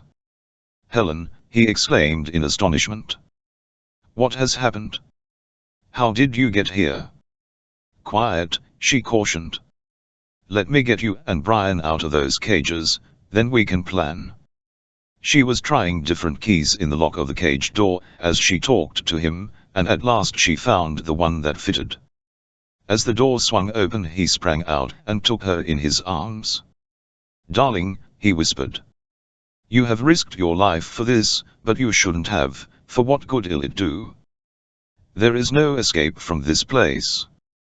"Perhaps not," she agreed, "but at least we can have these few minutes together. They can never take those away from us, and as far as risking my life is concerned will make no difference. I have already forfeited it." "What do you mean?" "I have killed Zithab," she replied, "and when they find his body, I imagine they'll make short work of me." Then she told him what had happened in the apartment above. "How brave you are," he said. "You deserve life and freedom for what you have undergone." D'Arnot took the keys from her and unlocked Brian's cage, and as the latter opened his eyes and saw Helen and D'Arnot standing outside, he thought that he was dreaming. He had to come out and touch them before he could believe his eyes. Briefly they explained what had happened. "And now that we are out, what?" demanded D'Arnot. "There can be no escape from this place." "I'm not so sure of that," replied Brian. "The priests have a secret passage that can be used if the windlass fails or if the temple should be in danger of flooding." "Little good that will do us," said D'Arnot, "unless you know where the entrance to this secret passage is." "I don't know, but there is one here who does. One of these prisoners, the one in the cage next to mine, is a former priest. If we liberate him, he might lead us out. I know he is anxious to escape. I'll wake him." "Let's liberate all the poor creatures," suggested Helen. "We certainly shall," said Brian. Then he awoke Hercuff, the former priest, and explained what he had in mind, while D'Arnot released the other prisoners, cautioning them to silence, as they gathered around Brian and Hercuff. "It will mean death by torture if we are caught," explained the latter, "and a life of danger if we escape, for we shall have no place to go in Tuanbaca and must live in caves and hide for the remainder of our lives." "I shall have a place to go," said a Thobosian. "I can go back to Thobos, and I can show the rest of you a secret foot trail out of Tuanbaca, that only we of Thobos know." "Anything, even death," said Brian, "would be better than these filthy cages and the treatment we receive here." "Well," exclaimed the man from Thobos, "why do we stand here talking? Will you lead us out?" "Hercuff?" "Yes," said the former priest, "come with me." He led them along the corridor that ran beneath the lake to the bottom of the elevator shaft. For a moment he fumbled at a great slab of lava that formed a part of one of the walls of the corridor beside the shaft. Presently it swung toward him, revealing the mouth of an opening as dark as Erebus. "You'll have to feel your way along this corridor," he said. "There are many stairways, some of them winding, but there are no pitfalls and no side corridors. I shall go slowly." After all were inside the mouth of the corridor, Hercuff pulled the slab back in place, then he took the lead, and the long, slow climb commenced. "It commences to look as though the impossible were about to be achieved," said D'Arnot. "And a few minutes ago it appeared so very impossible," replied Helen. "And we owe it all to you, darling." "We owe it to Zithab," she corrected, "or to Brulov for selecting the keeper of the keys as my husband." "Well, whatever it was, we sure got a break at last," said Brian, "and the Lord knows we had one coming to us." It was still dark when the 9 fugitives emerged into the open air at the end of the secret passage. "Where are we?" asked Brian. "We are on the hillside above a share," replied Hercuff, "and we shall breathe pure air and know freedom for a few hours at least." "And which way do we go now?" "We should head toward the upper end of lake," said the Thobosian. "It is there that the trail begins that leads out of Tuanbaca." Very well, said her cuff, come on. I know a canyon we can hide in if we don't want to travel by day. We can just about reach it by sunrise.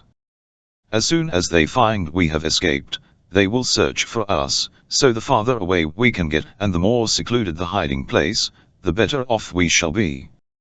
Chapter 21. In no dungeon had Magra been incarcerated, but in well-appointed apartments with slave women to attend her. She wondered why she had been accorded these luxuries, until the door opened and King Herat entered, then she guessed the reason for her preferment. He wore an ingratiating smile, and the self-satisfied look of a cat that has cornered a canary. You are being well treated and well served? Asked Herat. Yes, Your Majesty, replied Magra. I am glad, I wish you to be happy. You are my guest, you know, he explained. That is very kind of you.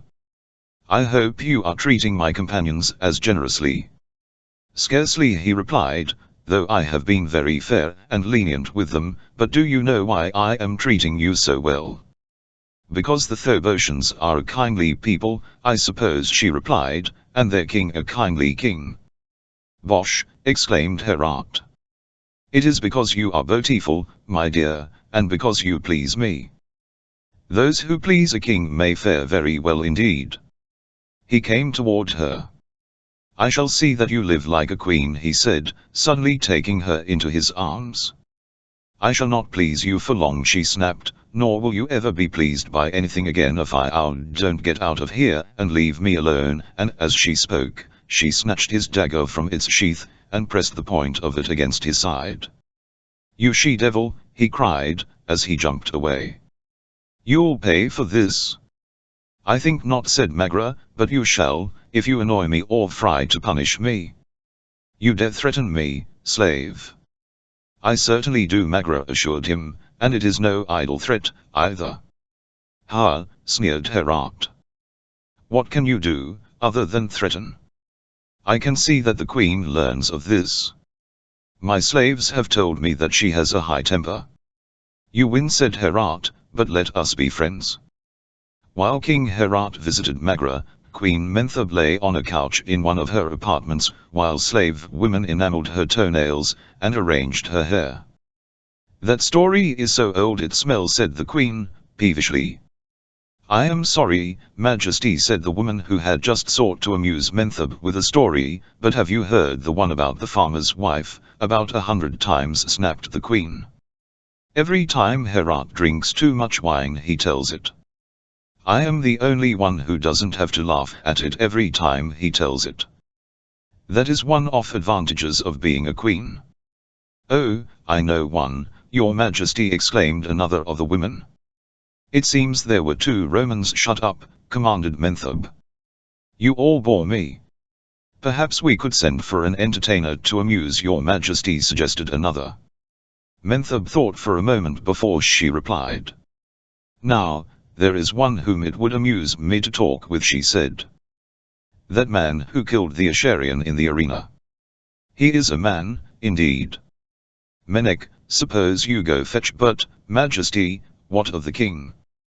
Other men are not supposed to come to these apartments. Suppose the king should come while he was here.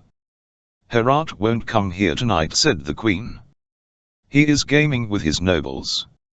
He told me so, and that he would not be here tonight. Go fetch this Superman, Menek, and hurry.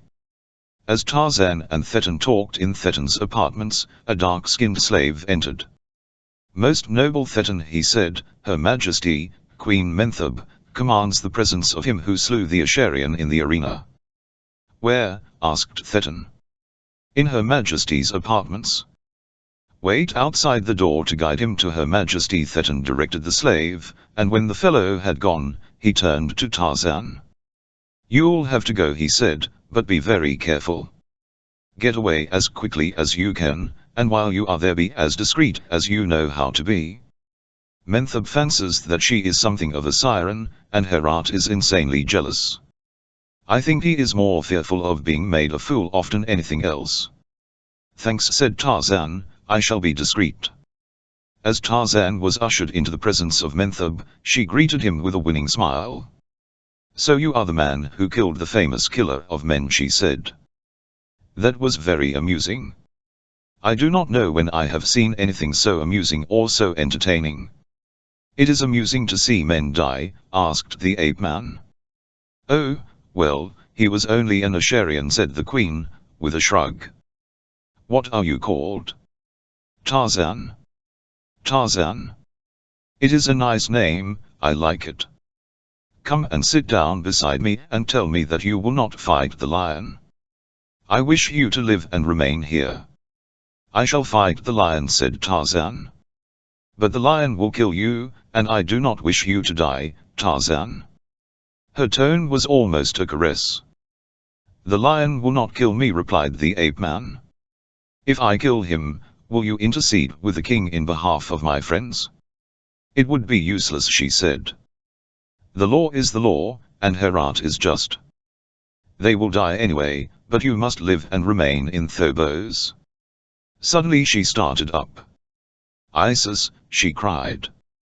"Here comes the king. Hide." Tarzan remained standing where he was with arms folded, making no move to hide, and there the king found him when he entered the apartment. Herat's face clouded with an angry scowl as he saw the ape-man. "What means this?" he demanded. "I came in search of you, but found the queen instead," replied Tarzan, "and I was just asking her to intercede in behalf of my friends." "I think you lie," said Herat, "for, while I don't know you, I know my queen. I think I shall let you fight 2 lions." "Her Majesty is blameless," said the ape-man. "She was very angry because I came. She looked more frightened at my sudden appearance than angry," observed Herat. "You are most unfair to me," Herat accused Menthub. "And you are also unfair to this man, who speaks the truth." "How am I unfair to him?" demanded the king. "Because you have already promised that it should be 1 lion," she explained. "I can change my mind," grumbled the king, "and, anyway, I do not see why you should be so concerned in the matter. You but substantiate my suspicions, and cause me to recall the young warrior whom I had to send to the arena last year. I had hoped that you would permit me to forget him." Menthub subsided into a pout, and Herat ordered Tarzan back to his quarters. "The lions have been starved," he said. "They will be quite hungry tomorrow." "You should not starve your fighting lions," Herat said. Tarzan. "Starvation weakens them." "They will still be able to give a good account of themselves," replied the king, "for starvation will make them more ravenous and ferocious. Now, go." It was near noon the next day that 2 warriors came to conduct Tarzan to the arena. Thetan had already gone to join the king and queen in the royal box, after having assured the condemned man of his chagrin at the unfortunate outcome of the whole adventure into Phobos. As Tarzan walked to the center of the arena and stopped, Herat turned to his queen. "Your taste is excellent, Menthub," he said. "The man is indeed a magnificent specimen. It is too bad that he must die." "And I must compliment you on your good taste," replied the queen, "for the woman also is a splendid specimen. It is too bad that she must die." And thus Herat learned that Menthub had heard about his visit to Magra. The king looked most uncomfortable, for Menthub had taken no pains to lower her voice, and the nobles about them overheard, so he was very glad as he saw the 2 lions slink into the arena. Tarzan saw them, too. They were big lions, and he realized that his visit to Menthub might cost him his life. 1 lion he might have conquered, but how could any man withstand the attack of 2 such mighty beasts? He realized that this was not intended to be a contest, but an execution, yet, as the lions approached, he showed no fear. 1 lion came directly toward him, while the others stood for a few moments looking about the arena, and when the latter started to follow his companion he was quite some distance behind him. It was this that suggested to Tarzan the only plan that he thought might prove successful against them. Had they charged simultaneously, he felt that there would have been no hope for him. Suddenly, the leading lion made a rush, and reared above the ape-man. Herat leaned forward, his lips parted, his eyes dilated. Above all things he loved a good kill, he liked to see blood spilled and bodies mauled. Mentheb stifled a scream. Tarzan sprang to one side and leaped behind the lion, then he seized it and swung it above his head, wheeling about again as the second lion charged. "What strength," marveled Thetan. "I am almost sorry that I pitted him against 2 lions," exclaimed Herat. "He really deserved a better fate." "What?" sneered Mentheb. 3 lions? "I don't mean that," said Herat, irritably. "I mean that such a man deserves better than death." "Name officers," exclaimed Thetan. "Look at him now." Tarzan had hurled the first lion into the face of the one that was charging, and both were down on the stone flagging of the arena. "Incredible," exclaimed Mentheb. "If he survives, the girl may live." "And if he survives, I swear that he shall have his freedom," cried Herat, "but I'm afraid there's no hope for him. They'll both be at him in a moment." In her excitement, Mentheb had risen and was leaning over the parapet. "Look! They are fighting one another." It was as Tarzan had believed that it would be. One lion, thinking that the other had attacked him, tore into his fellow, and with hideous roars and growls, the 2 fell upon one another, rending with powerful talons and giant fangs. "The man has not only marvelous strength but great cunning," said Herat. "He is superb," exclaimed the queen. As the 2 lions fought, they moved nearer and nearer to the royal box, until its occupants had to lean far over the parapet to watch them. Tarzan, too, had moved back, and was standing just below the box. In her excitement, Mentheb lost her balance and toppled over the parapet. At her frightened scream, the ape-man looked up just in time to catch her in his arms as she dropped toward him. Realizing the woman's danger in the event that one of the lions dispatched the other or the 2 should cease fighting and turn their savage attention upon their natural enemies, Tarzan started toward the doorway tln off which he had entered the arena, shouting to Herat to order it opened. All was confusion and chaos in the royal box. Herat was shouting commands, and warriors were rushing down toward the entrance to the arena, but they were to be too late. With a final shake-off dead body of his weaker antagonist, the victorious lion turned with a savage roar, and charged after Tarzan and the queen. There was no time now in which to reach the doorway, and the ape-man, lowering Mentheb to her feet, turned with drawn knife to meet the oncoming carnivore.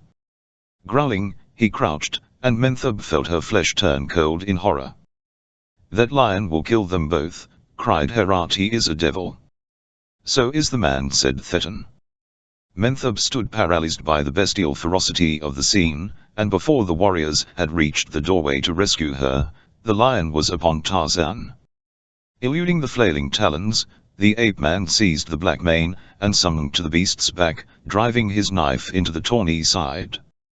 Roaring horribly, the lion threw itself about in an endeavor to dislodge the man-thing from its back, and the growls of the ape-man mingled with those of the carnivore, until Mentheb scarcely knew which one to fear the most.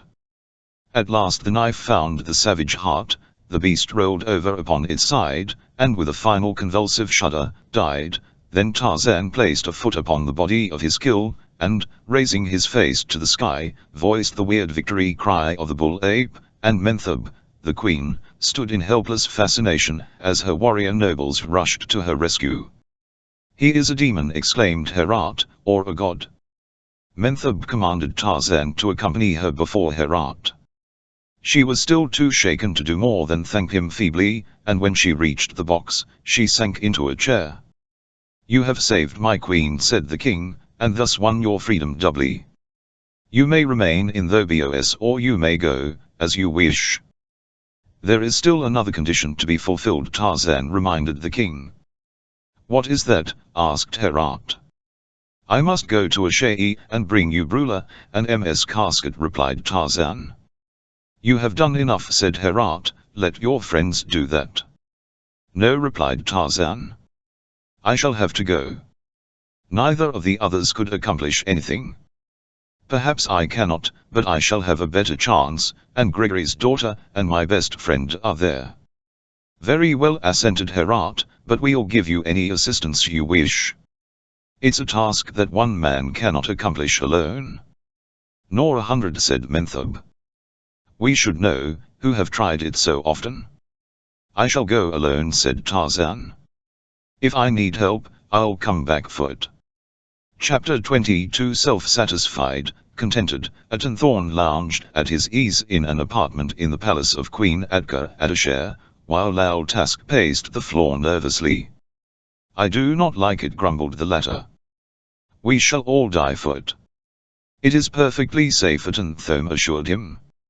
Everything is arranged, and when it is over we shall be safe, favorites of ruler of Ashare and that much nearer the father of diamonds. I have a presentiment, said Lal Task, that we shall not be safe. Put your thrust in, AK Men, urged Thorn. He will lead you to the Queen's bedroom, then you will know what to do. Why not you? Demanded Lal Task. It is you who wants the father of diamonds so badly, not I. I do not do it, because you are more experienced with a dagger, replied Thorn, smiling. Come. Have you lost your nerve? I do not wish to do it, said Lal Task, emphatically. You will do as I command, snapped Thorn. Lal Task's eyes fell before those of his master. Just this once, he said. Promise that you will not ask such a thing of me again. I promise that after tonight I shall ask nothing more of you, agreed Thorn. SSH. Someone is coming. As he ceased speaking, the door opened and AK Men entered the room. He was pale and nervous. He looked at Aton Thome questioningly. The latter nodded. It is all understood, he said. Lal Task will do his duty.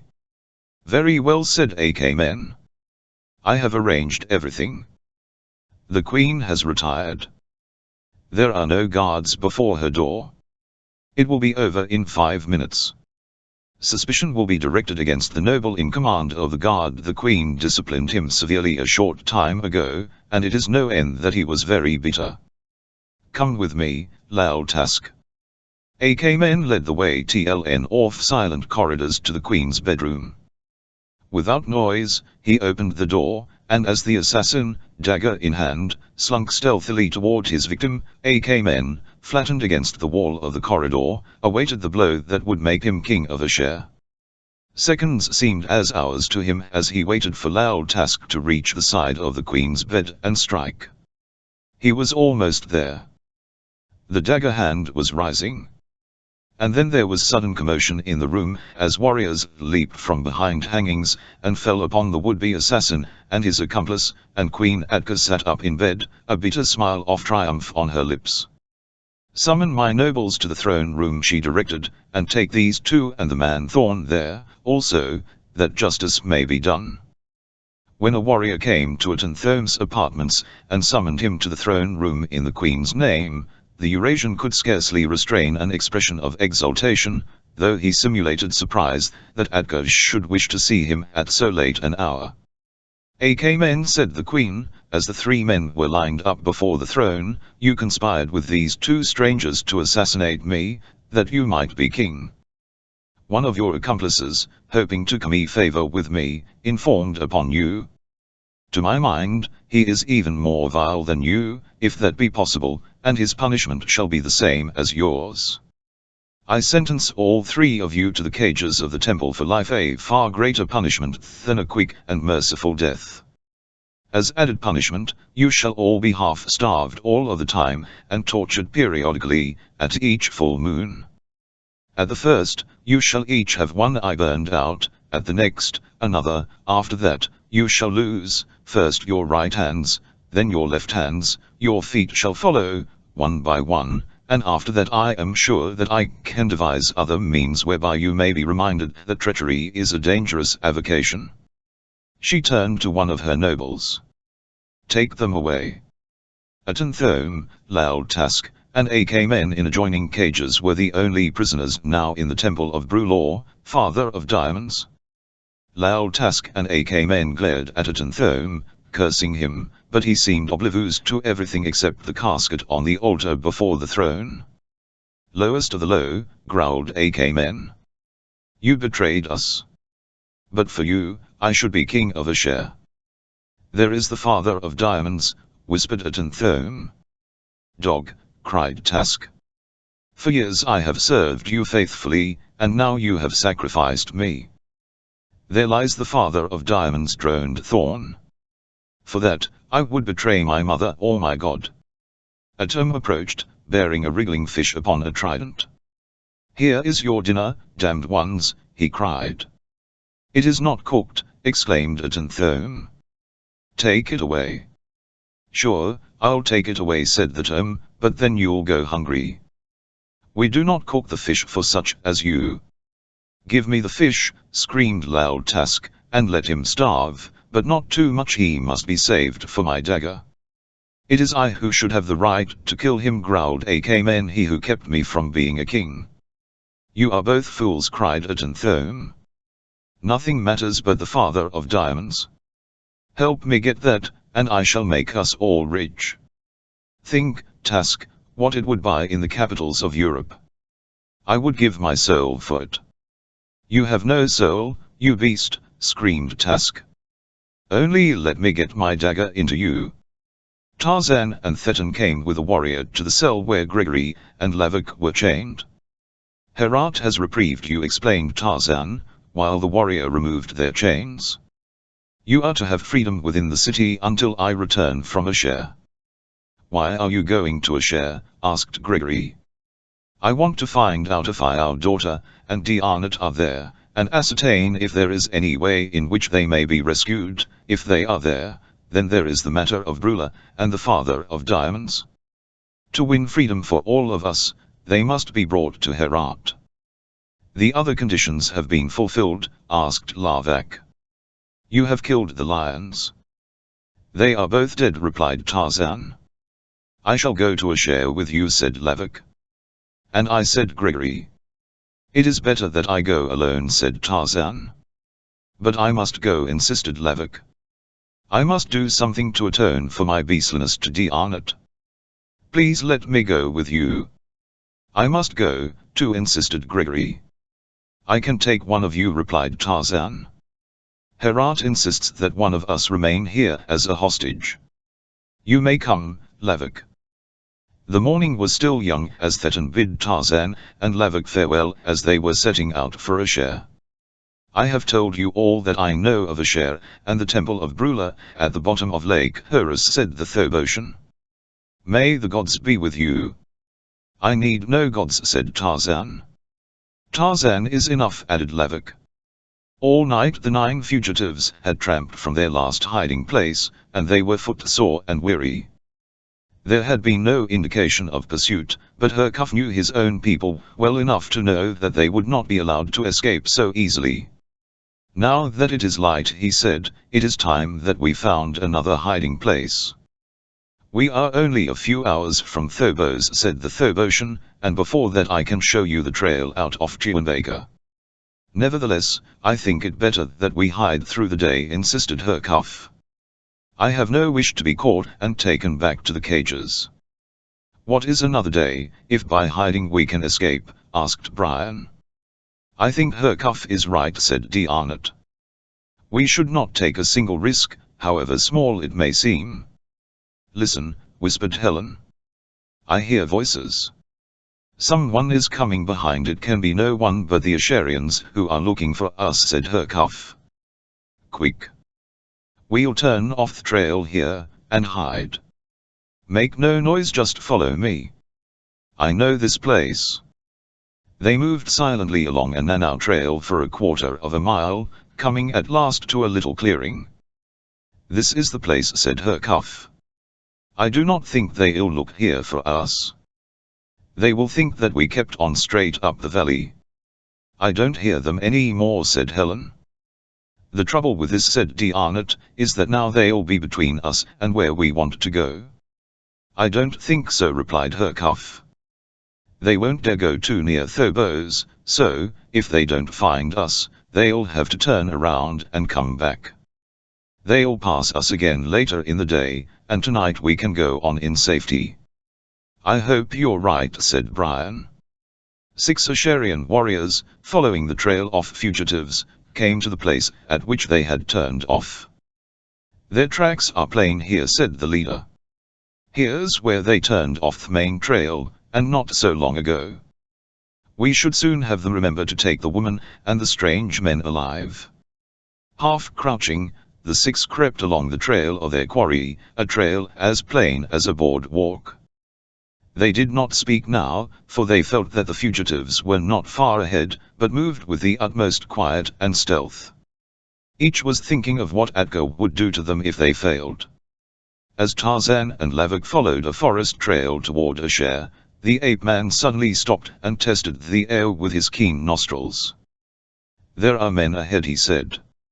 "You stay here, I'll take to the trees and investigate."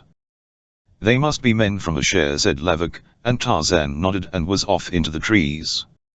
Lavik watched him until he disappeared among the foliage, marveling at his strength and agility. Though he had seen him take to the trees manitims, it never ceased to thrill him, but when Tarzan was gone, he felt strangely alone and helpless.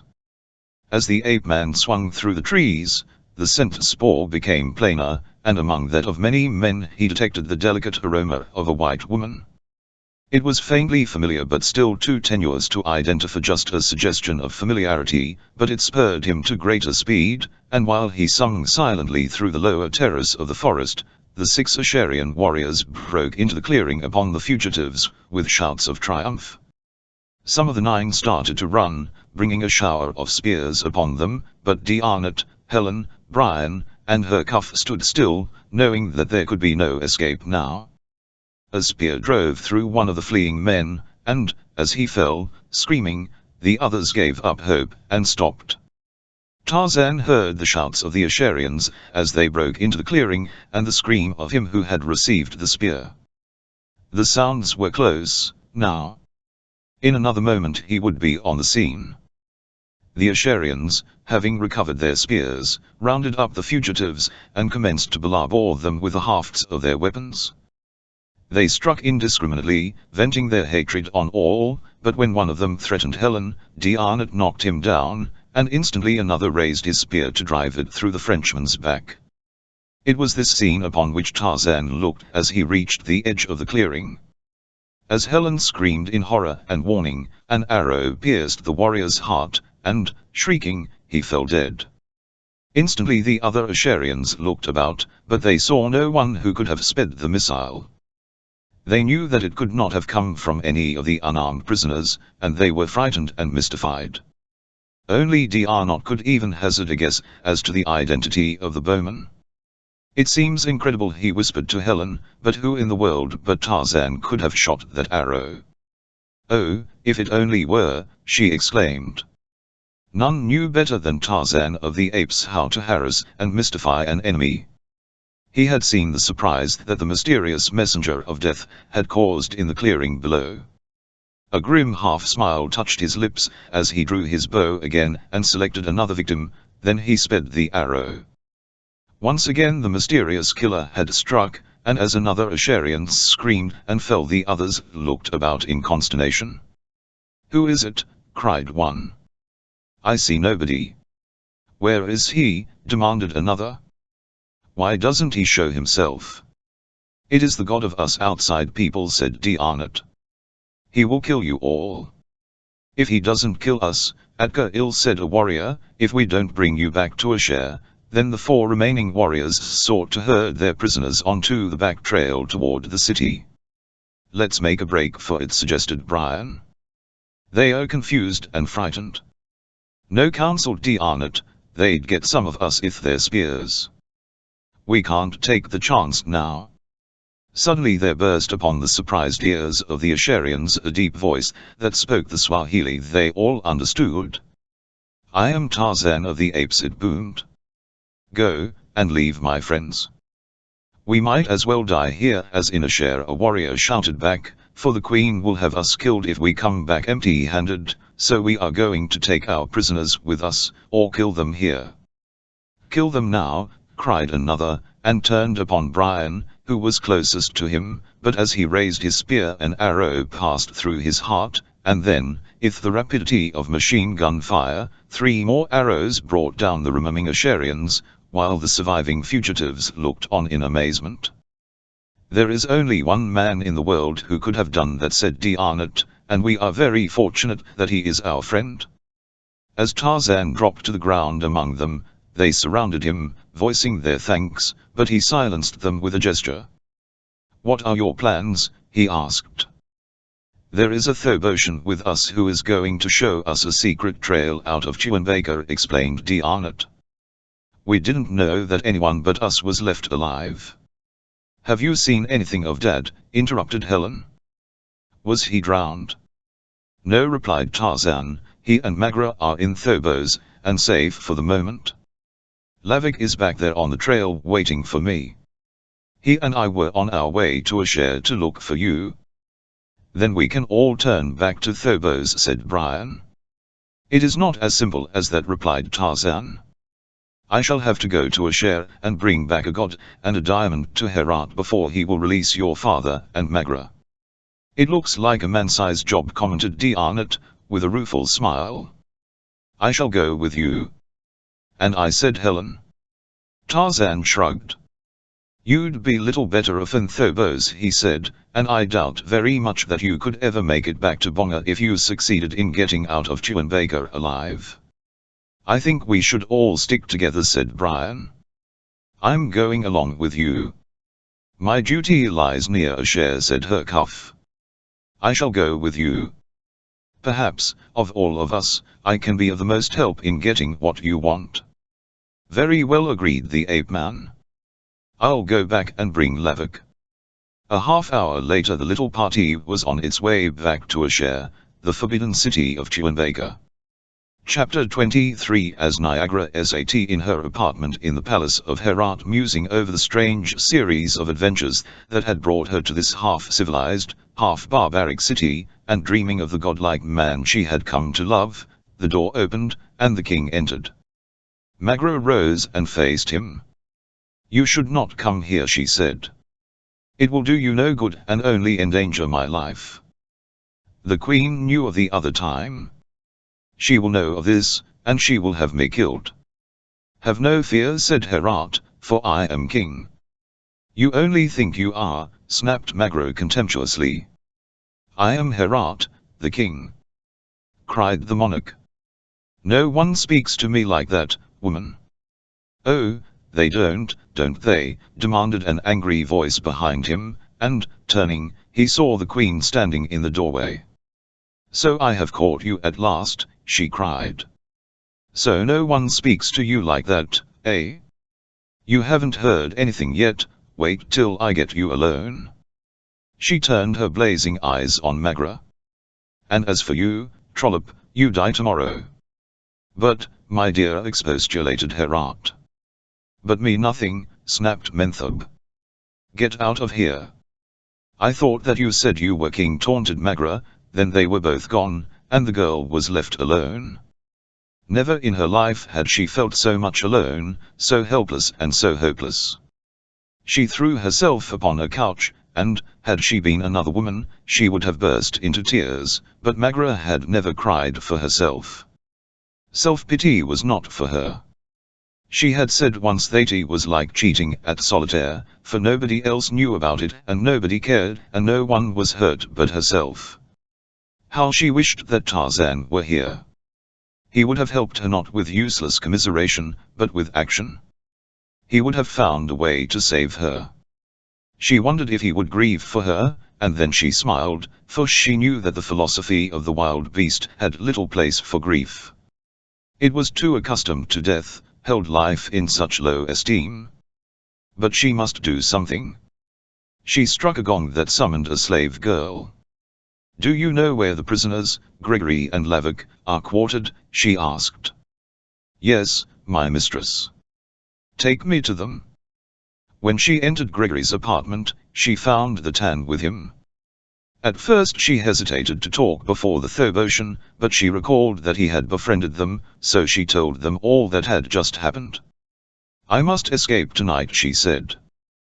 Will you help me? Menthub is rather a decent sort, said Thetan. She may come to realize that the fault is not yours, and of course she knows that it is not, and alter her decision to have you killed, but it would be dangerous to depend on that. I know you are guiltless, and I know that you are a friend of Tarzan, so I am going to help you to escape. Will you help me to go with her? Asked Gregory. Yes, said Thetan. I got you into this, and I should get you out of it. I shall help you because you are Tarzan's friends, and Tarzan saved my life. But never return to Phobos, for if you escape her now, Menthub will never forget. Follow the trail on the west side of the lake south, it'll bring you to a share, and probably to death there. It is the law of Chewbacca. A half hour later Thetan led Magra and Gregory to a small gate in the city wall, and wished them luck as they went out into the night, and set their faces toward the Forbidden City. Well, said D'Arnott, here we are right back where we started from as the party of 6 reached the entrance to the secret passage to the Temple of Brula on the rocky hillside above Asher. I spent 2 years trying to get out of that hole, said Brian, and now here I am trying to get back in again. That Herat certainly gave you a tough job, Tarzan. It was merely the old boy's way of condemning us all to death, said Lavik, an example of Phobosian humor. At least it was at first, but after Tarzan disposed of the bad man from Asher and the 2 lions, I really believe that Herat came to the conclusion that he might actually bring back Brula and the Father of Diamonds.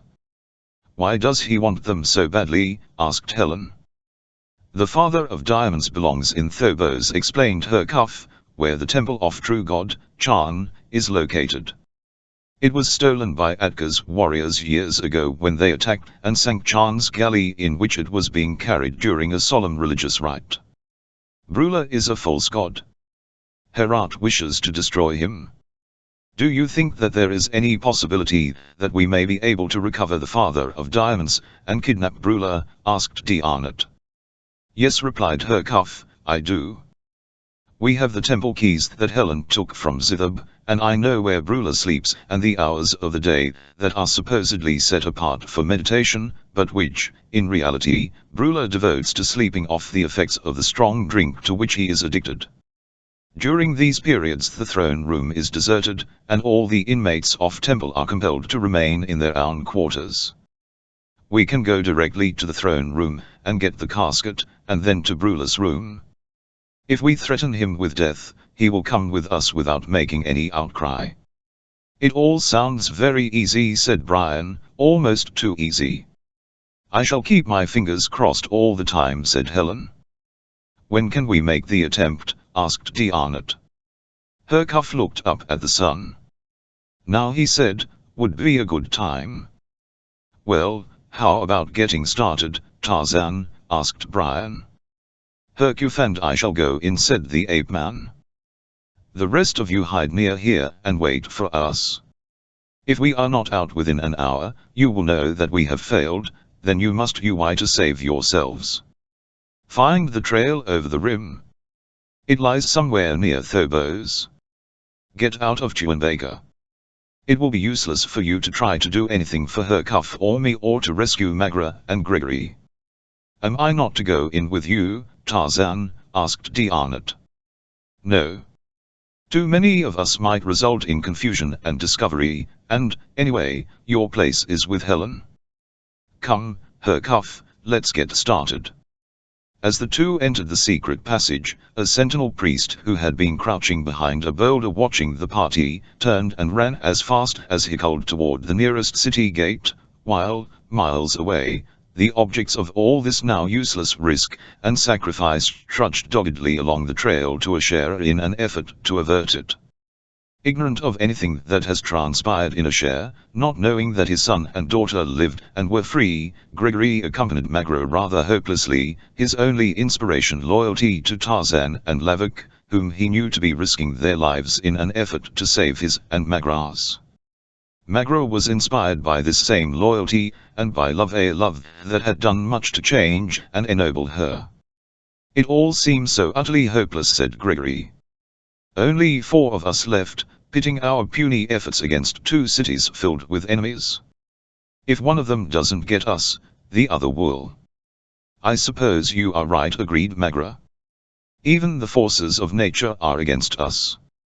Look up at that towering escarpment of lava, always frowning down upon us, threatening, challenging, and yet how different it would all seem if Tarzan were with us. Yes, I know, said Gregory. He inspires confidence. Even the walls of Chewinbaker would seem less unsurmountable if he were here. I think he has spoiled us all. We have come to depend upon him to such an extent that we are really quite helpless without him. And he is going to almost certain death for us, said Magra. Thetan told me that it would be impossible for him to escape alive from Asher, if he succeeded in getting in, and, knowing Tarzan, we know that he will get in. Oh, if we could only reach him before he does.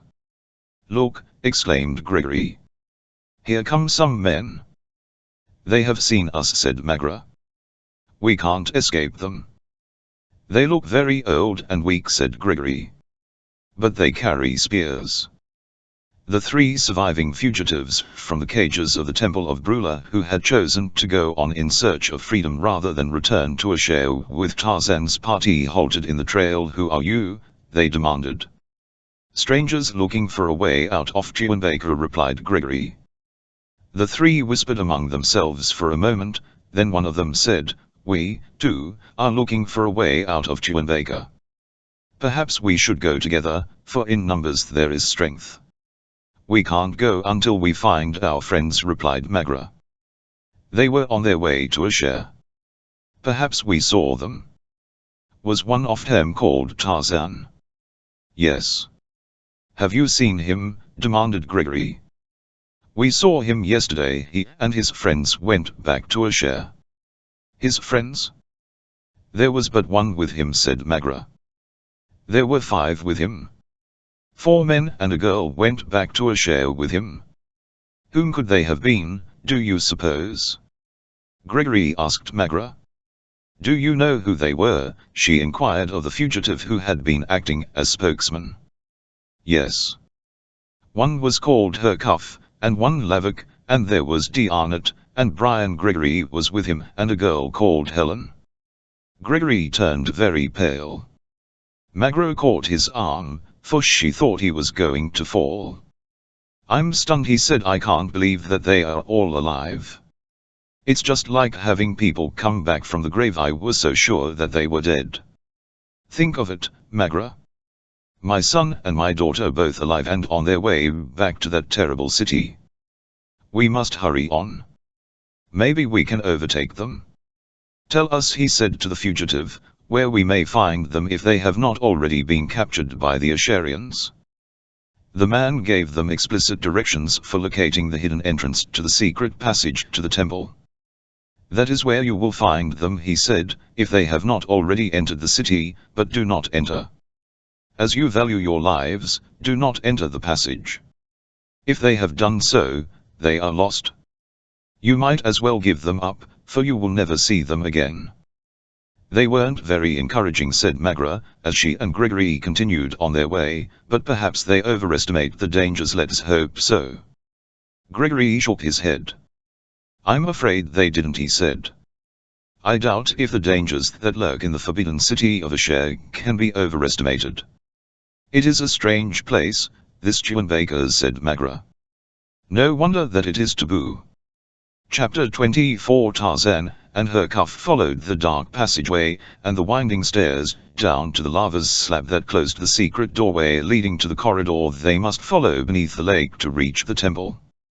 Here we are, said Hercuff.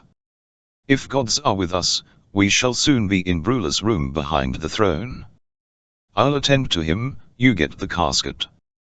I have waited years for such an opportunity to avenge Chan, the true god, and make Brula pay for the indignities and torture he imposed upon me. I see now how I have lived through all that I have lived. TLN off. It was for this hour. If we fail, it will mean death, but if we fail I shall welcome death. Beyond the lava slab a group of Asherian warriors, their short spears ready, awaited them, for the sentinel priest had done his duty well. "They must be close," said the leader of the warriors. "Be ready. But do not forget that it is the Queen's command that we take them alive for torture before death." "I should hate to be Herkuf when Brula gets him back in his cage," said a Walla. "And that wild man," said another. "It was he who killed so many of our warriors that night in the tunnel. I should hate to be the wild man when Adgar gets him." The lava slab was thick, and it was skillfully fitted in the aperture, so the voices of the whispering warriors did not reach the ears of the two upon the other side of it. Ignorant of the trap into which they were walking, they paused for a moment while Herkuf groped for the knob which would open the door. And while they paused upon the brink of disaster, another detail of warriors crept up upon the unsuspecting four who were waiting at the entrance to the secret passageway, ignorant of the imminent peril that hovered just above them among the boulders of the hillside. "At last, darling," said Diarnet, "I can see a ray of hope.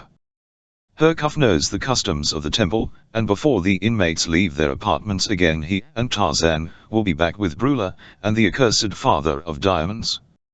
"I have grown to hate the very name of the thing," said the girl. "There surely must be a curse upon it and everything connected with it.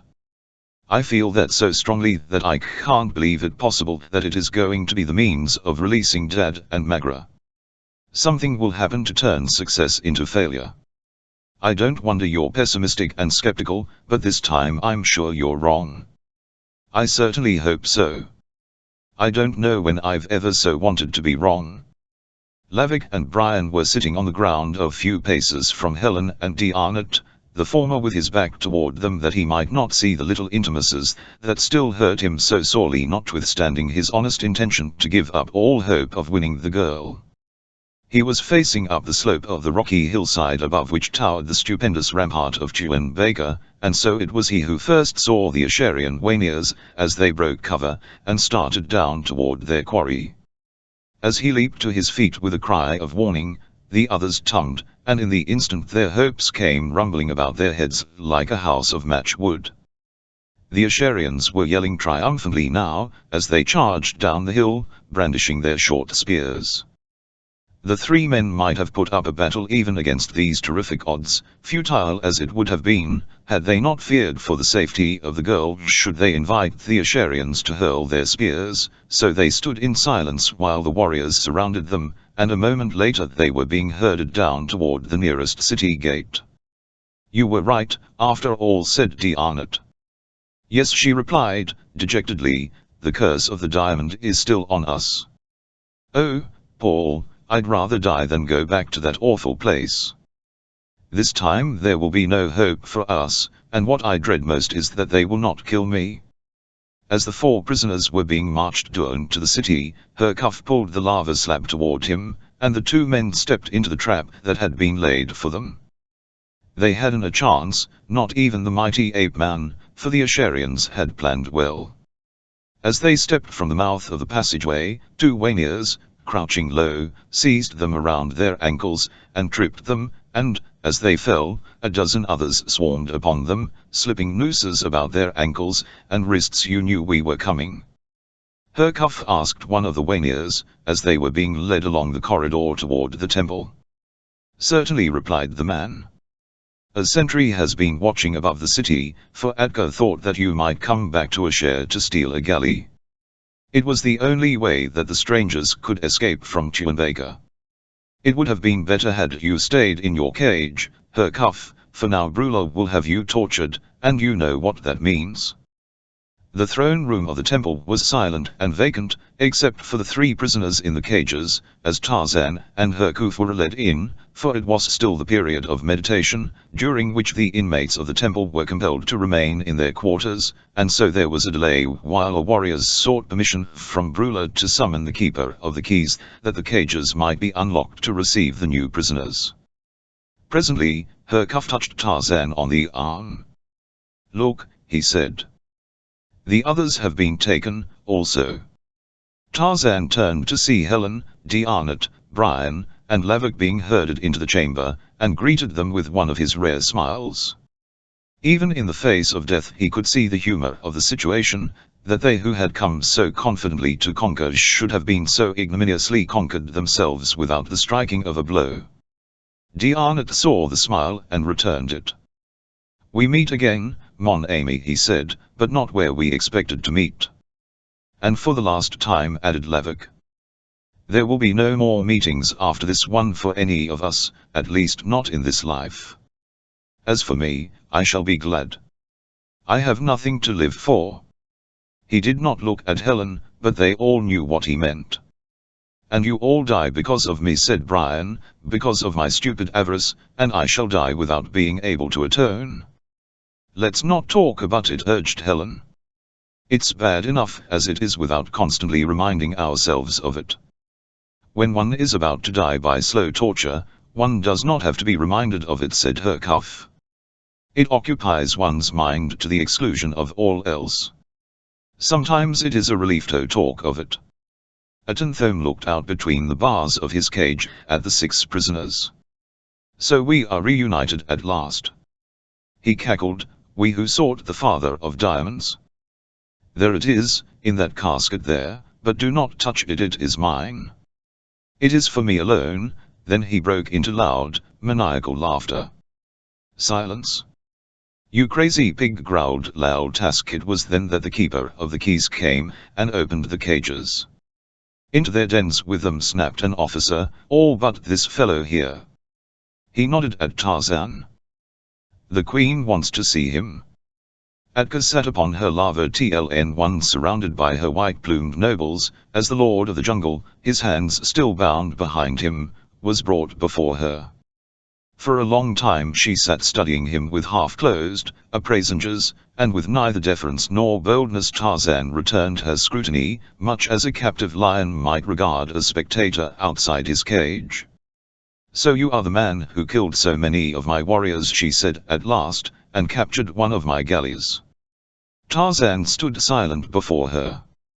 Finally she tapped her toe upon the floor of the dais. "Why do you not reply?" she demanded.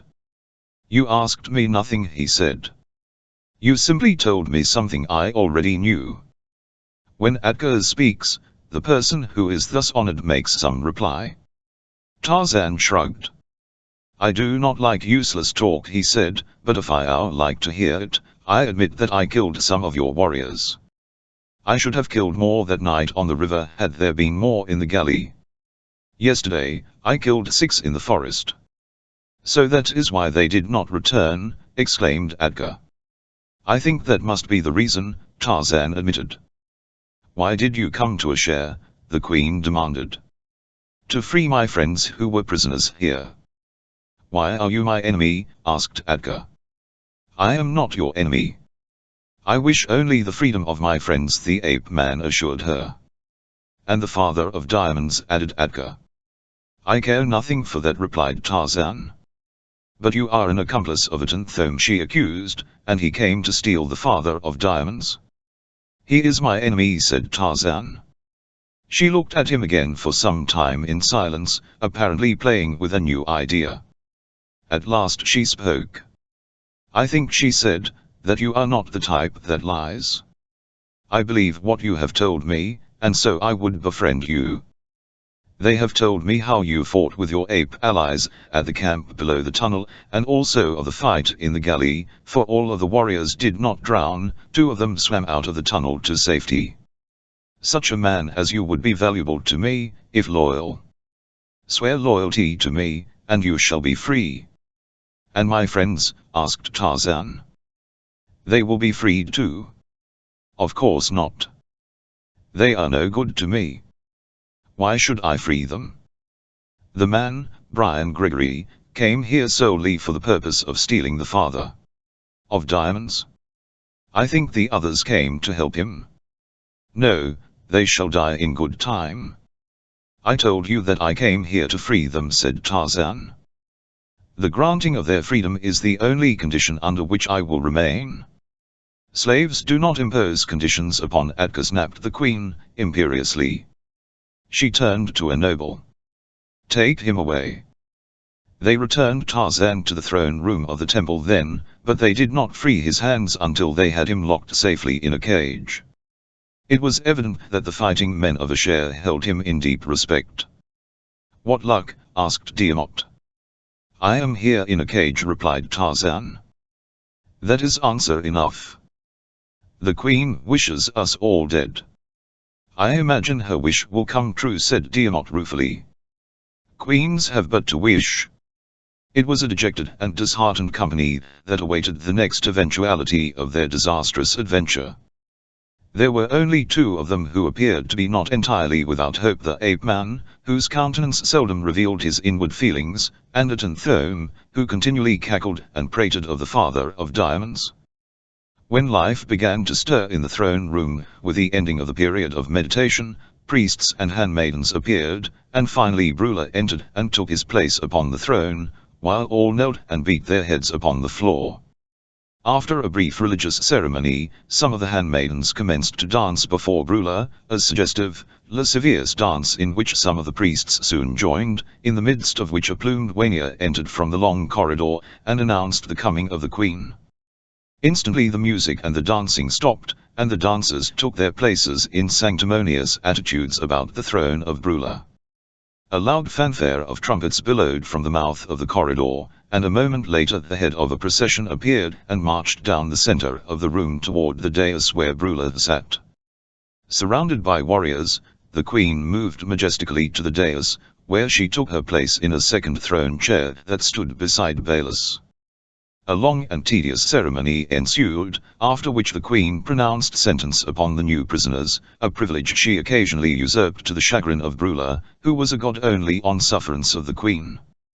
"Let all but the woman," ordered Atka, "be offered in sacrifice, each in his turn, and with slow torture, that their spirits may go out into the world of barbarians to warn others never to seek entry to the forbidden city of Asher." She spoke in a loud voice that could be heard throughout the chamber, and her words brought a ray of hope to Diarnet, for Helen had not been sentenced to torture and death, but his hopes were dashed by the queen's next words.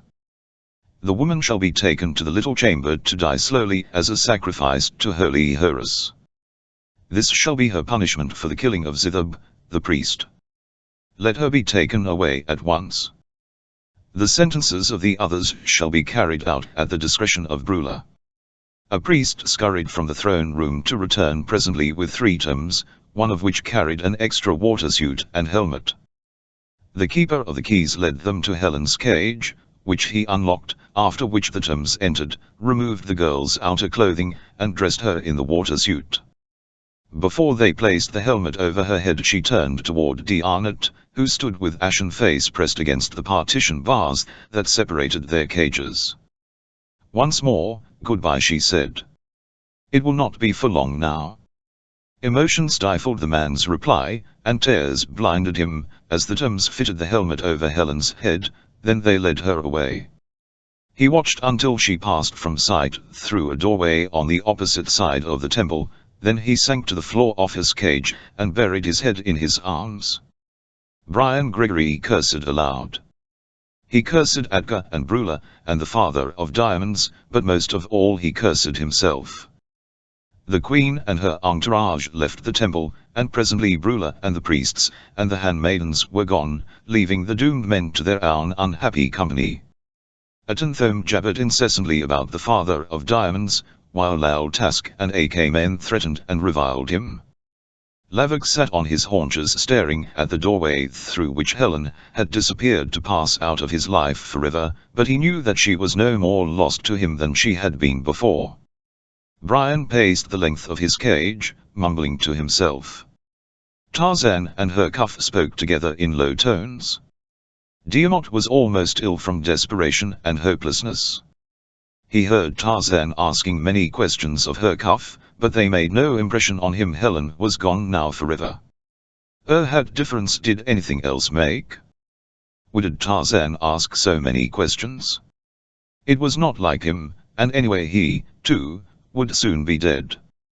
Silhouetted against the blue African sky, Ungo and his fellow apes stood at the rim of the crater of Chewinbaker, and looked down into the valley. They saw the green of the plains, and the forests, and they looked good to them after the barren outer slopes of the mountain. "We go down," grunted Ungo. "Perhaps Tarzan there," suggested another. "Food there," said Ungo. "Tarzan not there, we go back old hunting grounds." This bad country for Mangani. Chapter 25. Helen Gregory was, despite her flair for adventure, and her not inconsiderable fortitude, essentially feminine. She was the type that stirred the deepest protective instincts of men, and, perhaps because of that very characteristic, she subconsciously craved protection, though she would have been the last to realize it. Fortified by the knowledge that masculine aid was within call, she might have dared anything, while the realization that she was alone among enemies, hopelessly cut off from all natural protectors, left her a frightened little girl upon the verge of panic. That she did not break under the strain speaks well for her strength of character. Her steps did not falter as the three toms led her from the throne room, and down a short corridor, through a room where many toms were gathered lying upon narrow cots or playing at games, their water suits and helmets hung upon pegs against the wall, their tridents standing in racks, and along another corridor to a massive door secured by huge bolts, and flanked by valve handwheels and levers. Here one of the toms turned wheels, and pulled on levers, and they all waited while he watched a gauge beside the door. This, she thought, must be the door to the torture chamber, and she wondered what lay behind and how long death would be in coming to her rescue. Death. Man's last refuge when hope is gone, his last friend, his life's ultimate goal. She thought of her father and of Brian, and of Paul D. Arnott. They would be following her soon. She wished that she and D. Arnott might have gone together. It would have been easier for both had it been that way. At last the door swung open, and the toms pushed her into a cylindrical chamber, following her in and closing and bolting the door. Here were other handwheels and levers and gauges, and there was an identical door on the opposite side of the chamber flanked by similar gadgets. She saw no signs of instruments of torture, and she wondered how they were going to kill her, and why they had brought her here to do it, and why they all wore the strange helmets. She watched while a tom turned a handwheel, and caught her breath as she saw water rushing into the chamber. They couldn't be going to drown her, for if she drowned, they would drown too. The chamber filled rapidly, and when it was full, one of them manipulated the wheels and levers beside the second door, and when it swung open, they led her out into the diffused light of the lake bottom. Under other circumstances she would have been entranced by the beauty of the scene upon which the sun filtered down through the clear waters of Horus. She found herself being led along a gravel path between neat gardens of marine plants, which other toms were tending to serve as delicacies for the courts of Atca and Brula. Strange and beautiful fishes swam about them, and great turtles paddled clumsily away as they approached, while crabs of many colors scurried from their path. Here and there were marine trees towering high, their foliage undulating gracefully to the movement of water, while bright-colored fishes played among it like gay birds among the branches of terrestrial trees. All was beauty and movement and silence. To the girl, the silence spoke more loudly than the beauty or the movement. It bespoke the silence of the tomb. Inside the temple she had found walking arduous and slow, impeded by the heavy metal soles of the shoes they had put on her, but here she moved as though walking on air, lightly as a feather, effortless as the passing of a shadow. She felt that she might leap high above the trees if one of the toms were not holding her by the arm, but these were only flashes of thought breaking occasionally the dense gloom of the horror that engulfed her. Presently she saw ahead of them a small circular building topped by a single dome, and realized that it was toward this the toms were leading her. When they reached the building, which seemed to have neither doors nor windows, two toms seized Helen's arms, one on either side, and leaped lightly upward, carrying her with them, the third tom following. A few swimming strokes carried them to the top of the dome, where the girl saw a circular door, which she recognized now, from the gadgets flanking it, as the entrance to an air chamber such as that through which she had passed from the temple to the lake bottom. The chamber below was filled with water when they entered it, and it was several minutes before it emptied. Then the Thames removed her helmet and suit, lifted a trap door in the floor, pointed to a ladder, and motioned her to descend. As in the upper chamber, there was a window in the wall on the side opposite to that from which they had approached the dome, which she had previously thought windowless, and through this window the diffused light of the lake bottom dimly illuminated the interior off-circular room in which she was imprisoned. It was entirely bare. The walls, the window, and the ladder constituted her world. The Thames had closed the trap door above her, and presently she heard water gushing into the chamber above. Then it commenced to trickle down one wall of her prison, and presently the trickle became a little stream. As water covered the floor of her cell, she understood the nature of torture and death that confronted her. The chamber would fill slowly. She might prolong life and agony by climbing the ladder, but the end was inevitably the same. She realized what exquisite mental torture the minds of these people had conceived, that one should be condemned to die alone, drowned like a rat in a trap. She wondered if she would have the courage to end it quickly when the water was deep enough, or if she would drag out the torture to the topmost rung of the ladder. And as the water rose slowly in Helen's death cell, her cuff whispered to Tarzan through the bars of his cage, "It will soon be time. Do you think you can do it?" "I can do my part," the ape-man assured him. "When the time comes, let me know." When night came and darkness settled above her as a faint light still filtered down through the waters to the death cell where Helen waited for the end. It was the light of heavenly stars, but it brought no hope of the doomed girl. The water was at her knees now, and she stood with one hand on the ladder, still wondering what she should do. She turned wearily, and, with both arms resting on a rung of the ladder, buried her face in them. She thought of Diana and the happiness that might have been theirs had they met under different circumstances, and, even with hope gone, that thought made her want to cling to life as long as she could, for at least there was a certain sad happiness in envisioning the happiness she had been denied.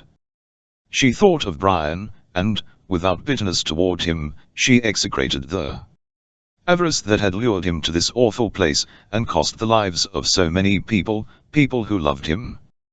And she prayed. Again her Kuf whispered to Tarzan. "It is time," he said. "They will all be asleep. But the bars are very strong." "Not so strong as Tarzan," replied the ape-man. "I have tried them." Watch as he spoke, he seized 2 bars. The muscles stood out upon his shoulders as he exerted his strength upon the insensate metal. Her Kuf watched, breathless, and filled with doubt. Then he saw the bars spreading apart, and a moment later saw Tarzan squeeze between them and push them back into place. Similarly the ape-man liberated her Kuf. "You are as strong as a bull elephant," gasped the priest. "Come," said Tarzan. "We have no time to waste. Lead the way." "No," replied her Kuf, "we have no time to waste. Even if we get through without delay, we may still be too late." Silently, stealthily, her Kuf and Tarzan crossed the temple toward a closed door. The other prisoners slept. No one had seen Tarzan escape and release her Kuf. Even the bars, bent back almost to normal position, gave little evidence of the manner of their liberation, and few would have believed the truth, for many have been the prisoners who had sought to bend them, but never before had it been done. Her Kuf led Tarzan down a short corridor to the room of the Thames, and as the priest opened the door, Tarzan saw the lesser priests sleeping on their hard benches.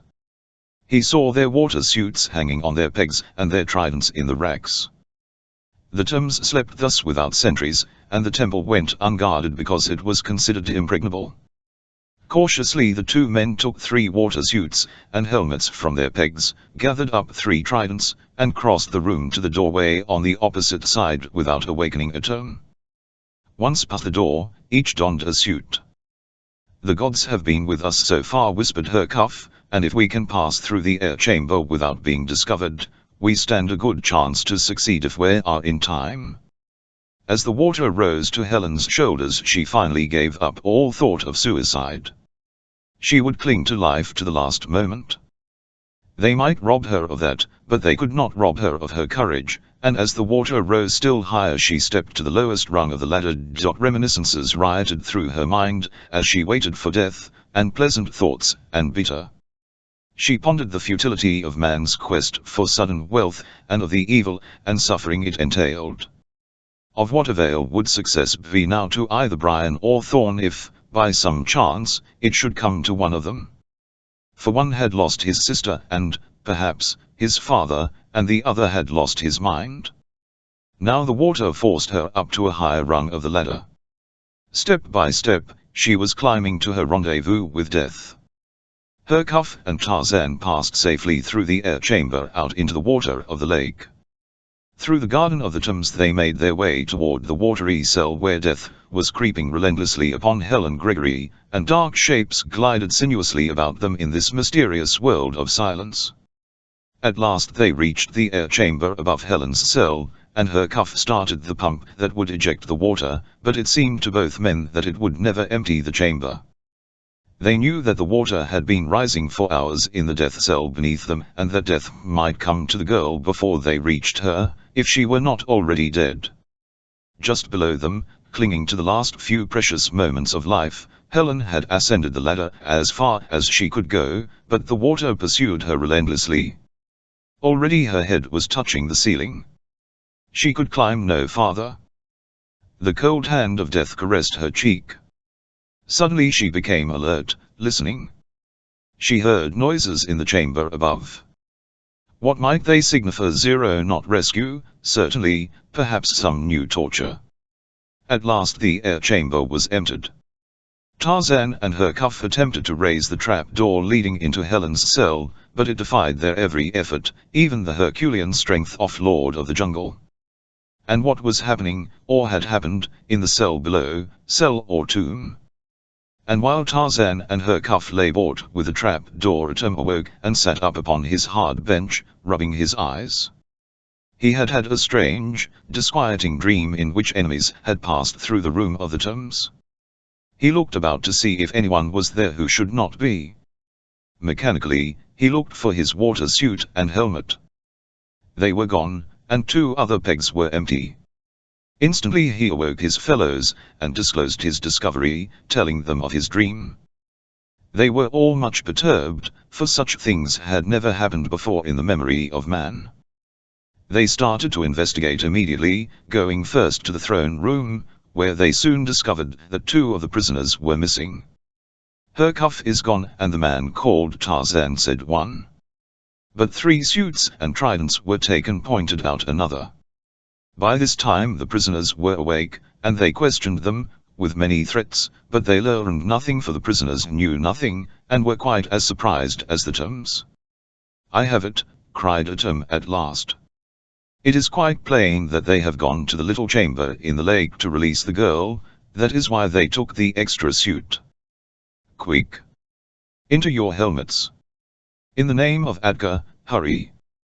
We must not all go, or the rest of the prisoners may escape, as the others did, suggested one, so only 6 of them donned their suits, and hurried into the waters of Horus in pursuit of the 2 missing prisoners. Armed as they were, with tridents and knives, they had no thought but that they could easily overcome and recapture their quarry. For many precious minutes the trap door refused to yield to the efforts of Tarzan and Hercuff, but at last it gave way, and they threw it open.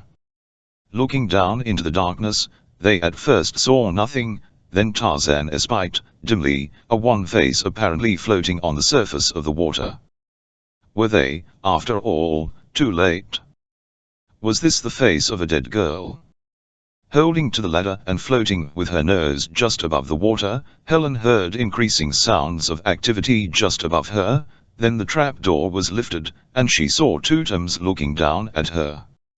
As they dragged her into the air chamber, she guessed that they had come to inflict some new torture. They helped her to don the extra water suit, and led her out of the air chamber into the lake. In their suits and helmets, she did not recognize them, and as there was no means of communication, she went on with them, ignorant of their identity, wondering what next fate had in store for her. As Hercuff led them away from the vicinity of temple, the pursuing tombs discovered them and hurried to overtake them. In the silence of the watery depths, no sound reached the ears of the fugitives, and they were ignorant of the danger approaching from behind, until, finally, Tarzan, always the wary jungle beast, looked back and saw the Toms approaching. He touched her cuff and Helen, and pointed, then he gathered them together, so that they all stood back to await the assault of enemy he well knew they could not outdistance in flight. What the outcome of such a battle would be, he could not even guess. He knew that they were all unused to fighting in such a medium and with such weapons. A single rent in a suit might mean death by drowning, and doubtless their antagonists were adepts in the use of tridents. What he did not know was that the Toms were as unused to underwater fighting as was he. Sometimes they had to defend themselves from the more dangerous denizens of the deep, but never had they been called upon to face human antagonists and weapons identical to their own. So it was that Tarzan and her cuff drew first blood, and now, for the first time, Helen realized that she might be in the hands of friends, yet that seemed entirely implausible, for how could she have friends among the Toms? With 2 of their number dead in the first encounter with the enemy, the 4 remaining Toms became more wary. They circled cautiously, waiting for an opening, but there seemed no opening in the impregnable defense of the 3, who could not be lured from the compact formation that presented a trident on every front. Suddenly one of Toms leaped above the heads of the quarry to attack them from a new angle, and as he did so, his fellows rushed in. But they rushed too close, and 2 of them went to their deaths on the tridents of her cuff and Tarzan. Then the one above them floated down and struck at the ape-man. As he did so, Helen jabbed suddenly upward with her trident, catching the fellow squarely in the chest. He wriggled horribly, like a speared fish, and then sank limply at her feet. The girl had to steel herself to keep from fainting. With his fellows dead, the remaining Tom turned and fled toward the temple, but Tarzan dared not let him escape to bring reinforcements, so he pursued him, feeling like one in a bad dream, who makes strenuous efforts but accomplishes little or nothing. However, the Tom had the same watery medium to contend with, but not the giant muscles to overcome it that his pursuer possessed, so gradually Tarzan gained on him, while her cuff and Helen followed in his wake.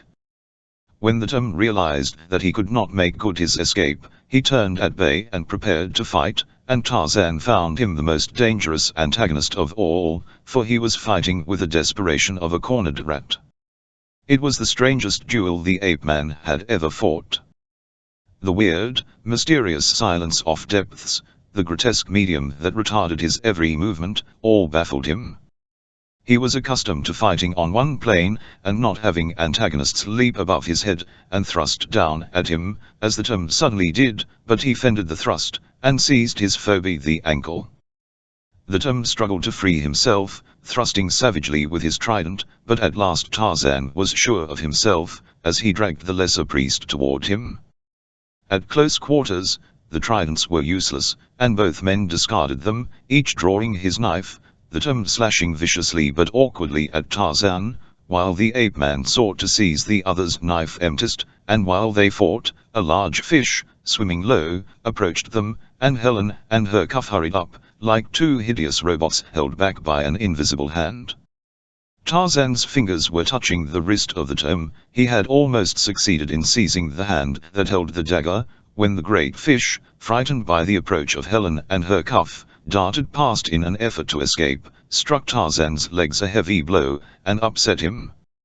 As the ape-man fell backward, the Tom saw and seized his opportunity. He lunged forward upon the falling Tarzan, his knife ready to plunge into his foe's heart. But once again Tarzan fended the weapon aside, and as he parried the blow, Helen and her cuff reached him and plunged their tridents into the body of the Tom. As Tarzan floated to his feet, Helen wondered whose life it was she had helped to save and what his intentions toward her might be. Chapter 26 In the Temple of Brula, all was confusion and excitement. Priests and warriors filled the throne room, investigating the mysterious disappearance of 2 prisoners. The locks of their cages were intact, and only D'Arnot guessed the truth, as he noted a slight bend in 2 of the bars of Tarzan's cage. "Once again there is hope," he whispered to Brian. An excited Tom ran into the throne room, and, tearing off his helmet, hurried to the foot of Brula's throne. "O Father of Diamonds," he cried, "I went to the little chamber in the lake. The woman is gone." "Gone? Where?" demanded Brula. "Who knows," replied the Tom. "All that I know is that she is not there, and that scattered over the bottom of Horus are the bodies of 6 Toms, their water suits stripped from 3. A demon is in our midst, O Father." Brula leaped to his feet, trembling with rage. "They are not demons," he cried, "but mortal men who may die. One is that renegade, Herkuf, the other is the man called Tarzan. Whoever brings them to me, dead or alive, may name his own reward, but bring them alive if I can. Whoever profanes the temple of Brula must die. So it is written." And while Brula raged, the objects of his wrath, led by Herkuf, were far out on the bottom of Horus. Having stripped the water suits from 3 of the dead Toms, they had followed Herkuf, who was bent on leading them across the lake in accordance with the plan that he and Tarzan had decided upon before their escape from the temple. Good fortune had given them possession of 3 extra water suits, which would fit in nicely with the plan they had in mind, a mad plan, but the only one that seemed at all likely to succeed.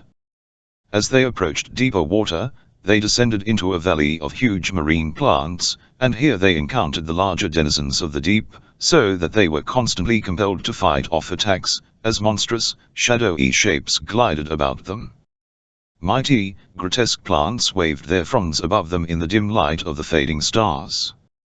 Helen was frankly terrified. She had no idea who these men were, nor where they were taking her, nor what their intentions toward her, and in addition to these, she did not see how they could escape the terrifying dangers that surrounded them, made doubly terrifying by the darkness and the strangeness of the scene. She felt that she could endure no more, and then a huge sea serpent swam from among the giant trees, and rushed to attack them. The men faced its horrible jaws with their puny tridents, while its long, sinuous tail wreathed in spirals above them, like a sentient Damocles sword that might destroy them at any moment. Its protruding eyes glaring, its forked tongue darting from its fanged jaws, the serpent suddenly wrapped its tail about Helen, and swam off. Instantly Tarzan dropped the extra water suit and helmet he had been carrying and sprang up in an effort to reach them, as Herkuf stood helpless on the lake bottom below. Just by chance, the ape-man succeeded in seizing one of Helen's ankles, but he could not test her from the grip of that powerful tail. Slowly he drew himself up over the body of the girl in an effort to reach the body of the serpent. At the same time he tried to wrest her free, but the coils only tightened about her, and as the angry saurian turned and twisted, he had difficulty in holding on at all. It was only his great strength and agility that, despite his encumbering water suit, permitted him, finally, to climb to Themista's back. Again and again he drove his knife into the cold body, while Helen marveled at the courage and strength of her unknown paladin. Painfully, but not seriously wounded, the saurian dropped the girl, and turned upon the man-thing that dared thus to question its supremacy. Bleeding, hurt, infuriated, a creature of demoniacal fury, its one thought now was to destroy this rash thing that threatened its right to self-preservation. Fending off the jaws with his sharp knife that inflicted hurts which caused the serpent to recoil, Tarzan climbed steadily toward the great throat. Numa, the lion, cheetah, the leopard, whoopee, the antelope, and man he had killed by severing the jugular. Why not this creature, too, in which blood flowed? At last he reached his goal, and here, beneath the great throat, he found the tenderest skin his blade had yet pierced, and with a single stroke he severed the vein he had been seeking. There was a gush of blood, the creature tithed convulsively for a few moments, and then, as Tarzan slipped from its back, it turned belly up and floated away, while the ape-man sank gently toward the floor of the lake, where Helen stood, wide-eyed and wondering, looking up at him. Dawn was breaking, and the increasing light made it possible for them to see to greater distances than before, and as Tarzan looked about for Herkuf, he saw him approaching, bringing along the water suit and helmet that Tarzan had discarded. From this point on, the lake bottom rose steeply, taxing Helen's energies to such an extent that Tarzan had to help her for the remainder of the way to shore. Hercule was not much better off than Helen, but he managed to stagger out of the water to fall exhausted on the bank.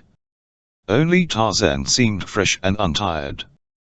They lost no time in removing the uncomfortable helmets, and when Helen saw Tarzan's face she cried out in astonishment.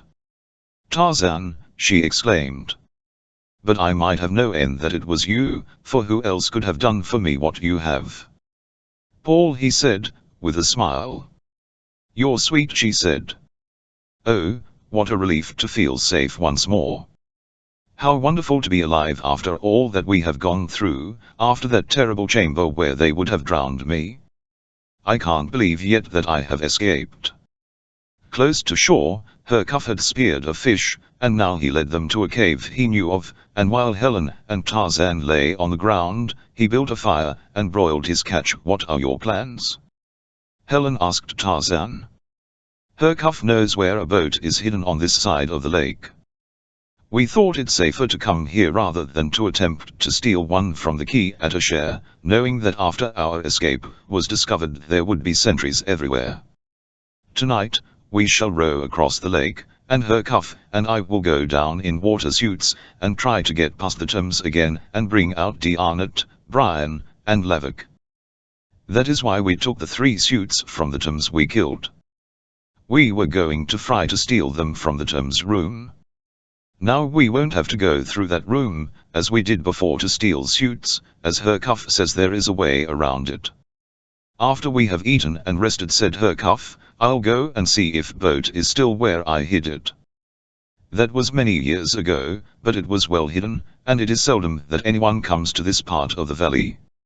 I sank it in a tiny inlet beneath bushes that overhung the water." "It has probably rotted away by this time," suggested Helen. "No, I think not," replied Hercule. "It would only rot if exposed to as they ate the broiled fish." They discussed their plans and recalled the adventures through which they had passed, and Helen asked Hercule how it had been possible to construct the temple at the bottom of the lake. "That seems to me," she said, "an engineering feat far beyond the capabilities of the Asharians, for nothing else that they have accomplished, as far as I have seen, suggests more than a primitive knowledge of engineering. With the exception of these diving helmets, I have seen nothing that indicates great inventive genius, either." It was the invention of the diving helmet, coupled with a natural phenomenon, that made it possible to build the temple, explained Hercule. "We are a very ancient race. We have occupied the valley of Juanbaco for perhaps 3,000 years. Our origin is legendary, but it is believed that our early ancestors came down from the north, bringing with them a well-developed civilization and considerable engineering knowledge. There were 2 factions or tribes. One settled at what is now Phobos, the other at Ashare. It was an Asharian who invented the diving helmet. He was always putting around with metals and chemicals, trying to make gold from common substances, and during his experiments, he accidentally discovered a combination of chemicals that, when water was poured on them, generated air that could be breathed, but he had a sad end just as he was about to transmute a black powder he had compounded into gold.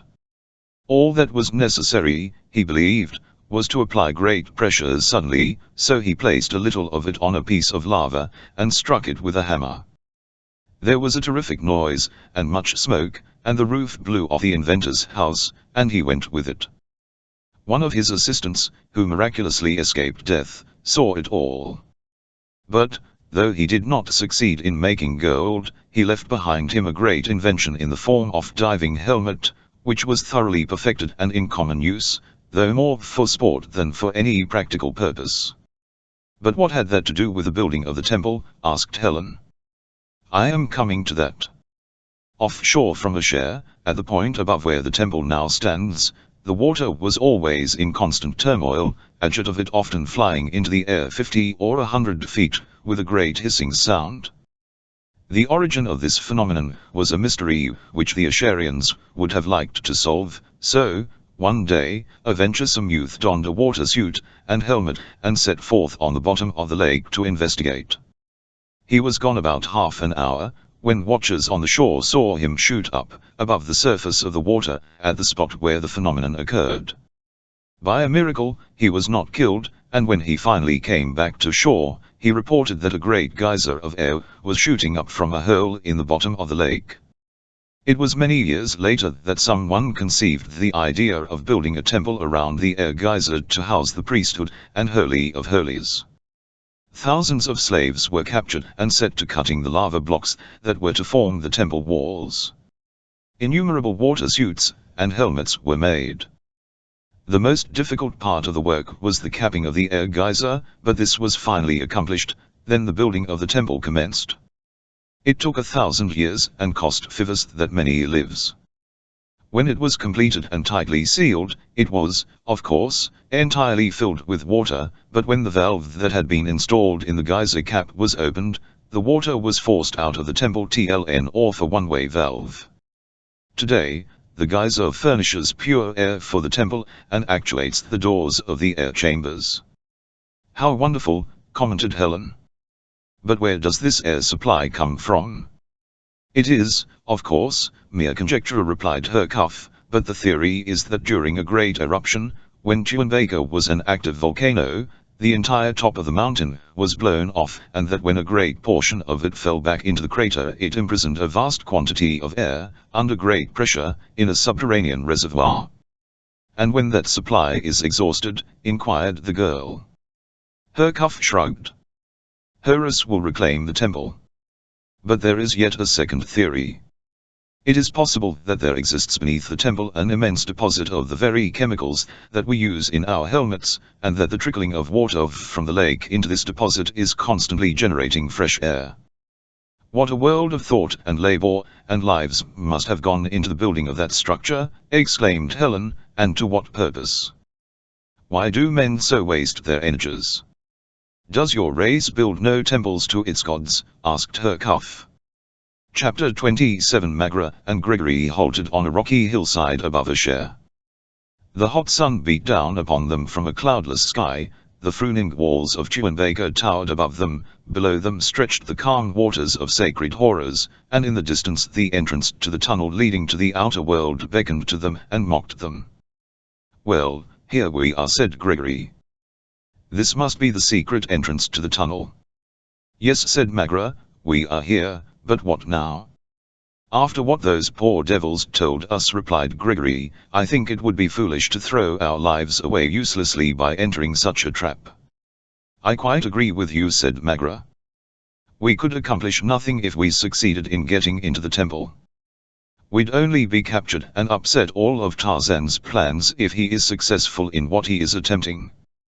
What I can't understand, said Gregory, is what has become of Helen, Brian, Diamot, and Lavik. Do you suppose they all went into the temple to help Tarzan? They may have, or they may all have been recaptured. About all we can do is wait. Suppose we go on below a share, and look for a hiding place. If we are between a share and the entrance to the tunnel, they will have to pass us to get out of the valley, for there is no other way out, so far as I know. I think you are right, agreed Gregory, but I wonder if it will be safe to pass a share in the daytime. Just as safe as it is to remain here at the mouth of this secret passage to their temple. Some of the Ashaians may stumble upon us here at any time. All right, said Gregory, let's fry it. There are quantities of enormous lava blocks farther up at the foot of escarpment. We may be able to make our way past the city and be entirely screened from it by them. Let's go, said Magra. They made the laborious ascent to the jumbled pile of lava that had fallen from above, and though the going was rough, they found that they were entirely hidden from the city, and eventually came down again close to the lake well beyond a share. Between them and the lake a low, limestone ridge shut off their view of the water. It paralleled the shoreline, and extended for about a quarter of a mile, falling gradually to the level of the surrounding land. Upon its summit shrubs grew sparsely and a few gnarled trees. A rise of land hid it from a share. "Look," said Magra, pointing. "Isn't that a cave?" "It looks like one," replied Gregory. "We'll have a look at it. If it's habitable, we're in luck, for we can hide there and keep a lookout for the others from the summit of the ridge." "How about food?" asked Magra. "I imagine we can find fruit and nuts in some of those larger trees just below the ridge," replied Gregory, "and if I have any luck at all I should be able to get a fish now and then." As they talked, they approached the entrance to the cave, which, from the outside, appeared to be perfectly adapted to their needs, but they entered it cautiously. For a short distance only was the interior visible in the dun light that came through the entrance, beyond that they could see nothing. "I think I'll explore a little before we settle down to light housekeeping," said Gregory. "I'll go with you." The cave narrowed into a dark corridor, which they followed, gropingly, in almost total darkness, but at a sharp turn it became lighter, and presently they came into a large cavern into which the sun poured through an opening in the roof. The cavern was large and grotesquely beautiful.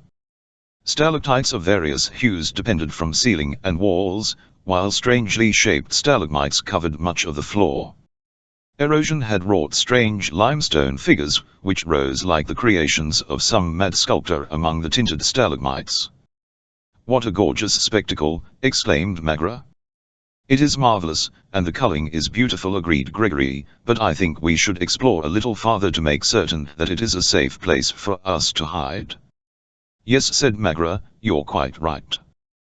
There's an opening there at the far end of the cavern that may lead to something else. Let's have a look at it." They found that the opening led into another corridor, dark and tortuous, and as they felt their way along it, Magra shuddered.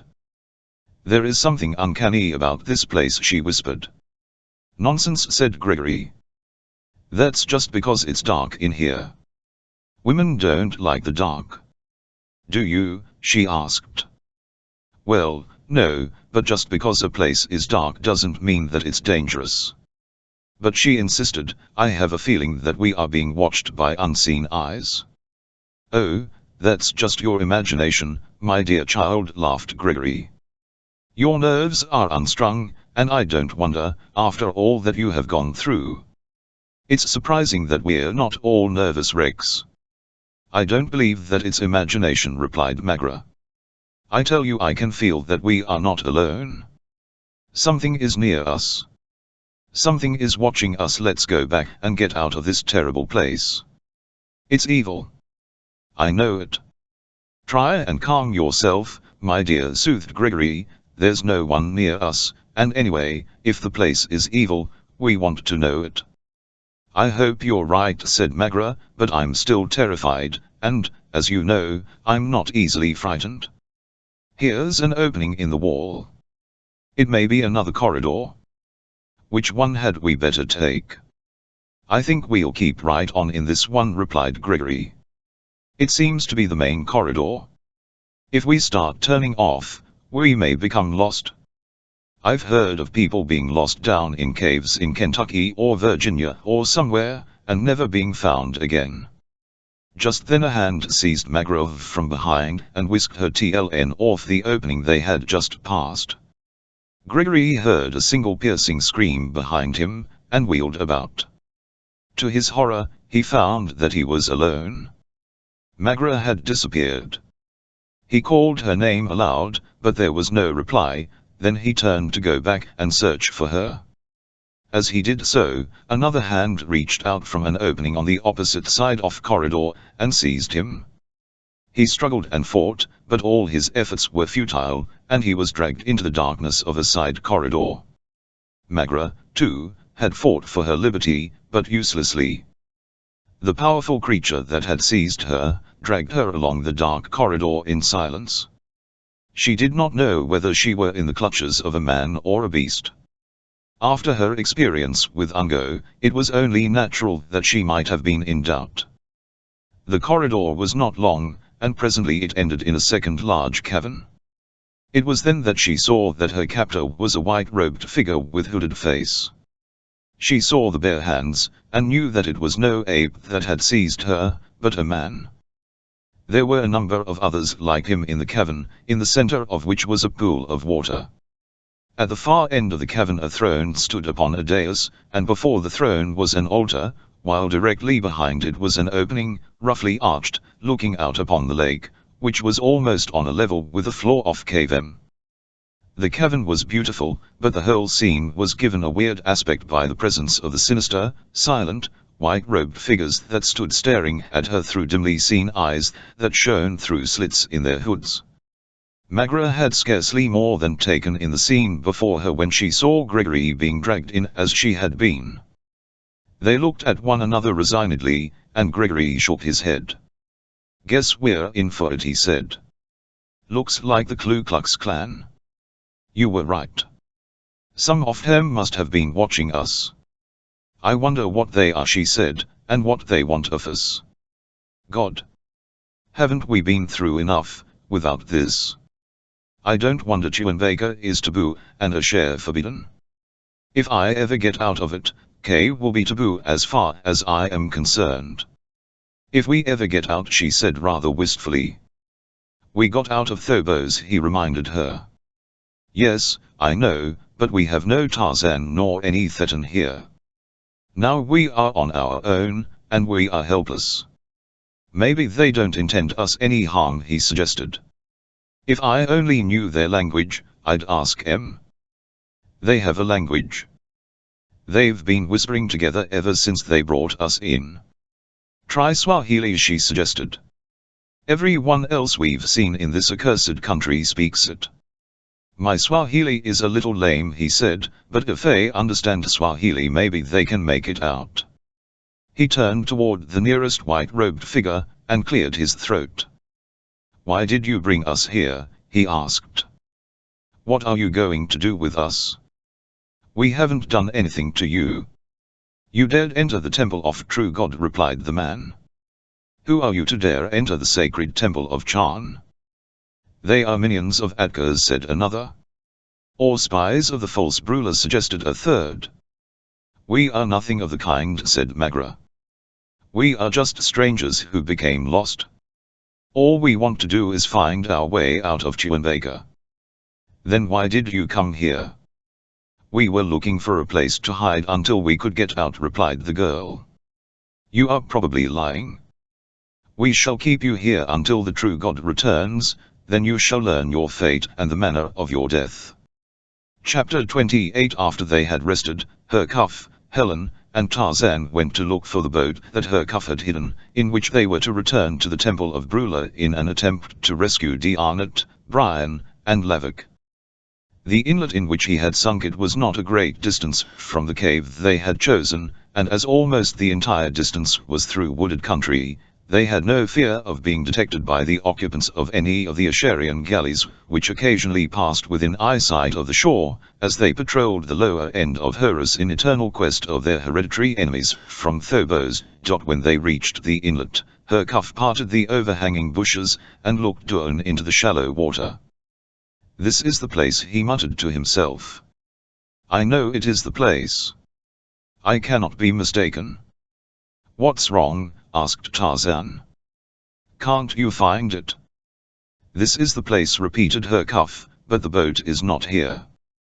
Though I hid it carefully, someone found it. Now all our plans are wrecked. What are we to do?" "Can't we walk around the end of the lake, and enter the water near the temple from the Asharian shore?" asked Helen. "The escarpment at the lower end of the lake is unscalable," replied Hercuff.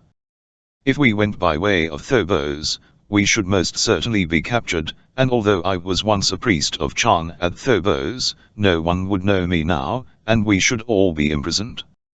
"Maybe we could build a raft," suggested the girl. Hercuff shook his head. "We have no tools," he said, "and even if we had, we'd never dare attempt it, as the Asharians would be sure to discover." "Must we give up, then?" demanded Helen. "Oh, we can't do that and leave Paul, and Brian, and Lavik to die." "There is a way," said Tarzan. "What is it?" demanded Hercuff. "When it is dark, I'll swim to Ashar and steal a boat from the quay there." "That is impossible," said Hercuff. You saw with what we had to contend when we crossed last night. You wouldn't get halfway across, swimming at the surface. We'd better walk back. It was only by the best of luck that we got across last night, Tarzan reminded him. We might not be so lucky another time, and, if we did succeed, we should still be without a boat to return to T Hobos or escape through the tunnel. You know that the success of our whole plan rested upon our having a boat. I shall swim the lake tonight. Don't do it, Tarzan, please don't, begged Helen. You would just be throwing your life away uselessly. I do not intend to throw my life away at all, he replied. I have my knife. They returned to the cave to await darkness, and, finding it impossible to dissuade Tarzan from his plan, Huckaf and Helen finally gave up in despair, and, when darkness fell, they stood at the shoreline and watched him wade into the dark waters of Horus. With straining eyes they watched his progress until he disappeared from their view in the darkness, and even then they remained where they were, staring out into the black void across the blacker waters. Tarzan had completed about half the distance to the Asherian shore without encountering any dangers, when he saw a torch flare suddenly in the bow of a galley only a short distance from him. He watched it, and when it altered its course and came toward him, he realized that he had been discovered. To be taken now by an Asherian galley would doubtless mean death not only for him but for the men he was risking his life to save, and so he grasped at the only chance he had to elude them. Diving, he swam away, trying to escape the circle of their torch's light, and, glancing back, he felt that he might succeed, for the light appeared to be receding, but as he rose toward the surface for air before diving again, he saw a shadowy form approaching him, and knew that at last the thing that Helen and Huckaf had so feared had happened. He recalled his words of assurance to them, "I have my knife," and half smiled as he drew it. On a share's distant wall, a sentry saw the flare of the torch out upon the lake, and summoned an officer. "A galley from Phobos," he said, "for there are no Asherian galleys out tonight." The officer nodded. "I wonder why they risked a light," he said. "They always sneak by in the night without torches." "Well, it is our good luck, and because of it we shall have a prize tonight and some more victims for Atka and Brula." As the great shark turned on its back to seize Tarzan, he plunged his knife into its belly, and ripped it open for a distance of several feet. Mortally hurt, the great fish thrashed about in its agony, dyeing the water crimson with its blood, and creating a great commotion upon the surface of the lake, a commotion that attracted the attention of those in the galley. The ape-man, avoiding the lashing tail and angry jaws of the shark, now saw other great forms converging upon them, silent, sinister tigers of the deep, attracted at first, like their fellow, by the light-off torch in the bow of the galley, but now by the blood of the wounded shark. Terrible creatures, they were coming for the kill. His lungs bursting, Tarzan swam toward the surface for air, confident that the wounded shark would occupy the attention of the others.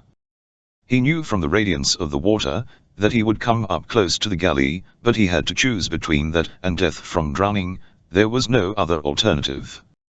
As he broke the surface off water, he was close beside the galley, and warriors seized him and drew him over the gunwale. Here now was an end to all the fine plans he and Huckaf had concocted, for to fall into the hands of the Asherians must be equivalent to the signing of his death warrant, but as he looked at his captors he saw the black plumes of Phobos, and heard a familiar voice call him by name. It was Thetan's. "We were sneaking past a share without lights," he said, "on our way down river to capture a few slaves, but what in the world were you doing out here in the middle of Homs?"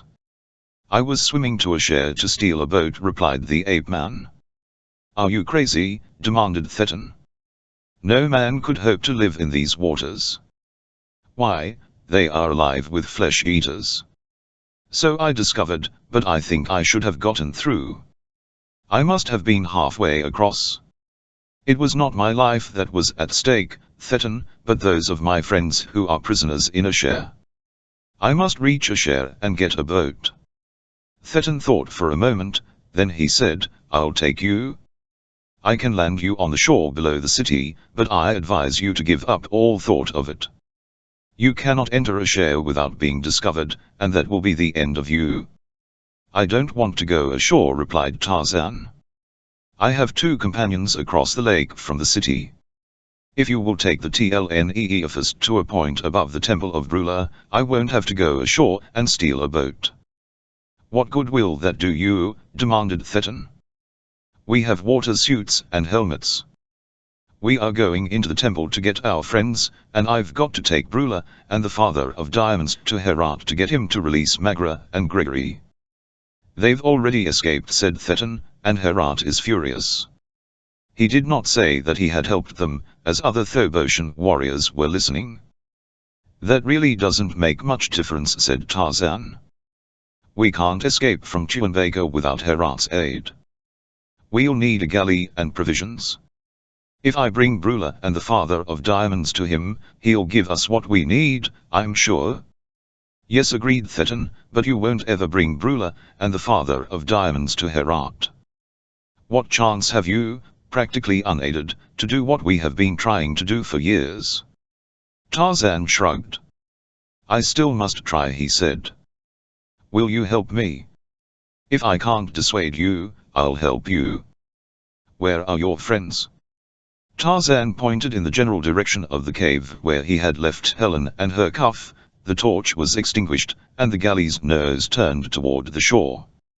From the quay at Asher, 6 galleys put out without lights into the darkness of the night to search for the quarry, which they could no longer see since the torch had been extinguished, and as they rowed from shore, they fanned out, some upriver, some clown, to cover the most territory in their search. The shoreline ahead of the galley bearing Tarzan was a long, black silhouette against the night sky. No landmarks were visible, and the shore was a straight, black line without breaks or indentations. Only the merest chance might bring them to the spot where Helen and her Kuf waited. When they were quite close to shore, Tarzan called her Kuf's name in a low voice, and immediately there came an answering hail from their right. A few minutes later the keel of the galley touched gravel a few yards from shore, and Tarzan leaped out and waded to where Helen and her Kuf stood. They were amazed that he had returned so soon, amazed that he had returned at all, for they had seen the torchlit galley, and believed that he had been captured by Asharians. Briefly he explained what had occurred, and, telling her Kuf to follow with the water suits, and helmets and weapons, he tossed Helen to a shoulder, and waded back to the galley, which turned its nose toward Asher as soon as her Kuf was aboard. Tarzan, Helen, and her Kuf immediately donned their water suits, leaving their helmets off, temporarily, so that they could talk.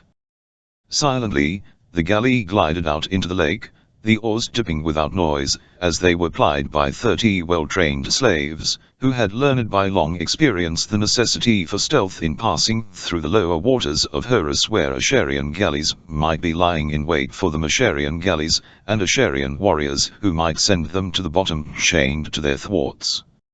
About mid-lake a torch suddenly burst into flame to the right of them, then another to the left, and in quick succession 4 more between them, forming a semicircle toward the center of which they were moving.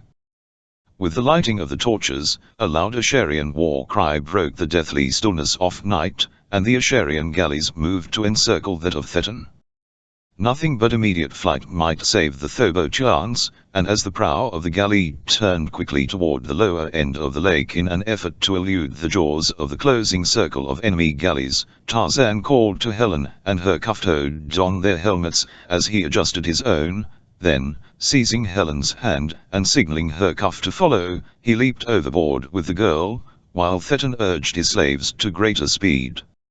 Chapter 29. Hand in hand, Tarzan and Helen sank gently down to the darkness of the lake's bottom.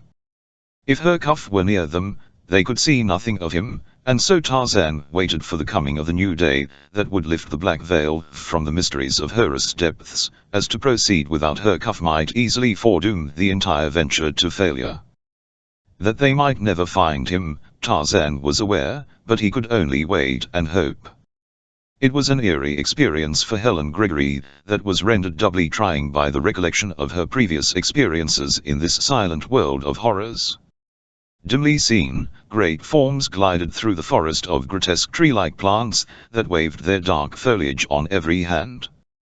Momentarily, the girl expected some hideous monster to attack, but the night passed and dawn broke without their having once been threatened. It seemed a miracle to her, but the explanation probably lay in the fact that they had remained quietly sitting on the gravelly bottom. Had they been moving, it might have been different. As the light of new day filtered down to them, Tarzan looked about for her cuff, but he was nowhere to be seen. Reluctantly, the ape-man started off across the lake toward the Temple of Brula. What he could accomplish alone, he did not know, as part of the plan was to enter the temple during a period of meditation and release the prisoners, but of the three, only Hercuff was familiar with the mechanism that operated the doors to the air chamber, and emptied and refilled it. Only Hercuff knew the exact time of the periods of meditation. Unable to communicate with Tarzan, Helen followed where he led, ignorant of his new plans, but more secure in her faith in him than he was of himself in this particular venture, where every condition varied so from all that he had been accustomed to meet in the familiar jungles that he knew so well. They had gone but a short distance in the direction in which Tarzan thought the temple lay, when they came upon Hercuff. He, too, had been waiting for daylight, feeling certain that Tarzan would have done the same and that, having leaped overboard almost simultaneously, they could not be far separated. It was with feelings of greatest relief that they found themselves reunited. Hercuff took the lead now, and with Tarzan and Helen following, commenced the tiresome and dangerous journey toward Asher, all of them now greatly encouraged after the long hours of doubt and uncertainty. They had not gone far when they came upon the wreck of a large galley partly embedded in the sand. That it had been there for years was attested by the size of the marine growth which had sprouted through its ribs, entwining the skeletons of its slaves still lying in their rusted chains. Hercuff evinced considerable excitement, and, motioning them to wait, clambered into the interior of the craft, from which he presently emerged carrying a splendid jeweled casket. That he was overcome by excitement was obvious, but hampered by his helmet he could only express it by waving the casket before their faces, and dancing jubilantly. What it was he had recovered, they could not guess, unless it were that the casket contained treasure of fabulous worth. At last, and without further adventure, they approached the Temple of Brula, and here they went cautiously, seeking the shelter of the trees and plants that grew in the gardens of the tombs, moving stealthily from one to another, each time assuring themselves that no tomb was in sight, knowing that at any moment one might emerge from the air chamber that they could now see. Approaching the temple, they found a place where they could hide concealed from the gardens and the air chamber door. Here they must wait until Hercuff signaled that the time had arrived when it might be safe to enter the temple. How long that would be only he could guess with any degree of accuracy. Near them was a window tln off, which they could have looked into the temple had they dared, but as long as it was light outside they could not take the risk, and so they waited, tired, hungry, and thirsty, waited for night to fall. Inside the temple the caged prisoners were gnawing on their evening meal of raw fish. Atenthome enlarged in glowing terms upon his plans. When he should come into possession of the Father of Diamonds, and dazzle the world with his wealth. Lautask, scowling, cursed him. AK-men brooded in silence upon his lost liberty, and his vanished dream of power. Brian and D'Arnott spoke together in low tones. Lavok paced his cage like a captive polar bear. "I think your friend, Tarzan, has run off and left us," remarked Brian. "You think that because you don't know him as well as I do," replied D'Arnott. "As long as he and we live he will try to rescue us." "He will have to be a Superman to do it," said Brian. "He is that and all of that. He may fail, of course, but he will come nearer succeeding than any man who lives." "Well, anyway, he got Helen out of that torture chamber they'd put her in," said Brian. "Wasn't old Brula sore, though?" Of course he really hasn't had time to get her to a place of safety and come back for us, but every minute is an hour in here, and so it seems like a very long time since he went away. Did you know he was going? Yes, he told me, but I didn't know when he and her cuff left. I was asleep. I am sure he must have gotten her out, otherwise he'd have been back after us. Unless he was killed, suggested Brian. Anyway, we know he took her out. That was what old Brulor was raving about. I mean, out of the lake to some place of safety. Sometimes I think I'll go crazy if I don't know. We've got one nut here now, said Brian, nodding toward Atenthome. We couldn't stand another.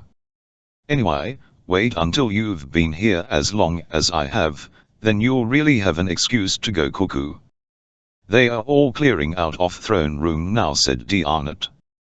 The period of meditation has come. I wonder what they meditate about. Meditate, hell, exclaimed Brian. Ask the handmaidens. Outside the temple the weary trio waited. Since the evening before they had had neither food nor water, nor spoken a single word, but now her cuff cautiously moved to a spot opposite the window, but not too close to it. It was dark now, and there was little danger that he would be seen from the inside. The throne room was deserted except for the prisoners. He came back to Tarzan and Helen, and nodded that all was right, then he left the casket at Helen's feet, and motioned that she was to remain where she was. She was very lonely after Tarzan and her cuff left her. This was the moment for which the two men had been waiting. What did it hold for them? Carrying out the plan they had carefully laid out in every detail, the two men each speared a fish, then, with their quarry wriggling on their tridents, they went to the air chamber. It was only a matter of a few moments before they had passed through it and stood in the corridor leading to the Tomb's room. Beside them was another door opening into a passageway that led to the throne room, avoiding the Tomb's room. Her cuff tried to open it, but could not. He shrugged. There was nothing to do now but make the attempt to pass through the room where the Tombs should be sleeping. They prayed that they were sleeping. Cautiously, her cuff opened the door to that room, and looked in, then he beckoned Tarzan to follow him. The entire success of their venture depended upon their reaching the throne room unchallenged. They had almost succeeded, when Atom, awakening, sat up and looked at them. With their fish upon their tridents, the two men continued on unconcernedly across the room. The sleepy Tom, scarce awake, thought them two of his own kind, and lay down to sleep again. Thus they came in safety to the TLN-1 room, while outside, Helen waited in the loneliness of the black water.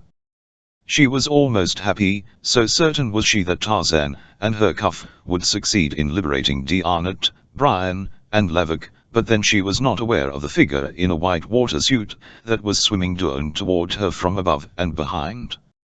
Whatever it was evident that it had discovered her and was swimming directly toward her.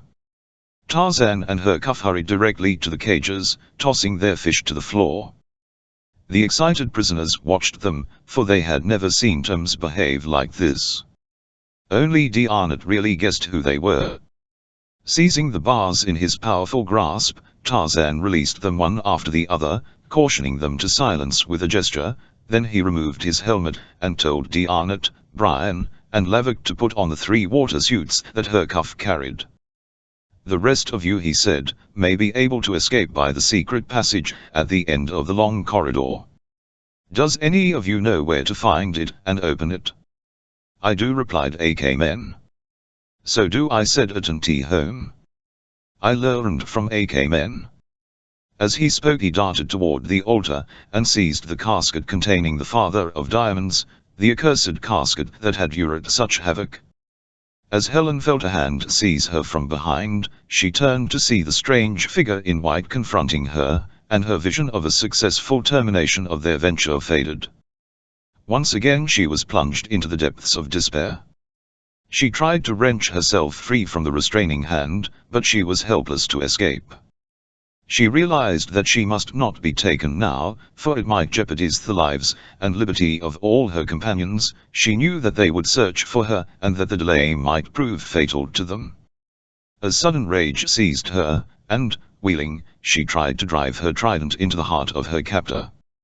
But the creature that held her was alert and powerful. It wrenched the trident from her hands, and cast it aside. Then it seized her by a wrist, and swam up with her toward the surface of the lake. The girl still struggled, but she was helpless. To what new and unpredictable fate was she being dragged? Who, now, might find or save her? In the throne room of the temple, Tarzan and Hercuff saw all their efforts, their risks, and their plans being brought to nothing by the stupid avarice of three men, for as Atenthome had seized the casket, Loud Tusk and Brian Gregory had leaped upon him, and the three were fighting for the vast treasure for which they had risked their lives. At sight of the casket in the hands of another, Brian had forgotten all his fine resolutions, and cupidity dominated him to the exclusion of all else. Tarzan ran forward to quiet them, but they thought that he too wanted the casket, so they fought down the throne room in an effort to evade him, and then that happened which Tarzan had feared. A door burst open, and a horde of tombs poured into the throne room. They wore no encumbering water suits or helmets, but they carried tridents and knives. Tarzan, Hercuff, and the liberated prisoners waited to receive them.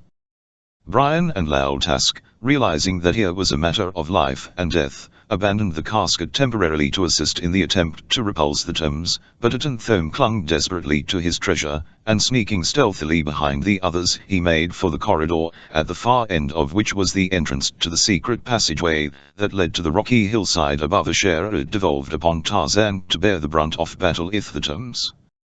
Beside him, only Hercuff was armed, and the others fought with their bare hands, but with such desperation that the tombs fell back, while Tarzan speared them on his trident, and tossed them among their fellows. It was upon this scene that Brula burst, red of face, and trembling with rage. Then above the yells and curses of the battling men there rose his screaming voice, as he stood behind the empty altar. "Curses," he cried. "Curses upon the profaners of temple. Death to them. Death to him who hath raped the casket of the father of diamonds. Summon the warriors of Asher to avenge the sacrilege."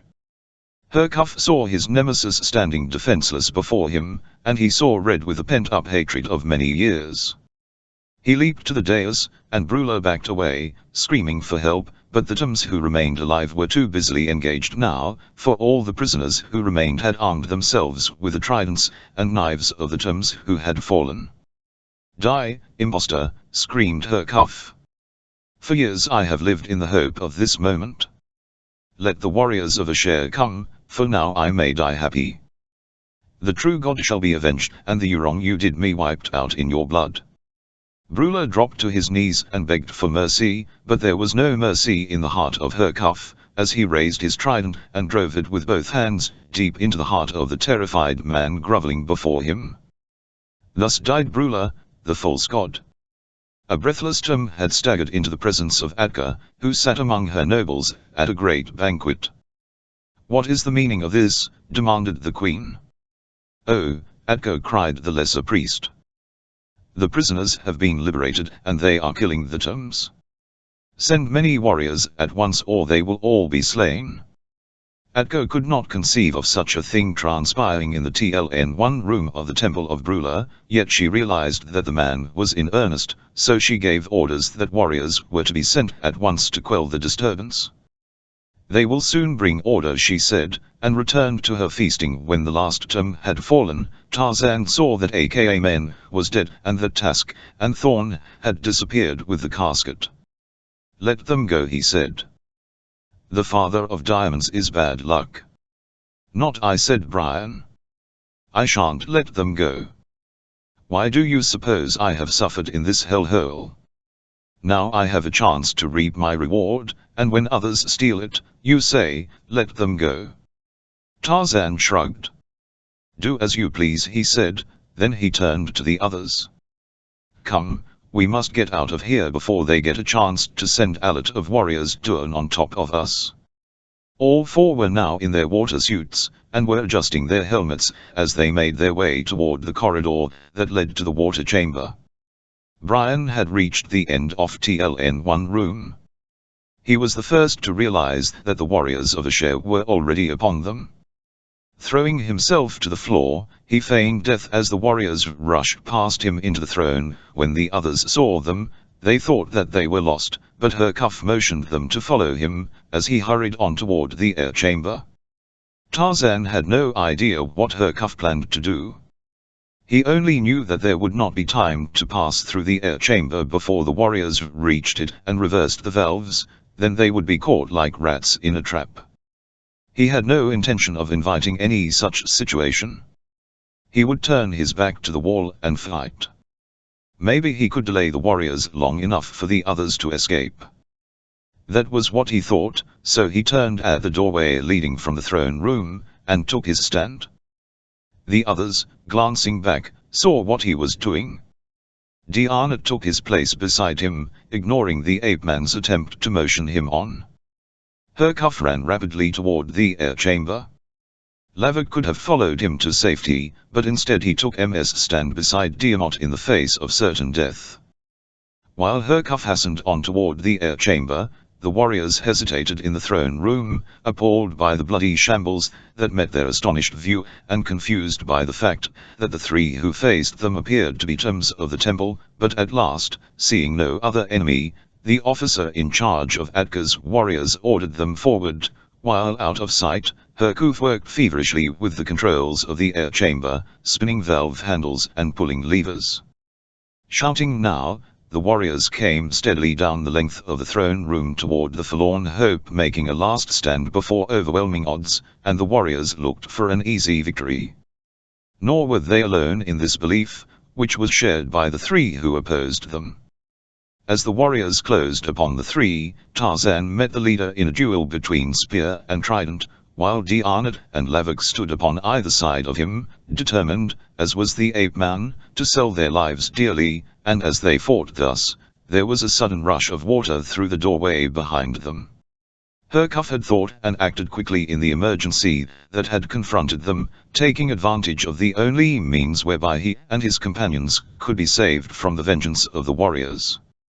Throwing open both doors of air chamber, he had let the waters of Horus pour in to fill the temple. Safe in their water suits, Tarzan, Diarnid, and Lavik watched the gushing torrent drive back their foes, as, cursing and yelling, the warriors of Asher sought to climb over one another in their mad panic to escape the watery death Hercuff had loosed upon them out of sacred Horus, but not one escaped as the water filled the throne room and rose TLN off the upper chambers of the temple. It was a gruesome sight from which the three turned gladly at a signal from Tarzan, and followed him toward the air chamber, beyond which he had left Helen waiting in the Garden of the Tombs. Chapter 30. Up and up TLN off the waters of Horus, Helen was dragged by the ghostly figure until, at last, they reached the precipitous cliff, the summit of which forms the coast lying near Asher. Here the creature dragged his captive into the mouth of a dark cavern, a den of horror to the frightened girl. Magra and Gregory had been held captives in the cavern for a night and a day, waiting for the return of the true god, Chan, who was to decide their fate. They had not been ill-treated, and they had been given food, but always there was the feeling of menace.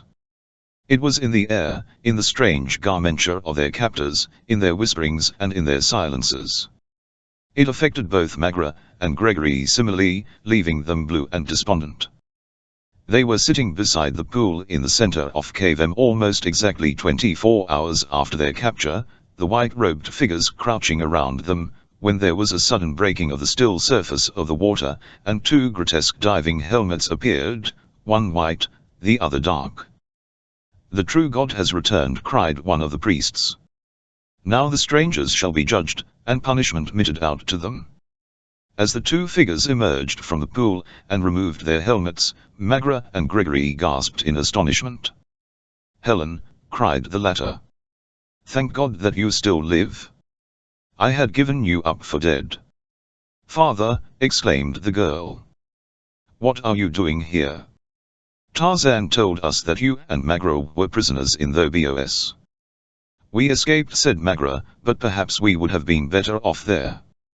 God only knows what we face here." The figure in white that had emerged with Helen proved, when he removed his helmet, to be an old man with a bushy white beard. He looked at Helen in astonishment. "A girl," he cried. "Since when has false Brula made terms of girls?" "I am not a term," replied Helen. "I was a prisoner of Brula, and adopted this method to escape." "Perhaps she lies," said a priest. "If these be enemies," said the old man, "I shall know when I consult the oracle in the entrails of the man. If they be not enemies, the girls shall become my handmaidens, but if they be, they shall die as the man dies, on the altar of the true god Chan, and lost father of diamonds."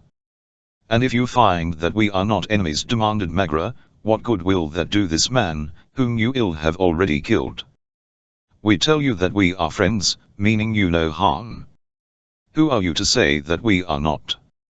Who are you to kill this good man?" Her voice was vibrant with just anger. "Silence, woman," commanded a priest. "You are speaking to Chan, the true god." "If he were any sort of a god at all," snapped Magra, "he would know that we are not enemies. He would not have cut up an innocent man, and ask questions of his entrails." "You do not understand," said Chan, indulgently. "If man is innocent and has told the truth, he will not die when I remove Ms entrails. If he dies, that will prove his guilt." Magra stamped her foot. "You are no god at all," she cried. "You are just a wicked old sadist." Several priests sprang forward threateningly, but Chan stopped them with a gesture. "Do not harm her," he said, "she knows not what she says. When we have taught her to know the truth, she will be contrite. I am sure that she will become a worthy handmaiden, for she has loyalty and great courage. Treat them all well while they are among us waiting for the hour of inquisition."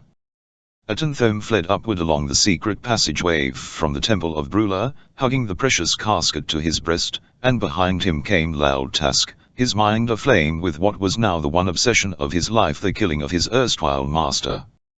Secondary to that was his desire to possess the great diamond, which reposed in the jeweled casket. Ahead of him he could hear the screams and jibbings of the madman, which served to inflame his rage still further. And behind them both came Brian Gregory, all his fine resolutions forgotten now that the father of diamonds seemed almost within his grasp. He knew that he might have to commit murder to obtain it, but that did not deter him in the least, for his avarice, like that of many men, bordered almost upon madness. Out into the open and along the rocky hillside fled Atenthome. When Loud Task reached the open, he saw his Kwani scarce 100 yards ahead of him. Other eyes saw them both, the eyes of Ungo the great bull ape, which, with his fellows, hunted for lizards among the great rocks farther up the hillside. The sight of the two men, the screaming of Atenthome, excited him.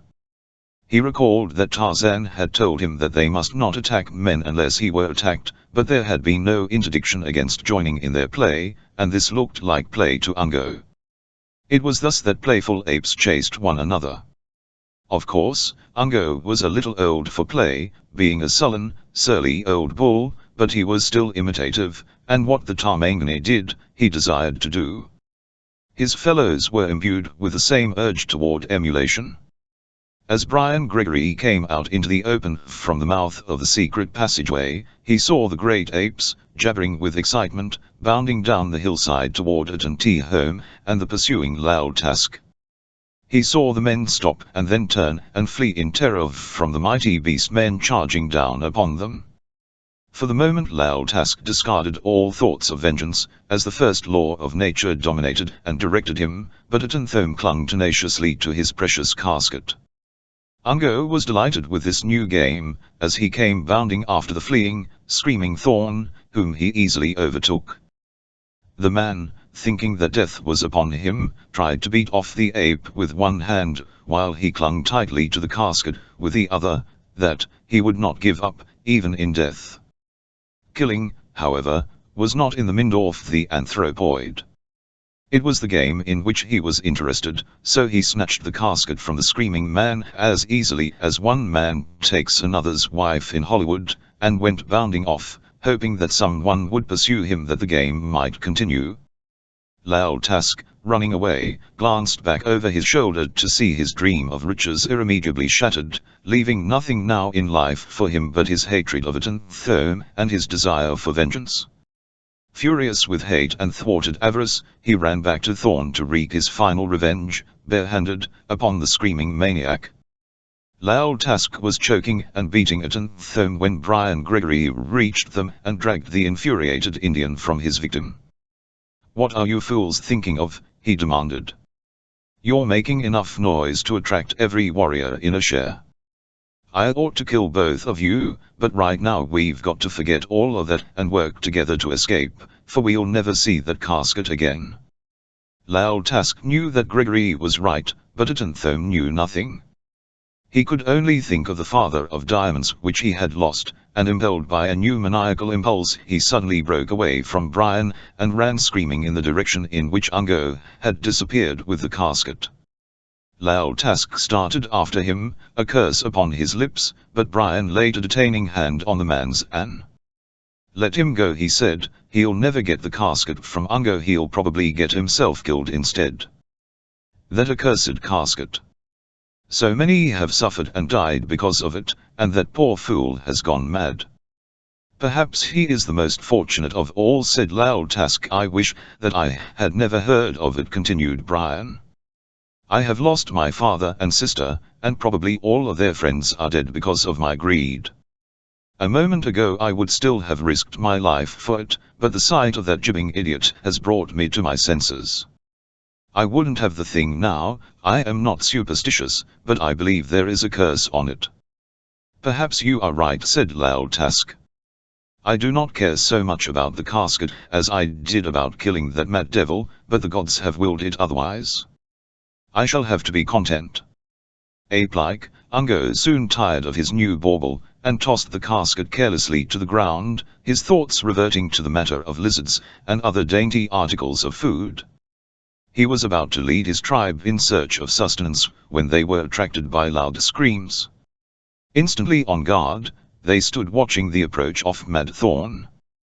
Nervous, irritable beasts, it was a question whether they would run away or attack, as the man dashed among them and threw himself on the ground, clutching the casket to his breast. For a moment they stood there, apparently undecided, their little, red-rimmed eyes blazing, then they moved slowly away, their menacing growls lost upon the poor maniac. "It is mine! It is mine!" he shrieked. "I am rich. In all the world there is none so rich as I." The great apes lumbered down the hillside, their short tempers upset by the screaming and jabbering of Thome, until Ungo was about to return and silence him forever. Just then he espied Brian and Lal Task, and transferred his anger from Thorn to them. They were Tarmangani, and suddenly Ungo wanted to kill all Tarmangani. Attracted by the growls of the anthropoids, the two men looked up and saw the herd charging down the hill toward them.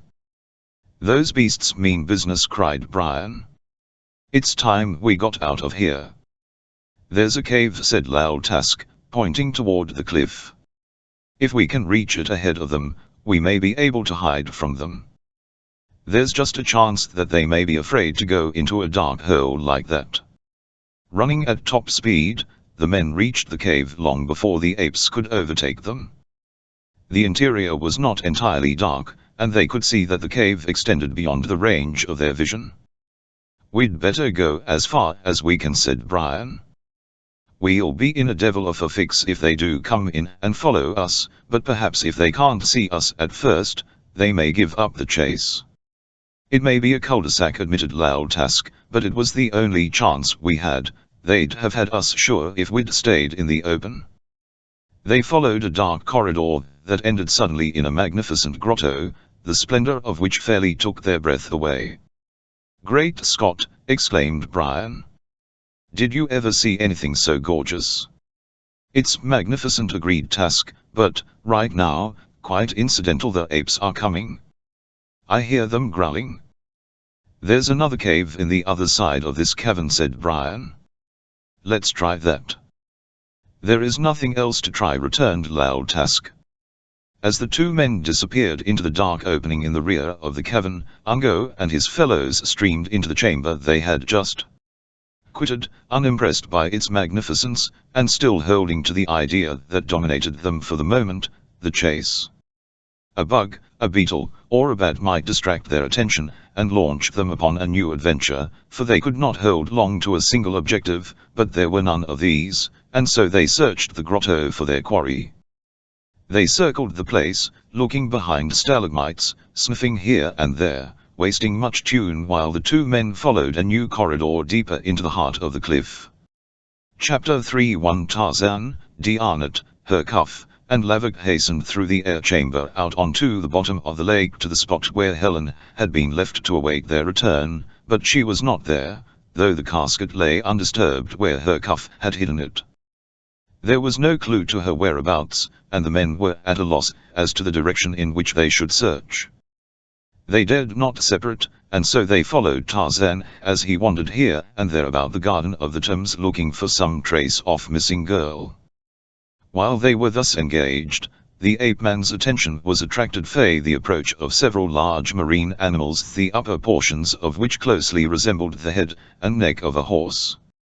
There were 6 of them, and it was soon evident that they meant to attack, that they were extremely dangerous. Hercuff knew, and the others soon realized, for they were as large as a man, and each was armed with a long, sharp horn which grew upward from the lower ends of their snouts. 2 of them attacked Tarzan, and one each the other 3 men, while the 6th circled about as though awaiting an opening through which it might take an antagonist unaware. Tarzan succeeded in dispatching one of those attacking him, and Diarnot seemed to be experiencing no great difficulty with his. Lavik was hard-pressed, but when he saw the 6th sea-horse gliding up behind Diarnot to impale him on its horn, he turned to the rescue of his companion, as he did so, exposing himself to the attack of the sea-horse with which he had been engaged. It was an act of heroism on the part of the man who had wronged Diarnot, an act that made full amends but cost a brave life, for the sea-horse he had abandoned to come to Diarnot's rescue plunged its powerful horn between his shoulders. Thus died Lieutenant Jax Larvac. As Tarzan thrust his trident into the heart of a second antagonist, the remaining beasts swam away in defeat. Diarnot dropped to one knee beside Lavik, and examined him as best he could. Then he stood up and shook his shield. The others understood, and sadly the 3 turned away and resumed their fruitless search, wondering, possibly, which would be the next to die in this land of danger and sudden death. At last, by signs, they agreed to abandon the search, for even Diarnot now felt certain that Helen must be dead, and, following Hercuff, who had brought the casket with him, they scaled the steep ascent to the lake shore, emerging at last a short distance below a share. Diarnot was heartbroken. Hercuff was filled with renewed hope, for he knew what the casket contained and what it meant to him. Only Tarzan of the Apes was unmoved. "Brula is dead," he said, "and the father of Diamond's stolen. I must return to Phobos, as I promised Herat. It will not be necessary, if you wish to remain here and search for your other friends," said Hercuff. "I shall explain everything to Herat, and for what you have done to restore this to him, he will grant you any favor." He tapped the lid off casket. "What is it?" asked Diarnot. "In this is the true father of diamonds," replied Hercuff. "Many years ago, Chan, the Hugh god, was making his annual tour of Holy Horus in a great galley. As was the custom, he carried the father of diamonds with him. Queen Atka, jealous of Herat, attacked and sank the galley, and Chan was doomed, while I was taken prisoner. As you, Tarzan, will recall, when we found the wrecked galley at the bottom of Horus, I recognized it and retrieved the casket that had lain there so many years. Now I am sure that if we restore the father of diamonds to Phobos, Herat will grant any request we may make, for without the father of diamonds, Phobos has been without a god all these years." "You and Hercuff take the casket to Herat," said Diarnot to Tarzan. "I cannot leave here. Helen may live and may come ashore. Somehow, I can't believe that she is dead. Take the casket to Herat, Herkuf directed Tarzan. I shall remain here with Diamot. Tell Herat I'll come back to Phobos if he wishes me to. I may come anyway. We'll have to have a galley to get out of Tuanbaca. Herkuf made good time to Phobos, nor was there any delay on the part of Herat in granting him an audience when the king learned that he claimed to be the long-lost priest, Herkuf, and that he had the father of diamonds in his possession, and it was not long after his arrival at the city gate before Herkuf stood before the king. Here, O Herat, is the sacred casket with the father of diamonds. Had it not been for the man, Tarzan, it would never have been recovered. I know that he and his friends are in grave peril, for they are close to Asher. Will you not send galleys and warriors to rescue them? With this cried Herat, touching the casket, our forces cannot lose, for we shall again have the god upon our side. He turned to one of his aides. Let all the war galleys be prepared and manned. We shall attack Asher at once, and at last the followers of the true god, Chan, shall prevail, and the traitors and the wicked shall be destroyed. All that is lacking to our complete triumph is the presence in the flesh of the holy Chan. He will be with us in spirit, Herkuf reminded him. So King Herat put out from Phobos with many war galleys, to avenge the tongue that Adgar had done his god, and to succor the strangers who had been instrumental in recovering the true father of diamonds from the bottom of holy Horus, and Queen Mentheb and her ladies waved to them from the quay, and wished them Godspeed. The true god, Chan, and his priests were gathered in the cavern temple on the shore of Horus. The three prisoners stood below the altar before the throne. At a word from Chan, several priests seized Gregory, stripped his clothing from him, and threw him to his back across the altar. Chan rose from his throne and stood above him. From the entrails office man, let the oracle speak, he cried. He paused, and the priests intoned a weird chant, while Helen and Magra looked on, horrified and helpless. No. No, cried Helen. You must not. My father has done nothing to wrong you. Then why is he here in forbidden Tuanbaca, demanded Chan. I have told you time and again that we came here only in search of my brother, who is lost. Why was your brother here? He came with a scientific expedition of exploration, explained the girl. Chan shook his head. It is death to all who enter forbidden Tuanbaca from the outer world, he replied. But we know why they really came. They came only for the father of diamonds. To us it is the emblem of godhood, to them it is a priceless object of incalculable value. There is nothing that they would not do to possess it. They would defile our temples, they would murder us. The fact that they could never succeed in obtaining it, does not lessen their guilt. My father would not have done these things. He only wanted his son back. He cares nothing for your diamond. There is no diamond where anyone can steal it, said Chan, for the father of diamonds lies at the bottom of Horus, lost forever. If I am you wrong in thinking that you came solely to steal it, you shall go free. I am a just god. But you are wrong, urged Helen. Won't you please take my word for it? If you kill my father, oh, what good will it do you to find out later that you are wrong? You may speak the truth, replied Chan, but you may lie. The oracle will not lie. From the entrails office man the oracle shall speak. Priests of the true God, prepare the sacrifice. As the priests stretched Gregory across the altar, and sprinkled a liquid over him, the others commenced a solemn chant, and Helen stretched her arms toward Chan. Oh, please, she begged. If you must have a sacrifice, take me, not my father. Silence, commanded Chan. If you have lied, your time will come. Soon we shall know. After Herkuf left them, Tarzan and Dianat staffed back toward Asher. They had no plan, nor much hope. If Helen lived, she might be in Asher. If she were dead, Dianat did not care what fate befell him. As for Tarzan, he was seldom concerned beyond the present moment. Suddenly he was alert. He pointed toward a cliff ahead of them. "One of Ungo's apes just went into that cave," he said. "Let's take a look." The Mangani are not ordinarily interested in caves. Something unusual may have impelled that one to enter. "We'll see what." "Oh, why bother?" queried D'Arnott. "We are not interested in apes." "I am interested in everything," replied the ape man. Brian and Task stumbled through the dark corridor to burst suddenly into the cavern temple upon the scene of Gregory's impending sacrifice. At sight of them, Chan, the true god, recoiled, dropping his knife hand at his side. "In the name of Isis," he shouted. "Who dares interrupt?" "Brian," cried Helen. "Helen?" The man started across the room toward his sister, but half a dozen priests sprang forward and seized him, and others intercepted Helen as she tried to run to meet him. "Who are these men?" demanded Chan.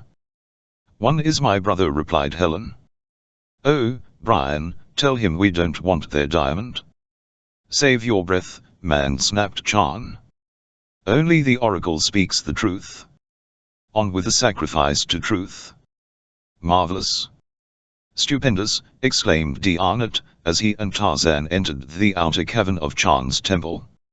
"Yes," admitted the ape man, "but where is the Mangani we saw coming in here? I smell many of them. They have just been in this cave. I wonder why?" "Have you no soul?" demanded D'Arnott. "I don't know about that," smiled Tarzan, "but I have a brain. Come on, let's get after those apes. I detect the scent spore of men, too. The stink of the apes is so strong that it almost hides the other." "I smell nothing," said D'Arnott, as he followed Tarzan toward the opening at the far end of the cavern. Chan was furious. "Let there be no more interruptions," he cried. "There are many questions to be asked of the oracle. Let there be silence, too. If the oracle is to be heard, the man must be opened in silence." 3 times he raised and lowered the sacrificial knife above the prostrate Gregory. "Speak, oracle, that the truth may be known." As he placed the point-off knife at the lower extremity of the victim's abdomen, the great apes, led by Ungo, streamed into the cavern, and once again the rite of human sacrifice was interrupted, as Chan and his priests looked, probably for the first time, at these hairy beast-men. The sight of so many Tarmangani, and the strange garments of the priests confused and irritated the apes, with the result that they attacked without provocation, forgetting the injunction of Tarzan. The surprised priests, who had been holding Gregory, released him, and he slipped from the altar to stand leaning against it in a state bordering on collapse. Chan raised his voice in impotent curses and commands, while all the others tried to fight off the attacking apes. Zutho and Guyuan saw the 2 girls, and Zutho recalled that Ungo had run off with a she-Tarmangani, so, impelled by imitative desire, he seized Magra, and Guyuan, following the lead of his fellow, gathered up Helen. Then the 2 apes sought to escape from the cavern with their prizes. Being confused, they chanced upon a different corridor from that by which they had entered the cavern, a corridor that rose steeply to a higher level. Before anyone had been seriously injured by the apes, a commanding voice rang out from the rear of Cave.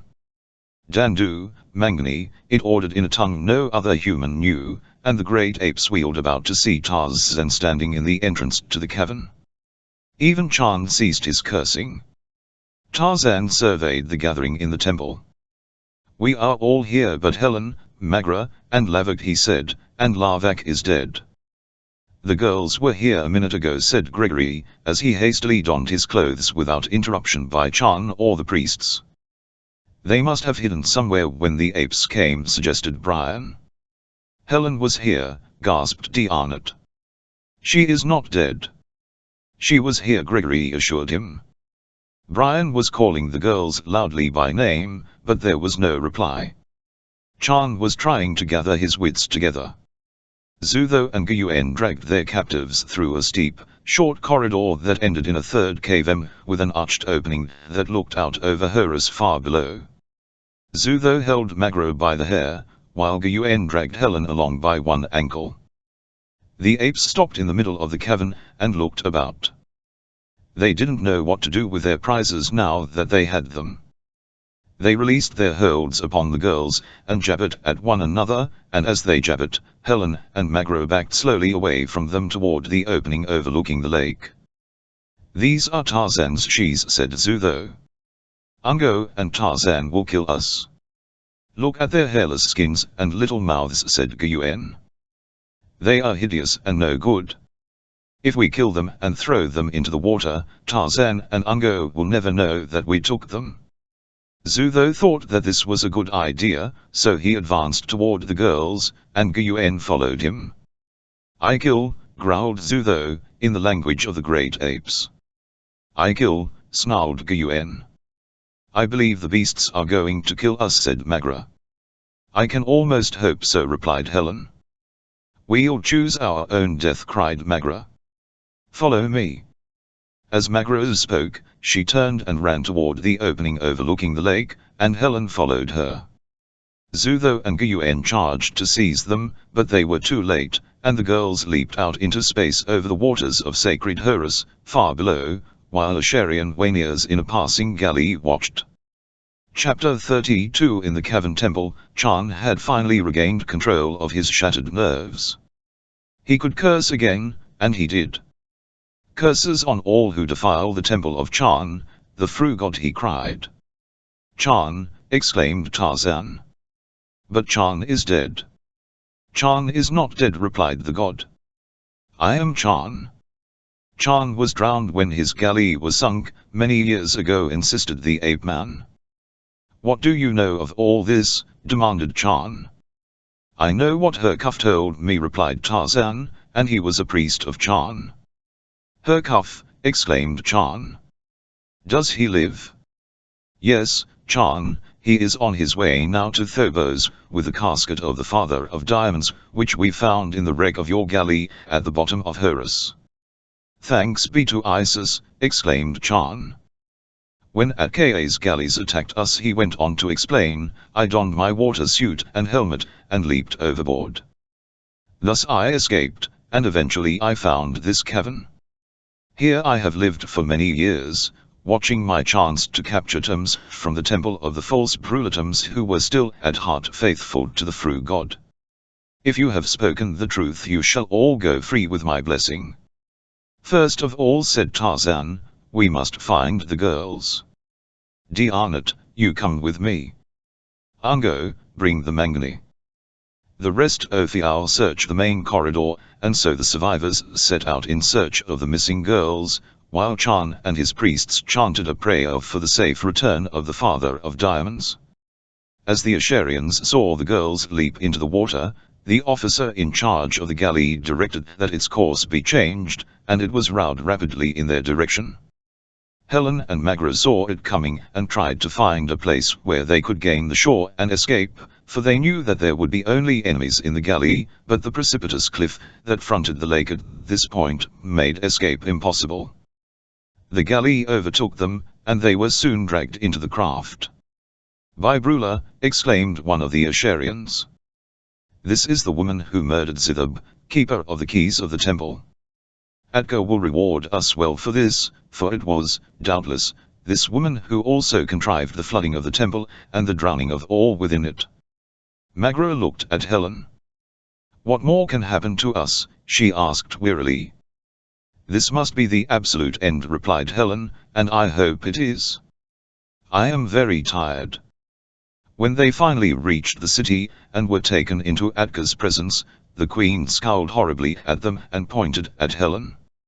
"It was because of you," she cried, "that the temple was flooded and all the priests and handmaidens drowned. I cannot think of any punishment adequate to your crime, but I shall. Take them away." In the dungeon in which they were chained, they sat looking at one another, rather hopelessly. "I wonder how long it will take her to think up a punishment to fit the crime," said Helen. Too bad she can't call in Gilbert and Sullivan. Magro smiled. I am glad you can joke, she said. It makes it much easier to endure. Why not joke while we can? Asked Helen. We shall soon be dead, and death is no joke. The mad Thorn wandered aimlessly near the banks of Horus, jabbering constantly of the things his great wealth would purchase from the fleshpots of Europe. He had no idea where Europe was nor how to reach it. He only recalled that it was a place where one might satisfy the cravings of every appetite. He was so engrossed in his mad dreaming that he did not see task approaching. The Indian had been searching for Helen, and had become separated from Gregory and Brian, when suddenly he came upon Atenthome and saw the casket in his hands. Instantly he sloughed every thought but one to get possession of the accursed thing that held the priceless diamond. Sneaking up on Thorn, he leaped upon him. They rolled upon the ground, biting, kicking, and clawing. Task was a younger, stronger man, and he soon wrenched the casket from Atenthome, and, leaping to his feet, started to run away with it. Screaming at the top of his voice, the madman picked up a rock and pursued him. There was murder in the eyes and heart of Atenthome as he chased his erstwhile servant across the rocky ground above Asher. Seeing that he could not overtake Lal Task, Atenthome hurled the rock at him, and by chance it struck the fleeing man full on the head, knocking him to the ground, and his mad pursuer was soon upon him. Recovering the rock, Thorn pounded with all his strength upon the skull of Lal Task until it was but a mass of splintered bone and brains. Then, clutching the casket to his breast, and screaming a challenge to the world, he fled. Following the scent spoor of the two girls, Tarzan and Dianet found themselves in a third cavern of the temple, facing two bull apes. Where are the shes? Demanded Tarzan. Zutho pointed toward the lake. They jump, he said, in water. Tarzan looked out to see the Asherian galley rowing in the direction of the city. Then he and Dianet returned to the throne room, and related what they had seen. I am going to take the apes to Asher, he said. With their help, I may be able to bring the girls out. My priests shall go with you, said Chan, and the party soon set out from the temple, the men armed with tridents and knives, the apes with their terrible fangs and their mighty muscles. An excited Wanya rushed into the TLN1 room of Adka, and knelt before her. O Queen, he cried, a great fleet of war galleys is approaching from Phobos. Adka turned to one of her aides. Order out the entire fleet, she directed. This day we shall destroy the power of Phobos forever. As the Asherian horde embarked at the quay, Tarzan of the Apes looked down from the hillside above the city, and watched them, and in the distance, approaching Asher, he saw the war fleet of Herat approaching. Now is the time, he said to his motley followers, we shall have fewer warriors to oppose us. We cannot fail, said a priest, for Chan has blessed us. A few minutes later the Lord of the Jungle led his little band over the wall into the Forbidden City. It was a bold, rash venture, at best a forlorn hope that thus they might succeed in saving Helen and Magrov from death or an even more horrible fate. Success or failure, which would it be? As the two fleets met amid the war cries of the opposing warriors, quarter was neither asked nor given, for each side felt that this was to be a battle to the death that would determine for all time which city was to rule the valley of Chewinbaker. And while this bloody battle was being waged on sacred Horus, another battle was taking place before the gates of Atka's palace, as Tarzan sought to lead his little band into the presence of the queen. It was Atka he sought, for he knew that with Atka in his power he could force the Asherians to give up their prisoners if they still lived. Finally they overcame the resistance at the gates, and Tarzan forced his way at the head of his company into the throne room of the queen. I have come for the two women, he said. Release them to me, and we will go away. Refuse, and we shall go away, but we shall take you with us. Atka sat in silence for a few minutes, her eyes fixed upon Tarzan. She was trembling slightly and appeared to be making an effort to gain control over her emotions. At last she spoke. You have won, she said. The women shall be fetched at once. As Tarzan and his triumphant band led the girls from a chair, Magro clung to his arm. "Oh, Tarzan," she whispered, "I knew that you would come. My love told me that you would." The ape-man shook his head impatiently. "I do not like such talk," he said, "it is not for us. Leave that to Helen and Paul." Herat, victorious, entered Ashur, the first king of Triobos to set foot within the Forbidden City. From the opening in the cavern of Chan, that looked out over the lake, Chan had seen the Ashurian fleet demolished and the victorious Thobosian fleet steer toward Ashur, and when Tarzan and his party returned and the ape-man learned of the successful outcome of Herat's expedition, he had Chan send a messenger to Ashur to summon Herat, in the true god's name, to the temple. When the greetings between Herat and Chan were concluded, the true god blessed the entire party, giving credit to the strangers for their part in the restoration of the Father of Diamonds to the temple of Chan, and the successful reuniting of the king and the true god. Then Herat, to demonstrate his own appreciation, offered to outfit the Gregory party, and furnish them with galleys to take them out of Tuanbaca. At last, their troubles seemed over. "We are reunited and safe," said Gregory, "and, above all others, we owe it to you, Tarzan. How can we ever repay you?" Gregory was interrupted by maniacal screams, as two of Herat's warriors who had been among the guard left at the outer entrance to the caverns, entered the temple, dragging a Tanthome between them. "This man has a casket," reported one of warriors, "which he says contains the Father of Diamonds." "The true Father of Diamonds, which Herkuf just brought with him from Phobos," said Chan, "rests here in its casket on the altar before me. There cannot be two. Let us have a look at what the man has in his casket." "No," shrieked Tanthome. "Don't open it. It is mine, and I have been waiting to open it in Paris. I shall buy all of Paris with it and be king of France." "Silence, mortal," commanded Chan.